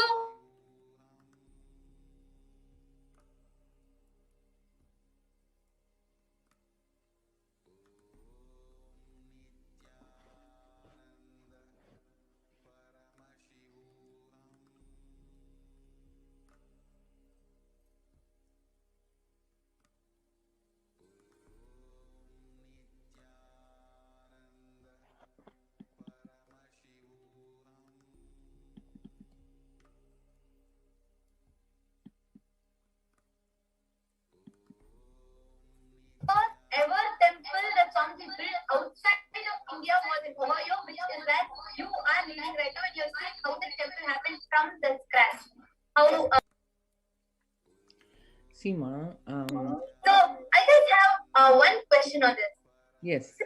From 2004, all the sacrifices that Swamiji did, all the tyaga, all the amount of responsibility Swamiji took, the hard work that Swamiji put in as an incarnation, not just removing us out of Maya, not just giving us a spiritual protection, but even at a very physical level, attending to our basic needs, like doing annadan or doing conducting homas, rituals, everything, like sitting and carving a deity. And even in Ohio, like Swamiji himself sat and performed the homa, everything. And so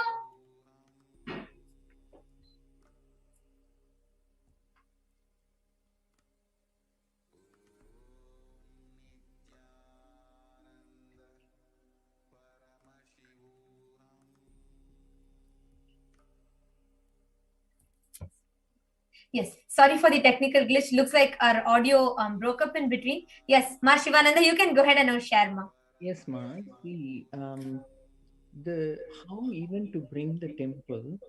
See, every time he has to build it from.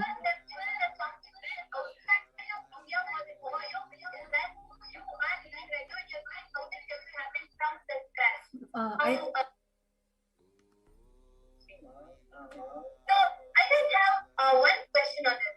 Yes. From 2004, all the sacrifices that Swamiji It's being repeated, I think, now.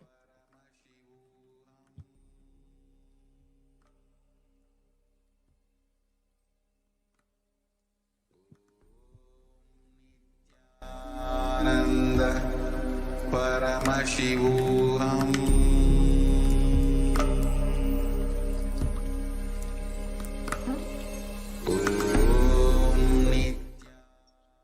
We really apologize for this technical glitch. Hope our audio is clearer now. I think there was a loop, like whatever we said was repeating. We apologize for this technical glitch. Sorry, Ma Shivananda. Really apologizing, Ma. looks like even our computer became curious to know, and it kept repeating the question on loop. So yes, Ma, I think now you have to share with all of us and tell us your journey and you can answer the question. Yes, ma. So even to bring the temple, ma, it's not like the regular temple. You have to really bring from for us to understand the basic understanding of deity, temple. He really taught us one by one how to even dress up the deities, how to clean up. I mean, our temples, you seen, they're all so clean, how they are, deities are respected so much, and how we live with the deities. So even though that science he had to teach us, and he traveled so much, ma, so much. I can't believe how much he traveled to really pick the people and make them understand and to be par. It sometimes, if I think back, ma, how much patience he had to teach us all this. And we were like ignorant people. Even now we are ignorant, but how much he has to show us step by step. He came to our level, ma, our level, to make us understand. We are stuck in Maya. He comes to our level and attend to this nitty-gritty things. Ours, my backache, my neck ache, these are all our problems, right?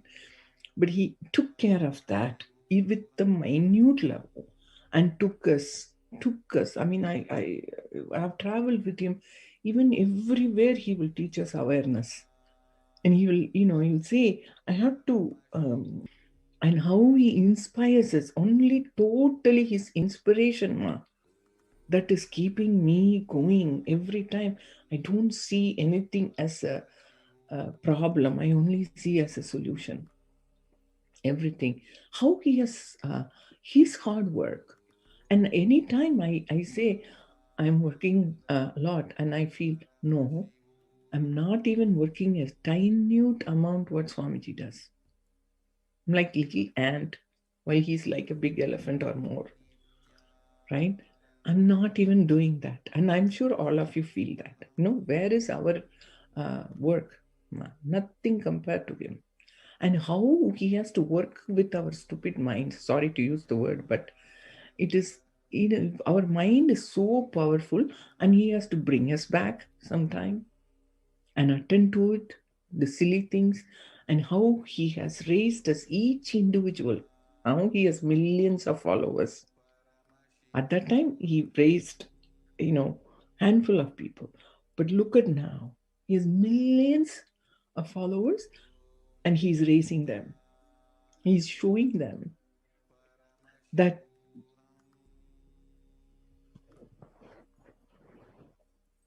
Ma, I can't hear you. I can't hear you. The audio is not audible. Hope it's coming now, no? Hope the audio is coming now. Yeah, now I can. Yeah.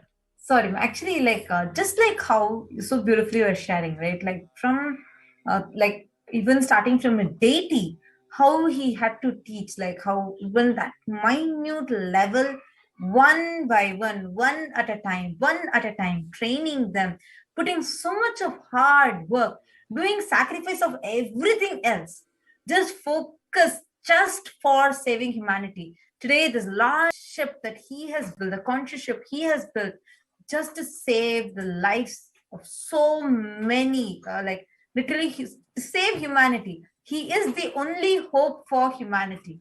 How are you feeling about, I would just like to hear from you, mom, because you might be seeing like how this COVID came and disrupted the whole world order has changed, and it is literally, it has taken a toll over the world. And also, I would like to add just one point. What you're asking, about this whole COVID, and one important point that Ma Shivananda made, I would like to highlight is, she said, Swamiji is not just taking care in the spiritual level, but also coming down to our level in where we exist, in what we do, teaching a simple awareness or attending to us the basic nitty-gritties and details. From that context, as Ma Tatsupriya is asking me about the COVID, how Swamiji has opened it up, I would also just like you to add how you see now you are sharing, right? How it is not just handful of people, it is millions of people that Swamiji is attending to. How do you see this whole, how Swamiji has opened up all the Kailasas for people, attending to the most basic needs, right from providing internet to people, for people to continue their work from wherever, whatever they are doing, continuing their work from home, living in Adi Kailasa and quarantining there. So actually, like what I was also going to ask is in similar lines, because you will be seeing a lot of deaths that has happened due to COVID. Like literally the whole thing has changed. The people whom you would have interacted with earlier, suddenly you would hear the news, their father died, their mother died, or someone close to them died. And it's like, especially people like living as an NRI, meaning a non-residential Indian outside, like in the US you're living, and knowing about like, India, all these different situations that are happening. And at this time, when everybody else has closed their doors, every country is literally shut their doors for India, right? Yes. Like there's travel restrictions, telling no, there's no solution, literally. It is even despite of the persecutions, Swamiji is the only one who has opened up all his own homes for saving humanity. Now, just like the point that you shared, how he comes down to our level to protect us, to save us. Would like to hear from you.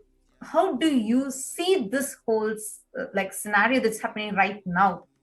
One side, the deaths that are happening, the other side, the avatar coming down to save us. He's opening the doors of his home. I would like to hear from you, Ma. See, Ma, when you're living so far away from your families, and first thing is fear. Fear will come. And look at how Swamiji opened this Parashakti reading. So he has done Kalabhairava reading for us. He has all the Nijavatara readings, Venkateshwara and everything. So now he is, as Parashakti, he is feeling us like that. I am there to protect, because she is the mother, Amma, even, I feel like she is my mother, like she's protecting me. I don't have to worry about it. I just, that compassion when people are fear stricken, how every day she gives darshan to people, and how people are, able to. I don't think any of his devotees have any fear, I feel, because they are protected by his womb, I would say, like he says, my devotees never perish. Not only his devotees, he's opened, how you all know, like last year itself, he said that prepare Adi Kailash for this. Exactly. All the farming and procurement of food, how much he, as only a mother can think about all that, ma, to protect her children, how rice is procured, how vegetable is procured. He, to that nitty-gritty level of this human body, what it needs. I mean, we can all say, oh, it is pralaya, it can be done, what is this life, next life, you can take like all that, people, but not like that. Now we need to live, we need to get enlightenment in this life. And what are we here for in this human body? He makes us understand how it is important to see. When COVID was starting, Swamiji said, go by the law of the land. First thing he said, law of the land to all of us. Whatever they say, don't go outside. See, he's Parashakti. He can say, oh, I can protect you. You can all go anywhere. No, he told us to be following integrity, authenticity. Then you follow the law of the land. I am there to protect you. So he is, Nijavatar means he is really taking care of it every moment for the whole world, where you are. Not everybody can travel. So he has established Kailashas all over, like Ohio, Kailasha, Los Angeles. And so wherever it is, you are going there, you can go there and get protection, Not only that, in Adi Kailasha, he has prepared 1 year before thinking. Exactly, ma. That's actually like that's a beautiful point that you highlighted, because 1 year before itself he started. Actually, if you remember, ma, the whole Vaidya Sarovar, as how they will be 12 years before he started it, prepared the alchemy product. That's something like really amazing. And even now, see, okay, the whole, so many people attacked from that country, like so much persecution had happened, so many assassination attempts had happened. Can't, yes, absolutely, like just for to saving humanity, despite of the persecution, despite of the attacks, saves people. He still opens his house, his own homes. Where he was driven out, it's from his own home, and he's giving protection there for everybody. Exactly, ma. Exactly. And like as you said, no words can describe this divine compassion. Parashakti herself is coming, and people who want to experience that should ask Amma. See, when I was asking the question to Amma, I was feeling, I don't know whether I'm wasting her time. I don't know, but I just asked just for a blessing for the temple events to go good. And such a big blessing, Ma. I was experiencing, oh my God, overwhelmed. The compassion of the mother. Swamiji will say as a master, if you take a few steps, I'll take 1,000 steps towards you. You take 2 steps towards me, I will take. So that's how I felt, Ma, that day. Wow. What do you do? You take shower you with this. That is what the compassion of the master. Ma. I can only get tears when I feel gratitude towards him. That's nothing else, Ma. Just so much gratitude I have for Wow.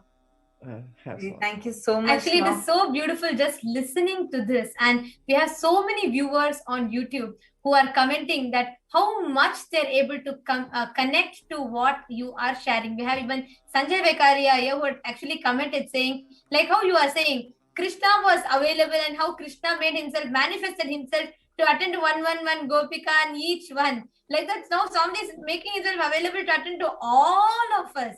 Each and the millions of us that are connecting to him. It was such a beautiful sharing. Thank you so much, Ma Shivananda. Thank you so much for your time. And thank you so much for coming here to share your experience with Swamiji. For giving this opportunity, Swamiji, and you guys for giving me this opportunity to share my beautiful sharing. Thank you, Ma. Thank you, Ma. Nithyanandam. Nithyanandam.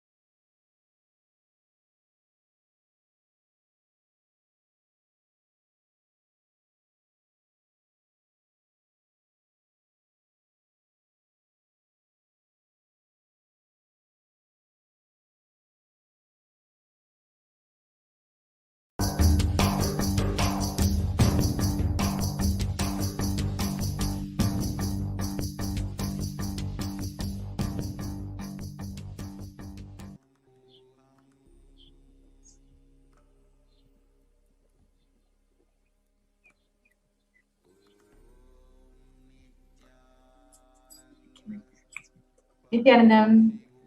Nithyanandam. Sorry for the technical glitch. Nithyanandam, welcome to Nithyananda TV.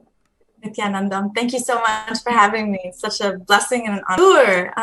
I'm from the Midwest Sangha. I've been with Swamiji for about 4.5 years. I am and it is all because of Swamiji. I've been blessed so abundantly by the scribe.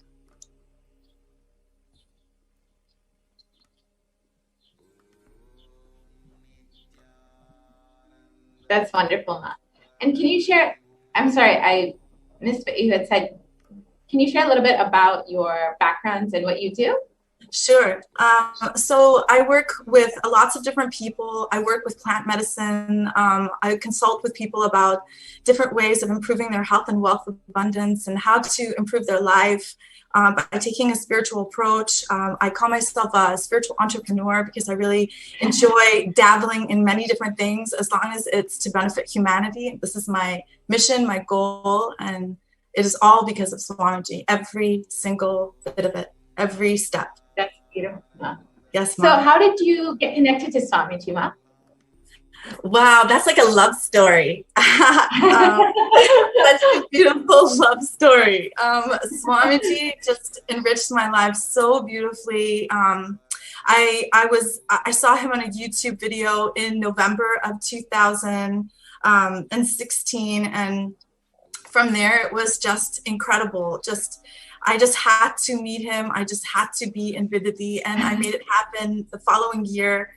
And I was able to spend, a 21-day inner awakening with him and 2 other beautiful, incredibly beautiful people.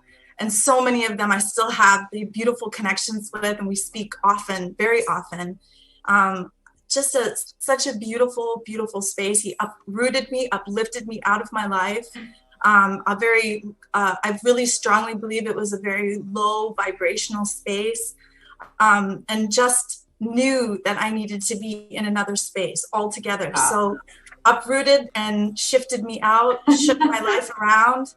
And in 1 year, the whole life exploded, and just blessings after blessings after blessings, and so many beautiful, powerful cognitions landing and guiding me to the next step. So each step, each layer was discovered right before him. Every time I talk about him, forgive me, I'm like a big baby. All I want to do is cry and tell him how much I love him. That's beautiful, Ma. It's his love showering on you that is making you experience your love for him. Yes. Yes, Ma. Yes. So can you share a little bit about your experiences either with Swamiji or, like you've said, in the past 4 years, you've had such a huge breakthroughs in your life. And then, of course, with Devi Parashakti herself.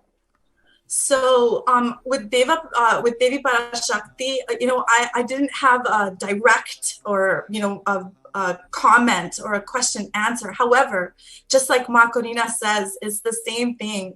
Every time someone is blessed, someone's wishes or boons are fulfilled and we receive a tatastu, it's literally like a tatastu on my heart, on my soul, on my ever being. So I'm constantly being showered. I really don't even have words. It's constant. It's direct communication. Swamiji says, keep his murti in your room. His murti is in my room. And I am legitimately always talking to him, always expressing my deepest gratitude and all of my frustrations, my angers, my injustices that are happening in the world. And every day it's like the next gives great joy to people around me. I feel like the beautiful healing energy that he initiated me with Dinetra, it's like so incredibly powerful. And every day and every moment I get a chance to share. Parashakti is sharing is so incredible, because you don't hear this on media. You don't hear this in the world. You're not. Yeah. And if you do hear it, it's maybe in a very small mindset of people that are talking about this. Yes. But here we have a huge, massive community that is, effortlessly talking about it and being open and changing their life. Daily we are changing the way that we expand our life by doing mucus detox, by doing our panchakriyas, doing our meditations, listening to satsang, talking to each other, having vakya sadas between each other. It's just is the ability to speak in the name of love and the name of his mission.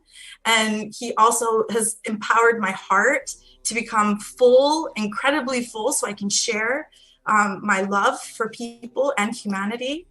He's given me a mindset, a business mindset, something I didn't even think I was ever going to do or had it in me to even think about doing, because I was just so stunted in growth. Although knew that, I wanted to achieve all of these things, I just never thought that I had the will or the persistence or the super determinism to make this happen. He gave me these words, these powerful cognitions that I can articulate and actually do. That's the beauty. Yeah, That's it's really awesome. awesome. So awesome. You're eloquently articulating his teachings and his blessings in your life, and clearly you're radiating everything he's been teaching. So it's really beautiful, Ma. So can you share your experience during this pandemic, how your life has been so different maybe from your friends or family who don't necessarily have Swamiji in their life right now, and you're still experiencing so many breakthroughs? Sure. I had the beautiful opportunity to work with a lot of different kinds of people of all different kinds of sicknesses and livelihoods. So I've had the opportunity to see what COVID has done to so many people. It's destroying lives. It's creating a fear-based society. It's showing scarcity. But amongst all of that negative stuff, there's still this incredible, powerful space that says, we don't have to live like this anymore. Swamiji has showed us that, he has prepared us so many years in advance with the mindset, with the cognitions to surpass this negative vibration that's coming in super hard. So, just definitely being able to share these beautiful cognitions with people, telling them, not to be afraid, but to clean your body, to eat healthy, to not eat meat, to do all of the things that he's asked us to do, make sure we have clean drinking water, preparing ourselves for the future, but living in the now. And that means being healthy and being cognitively aware and having super conscious breakthroughs and all of these things. So I have had this opportunity to share those powerful cognitions with others. And so when I do feel like, and I have been in the root of the COVID experience, nobody has been affected within my circle or within my community that I know of, except patients that are outside of my own, life. But to see what they might have been going through, to see what their lives were like before COVID, really gave them a perspective, like spending more time with your children, not having the grind of work every single day, realizing that, we don't have to live like this. There's no, we can absolutely come beyond that, rise above that, and live and become spiritual. And spiritual doesn't mean necessarily, to meditate and all this, is to be cognitively aware. And that's all of these beautiful deities that come to us to give us darshan. These are reflections of us, so we can take on the role, the phase of them. I just love Swamiji so much. And I love my Sangha so much, and I love Hinduism so much. I just feel like every single person on planet Earth should be experiencing this breakthrough in all facets of life. That's beautiful, Ma. And what would you like to share with, what would you share with them about having Swamiji in your life, especially during this global pandemic where people are living in so much of fear, how you've experienced, a state beyond all of this and just having continuous breakthroughs? So what I would say to someone just looking in, it's so important to know that you are loved.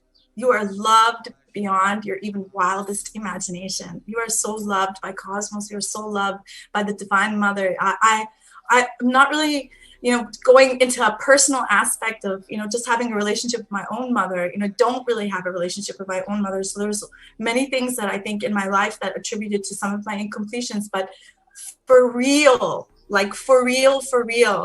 to be like just in her presence and watching her face is literally like your mom's hand on your head, or dabaing you on your lap, or it's like giving you so much love, like just for my own children too, always letting them know in the gentle, beautiful, graceful demeanor Swamiji speaks to us and Deva Parashakti speaks to us.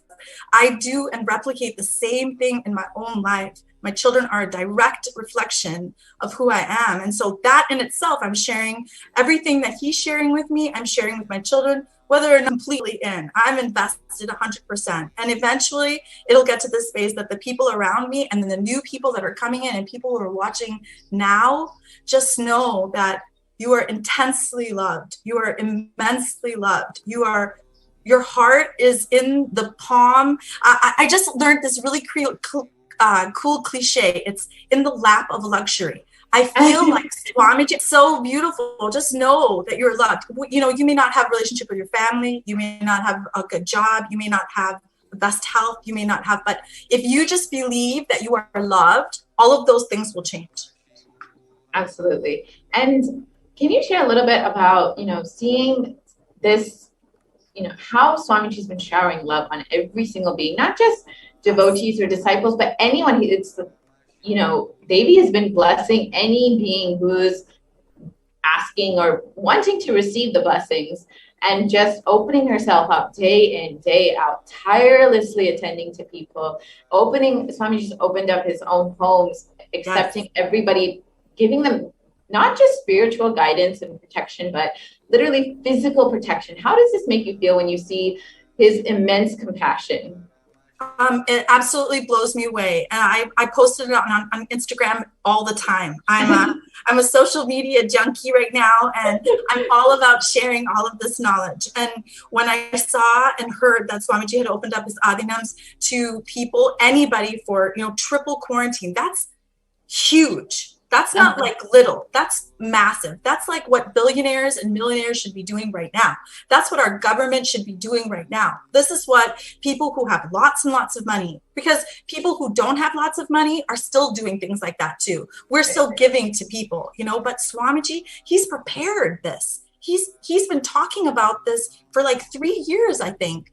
How to change, how to activate, be a part of the Sangha. When this happened, he would be prepared for it. And even though he's not even in India, that's what blows me away, right? Amazing, amazing saving. He's saving us. He's saving our lives. And to be able to protect the people of India, they were stolen. Everything was stolen from them when COVID hit. Livelihood was stopped. Their jobs were stopped. They couldn't get any medical care. There's political issues. There's all sorts of things, but his womb is open. Yes, exactly. It's the only place where humanity will be able to be guaranteed protection. And living in his breathing space and literally raising during this time of crisis rather than sinking into suffering like the rest of the world. Yes. Imagine the kind of people are going to come out. Exactly. Right? This is the starting of his real ecosystem, I'm not gonna cry right now. Just thinking about it, like that's just so incredible. How are you so incredible? Like you're the most incredible, the most compassionate. You're opening up your home, your womb, your life, your being for us. Exactly. Who would do that except God? Exactly, Ma. There's no words to really describe Swamiji's compassion, and he's literally here to save humanity. And if the sooner we realize that, the sooner that we will raise ourselves and the sooner that we will be able to receive his blessings. Yes, Ma. And I believe like all of us, the ones that are outside in the world, we are radiating him also very, very much. Absolutely. So, we are part of the womb. And so we want to nourish and we will nourish each and every person that comes into our contact. Absolutely.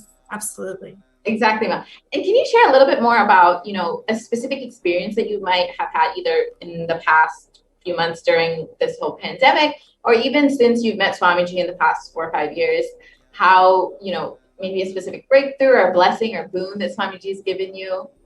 Idea to an invention, from an invention to a materializing, from materializing to absolutely living out it. So this gradual experience, and the greatest part, it never took time. It took ambiance. And I tell people this all the time, like, things can happen when all of the elements are put together and everything is in the right space. It will just happen. So that's the cognition that he gave me. And these are continuous things that have happened.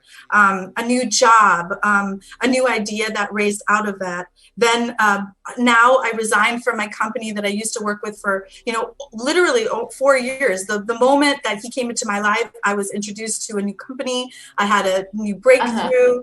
I was able to do so many of the things that I've always dreamed about doing. Not even just, honestly, I didn't even dream about some of these things. These were things that he just implanted in me, like, you can do this. Yeah, you can do this. Yeah, you can do this. You can do this. You can do this. You can do this. You can do this. You can do this. And it was just constant and deeper and deeper and deeper I've gone. And it may at some moments felt scary, but now it doesn't feel that way. Now I feel like, oh, I know when it's about to happen. You know, so like my energy level is super high. I don't sleep for a little while. All of a sudden, it's this beautiful breakthrough. So I just resigned from a beautiful company that I worked for, and created a beautiful ambiance based on Swamiji completely. And then went into another opportunity just recently, opened up my own business. I'm sharing living water with the world. That in itself is blowing me away, because I was introduced to this water through my Sangha. Just it's too much. It really is too much, like too many blessings, one after the other. And that's what life at Swamiji is like, though. Yes, it's true. It's true. Like, no concept of time. Because for most people, like, what I've been through would take like out the door 4 years. And that's actually a really good point you've made, Ma. It's like, people think that manifesting what they want in their life takes time. People feel that, oh, it may be in a few years, and they keep delaying. But with Swamiji in their life, with Swamiji continuously guiding and blessing and giving all the boons, it doesn't take any time. It will just manifest. It's just your decision to let him manifest through you. That's absolutely correct, Ma. You said it perfectly. And so you during this pandemic were able to complete a job that Swamiji had given you and start your own business at a time where most people are losing their jobs, losing their businesses. You are expanding during the pandemic. Yes, expanding and expanding so much, including different aspects of expansion. So expanding, health wise. I've never been the healthiest in my life. And being able to utilize and create products that have the recommendations of what Swamiji uses, like ashwagandha, triphala, haritaki. These are creating just this whole environment has been.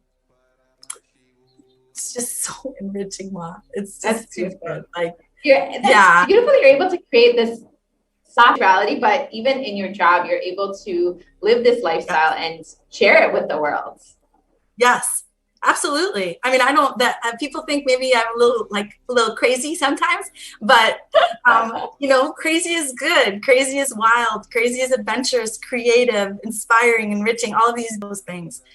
The ability to speak, the ability to share, the ability to share knowledge, and just to be, the leader that he is. If you didn't know him, you would still think he was an amazing leader. Absolutely. Right? Because his whole demeanor shares that. It radiates that. So I want to be in his vision always. Absolutely. It's like even his enemies can't deny the type of leader he is and what kind of inspiration he puts in people. It's true. It's so true. And you were saying you've had a lot of breakthroughs in your health. Can you share a little bit more about that? Sure. Meet family. I definitely went vegetarian for a long time and then came back and lived in that low cognition, low vibrational space. Felt like, things were going wrong, things, my gaining weight, skin didn't look good, my hair wasn't growing. I ended up shaving my head because I wanted to donate it, but I couldn't donate it because it was unhealthy at one time. And so many things, like I had surgery on my knees because I had meniscus and ACL surgery. I had some, edema in my right ankle. I've had some back issues. I have twins that are going to be 18 in December. So, I had a tailbone that was broken from childbirth, like all of these things. But what he did for me in terms of my health is he gave me the right knowledge base to correct, even though I'm not really crazy about the taste, but I love it so much because I know the power of haritaki, right? My panchakriya, my anima, ability to correct all of these things in such a short period of time. Like, illness is not lifelong, but it is very curable, things that you can change. Yes, I'm sorry, Mom, I will go keep going. No, in every aspect of your life that he's given you blessings and boons, and you've been able to just have so many breakthroughs. Thank you so much, Ma, for sharing.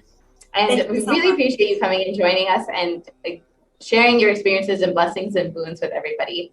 Thank you very much, Ma. It's such a pleasure. I'm so honored, and I love Swamiji so much. Thank you. Thank you so much, Ma. Thank you. Nithyananda. All right. Thank you so much. Dear viewers, we will be taking a short break.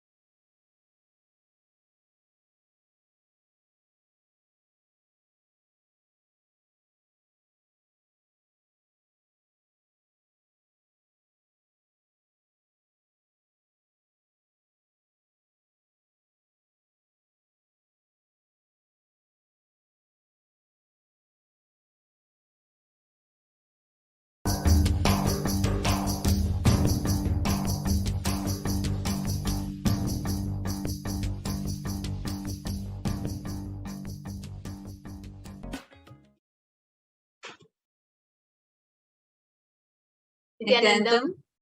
Welcome back, dear viewers. And just after this short break, and we all of us just listened to a very beautiful segment on how the avatar at this time of the pandemic has extended his own inner space, his own homes, as the Kailasas, just to protect people from the pandemic, from the pralaya.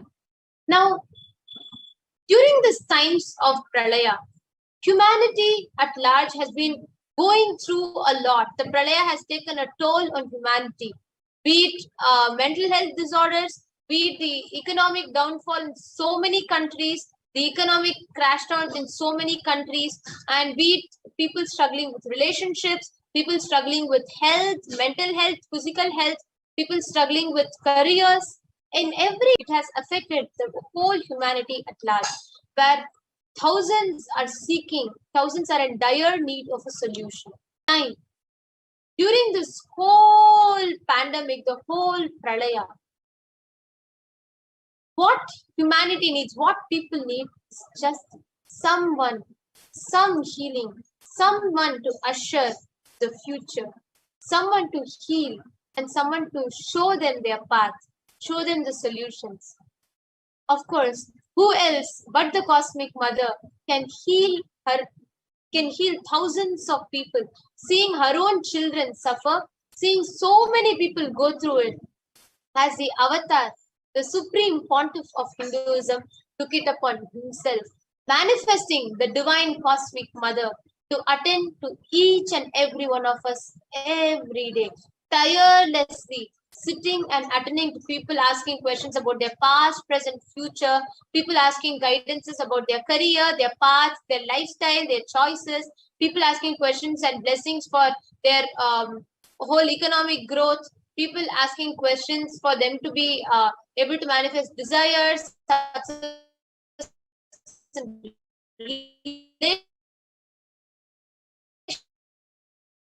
relationship in every Parash, manifesting pontiff of Hinduism and answering to thousands and thousands of lives, giving them boons, answering their prayers, blessing them with all the powerful cognitions, powers, and ultimately manifesting the enlightenment itself. In this segment, we are going to be having some of these blessed beings, the blessed souls, who had the greatest of blessing to have been directly interacted with Devi Parashakti herself, receiving boons from her. These sharings are going to be extremely special because the way Devi flows, fulfills into each and every of her child's life is just so profound. And today, joining with us, we have Manitya Parameshwarananda. Nithyanandamma, if you could just unmute yourself. Sorry. Yes. Nithyanandam. Nithyanandamma, so happy to have you here. And I can just see the joy and smile on your face that just lit up when you said how Devi addressed and directly answers to each and every being. So, yes. and especially for you, it was not something small. I'm sure everybody, when you share, will remember that blessing that Devi gave, how she accepted the offering to this day, keeping up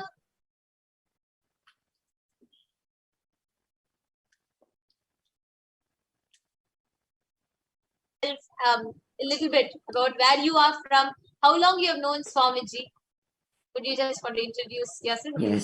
Yes. My name is Parameshwarananda. I'm from Los Angeles and I have been connected with Swamiji since 2007 when I met him first in Jain Center when he spoke on Jain Sutras, and I literally felt that he just came there to just get me to be enlightened by him. I didn't know, but I was just so magnified with his presence and started all experiencing so many healing and everything. I don't want to get into that because that will take another hour or more. But that was in 2007. So I am just connected to Swamiji since then. I started listening to him and just taking his programs, IAs, all IAs, everything. But I want to share about the experience that I had just, I think it's a couple of months ago where when there was an Enlightenment Day, and he was sharing in satsang only that beautifully how Devi chooses her own jewelries. Like when someone offers, she particularly chooses the jewelry and wears herself, and how auspicious it is. And that really, and I was thinking of offering this to Swamiji, but that time I just decided and texted Ma Gnanatma Swami, and then we texted back and forth, and it just quickly, I was so ready to give my own memory that I kept holding, and it was from my past husband who passed away now many years ago. And I was holding into it, and then I said, what a nice way that I can offer this to Devi Parashakti, who is the ultimate, and so we did it, and it was so fast that everything happened, that just in like a week or so, I saw Swamiji wearing on his jatas, and I just started crying seeing that on his jata, I mean, to Devi's jata, sorry, him and Devi all same. So, but then I wrote, well, actually, yeah, I wrote that, thank you, Devi, to accept this, and then Devi said that your husband is going to be liberated, and he is with me, and he is getting Sayujya Mukti, and you also. So, and I'll take care of you and whole family and all these blessings that Swamiji was showering. But I was really shocked that how he took care of my husband after all these years, that he hasn't even met him. And to think of giving him liberation, I never even imagined that when I offered. So I'm so grateful to Swamiji to giving me this opportunity, and offering, I might accept my offering and liberate him, So that's my story. And every time I see Swamiji wear that, it just gives me goosebumps, and I feel so blessed by Devi to wear that. That's something that I have worn, that I never imagined that the incarnation, the Devi in Swamiji, that is accepting and wearing, so it's a beautiful feeling. Actually, like as you were sharing, like Devi actually had blessed saying that every time you see that the jewel, that diamond that you have offered, that when I wear it on my jatas, when it is just on my jatas, as like decorating my jatas as Shiromani, right? And Shiromani, when it is there, yes. yeah, Yes. when it is there on my jatas, you will remember how your husband is always in oneness with me. Oh my God, it's Yes. it's just, I don't know how to put it into words, because it's just too amazing. And now he's not only wearing on jatas, but he's wearing on his neck also. And that's like double blessings. I said, oh my God, Devi would think that I have something I had which had no value, but now it is tremendous, unbelievable value to it, to see it. Yes, ma. So true, Ma. Ma, actually, Thank you. know, just to attain this space of liberation, the Sayujya Mukti that you said, where Devi herself accepted that, and you said so beautifully how you felt, something that you were wearing, something that you, after your husband left the body, there was something in you that was, disturbed. There was some part in you which needed healing. And Yes. you very beautifully shared how you felt when Avatar himself accepted that small piece of jewel and gave you that greatest of boon. People need to do siddhas and even yogis do penance for thousands of years together to attain that space of liberation. They do for hundreds of years to attain that Sayuja Mukti from with Devi Parashakti.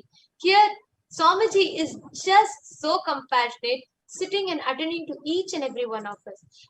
Like you shared, to each and every viewer, I feel you should also share the perspective of how it helped you heal your inner space. You were sharing about how even after your husband's passing, there was some incompletion in your something in you which was sitting, Yes. which Yes. for a very long time, unattended Yes. component.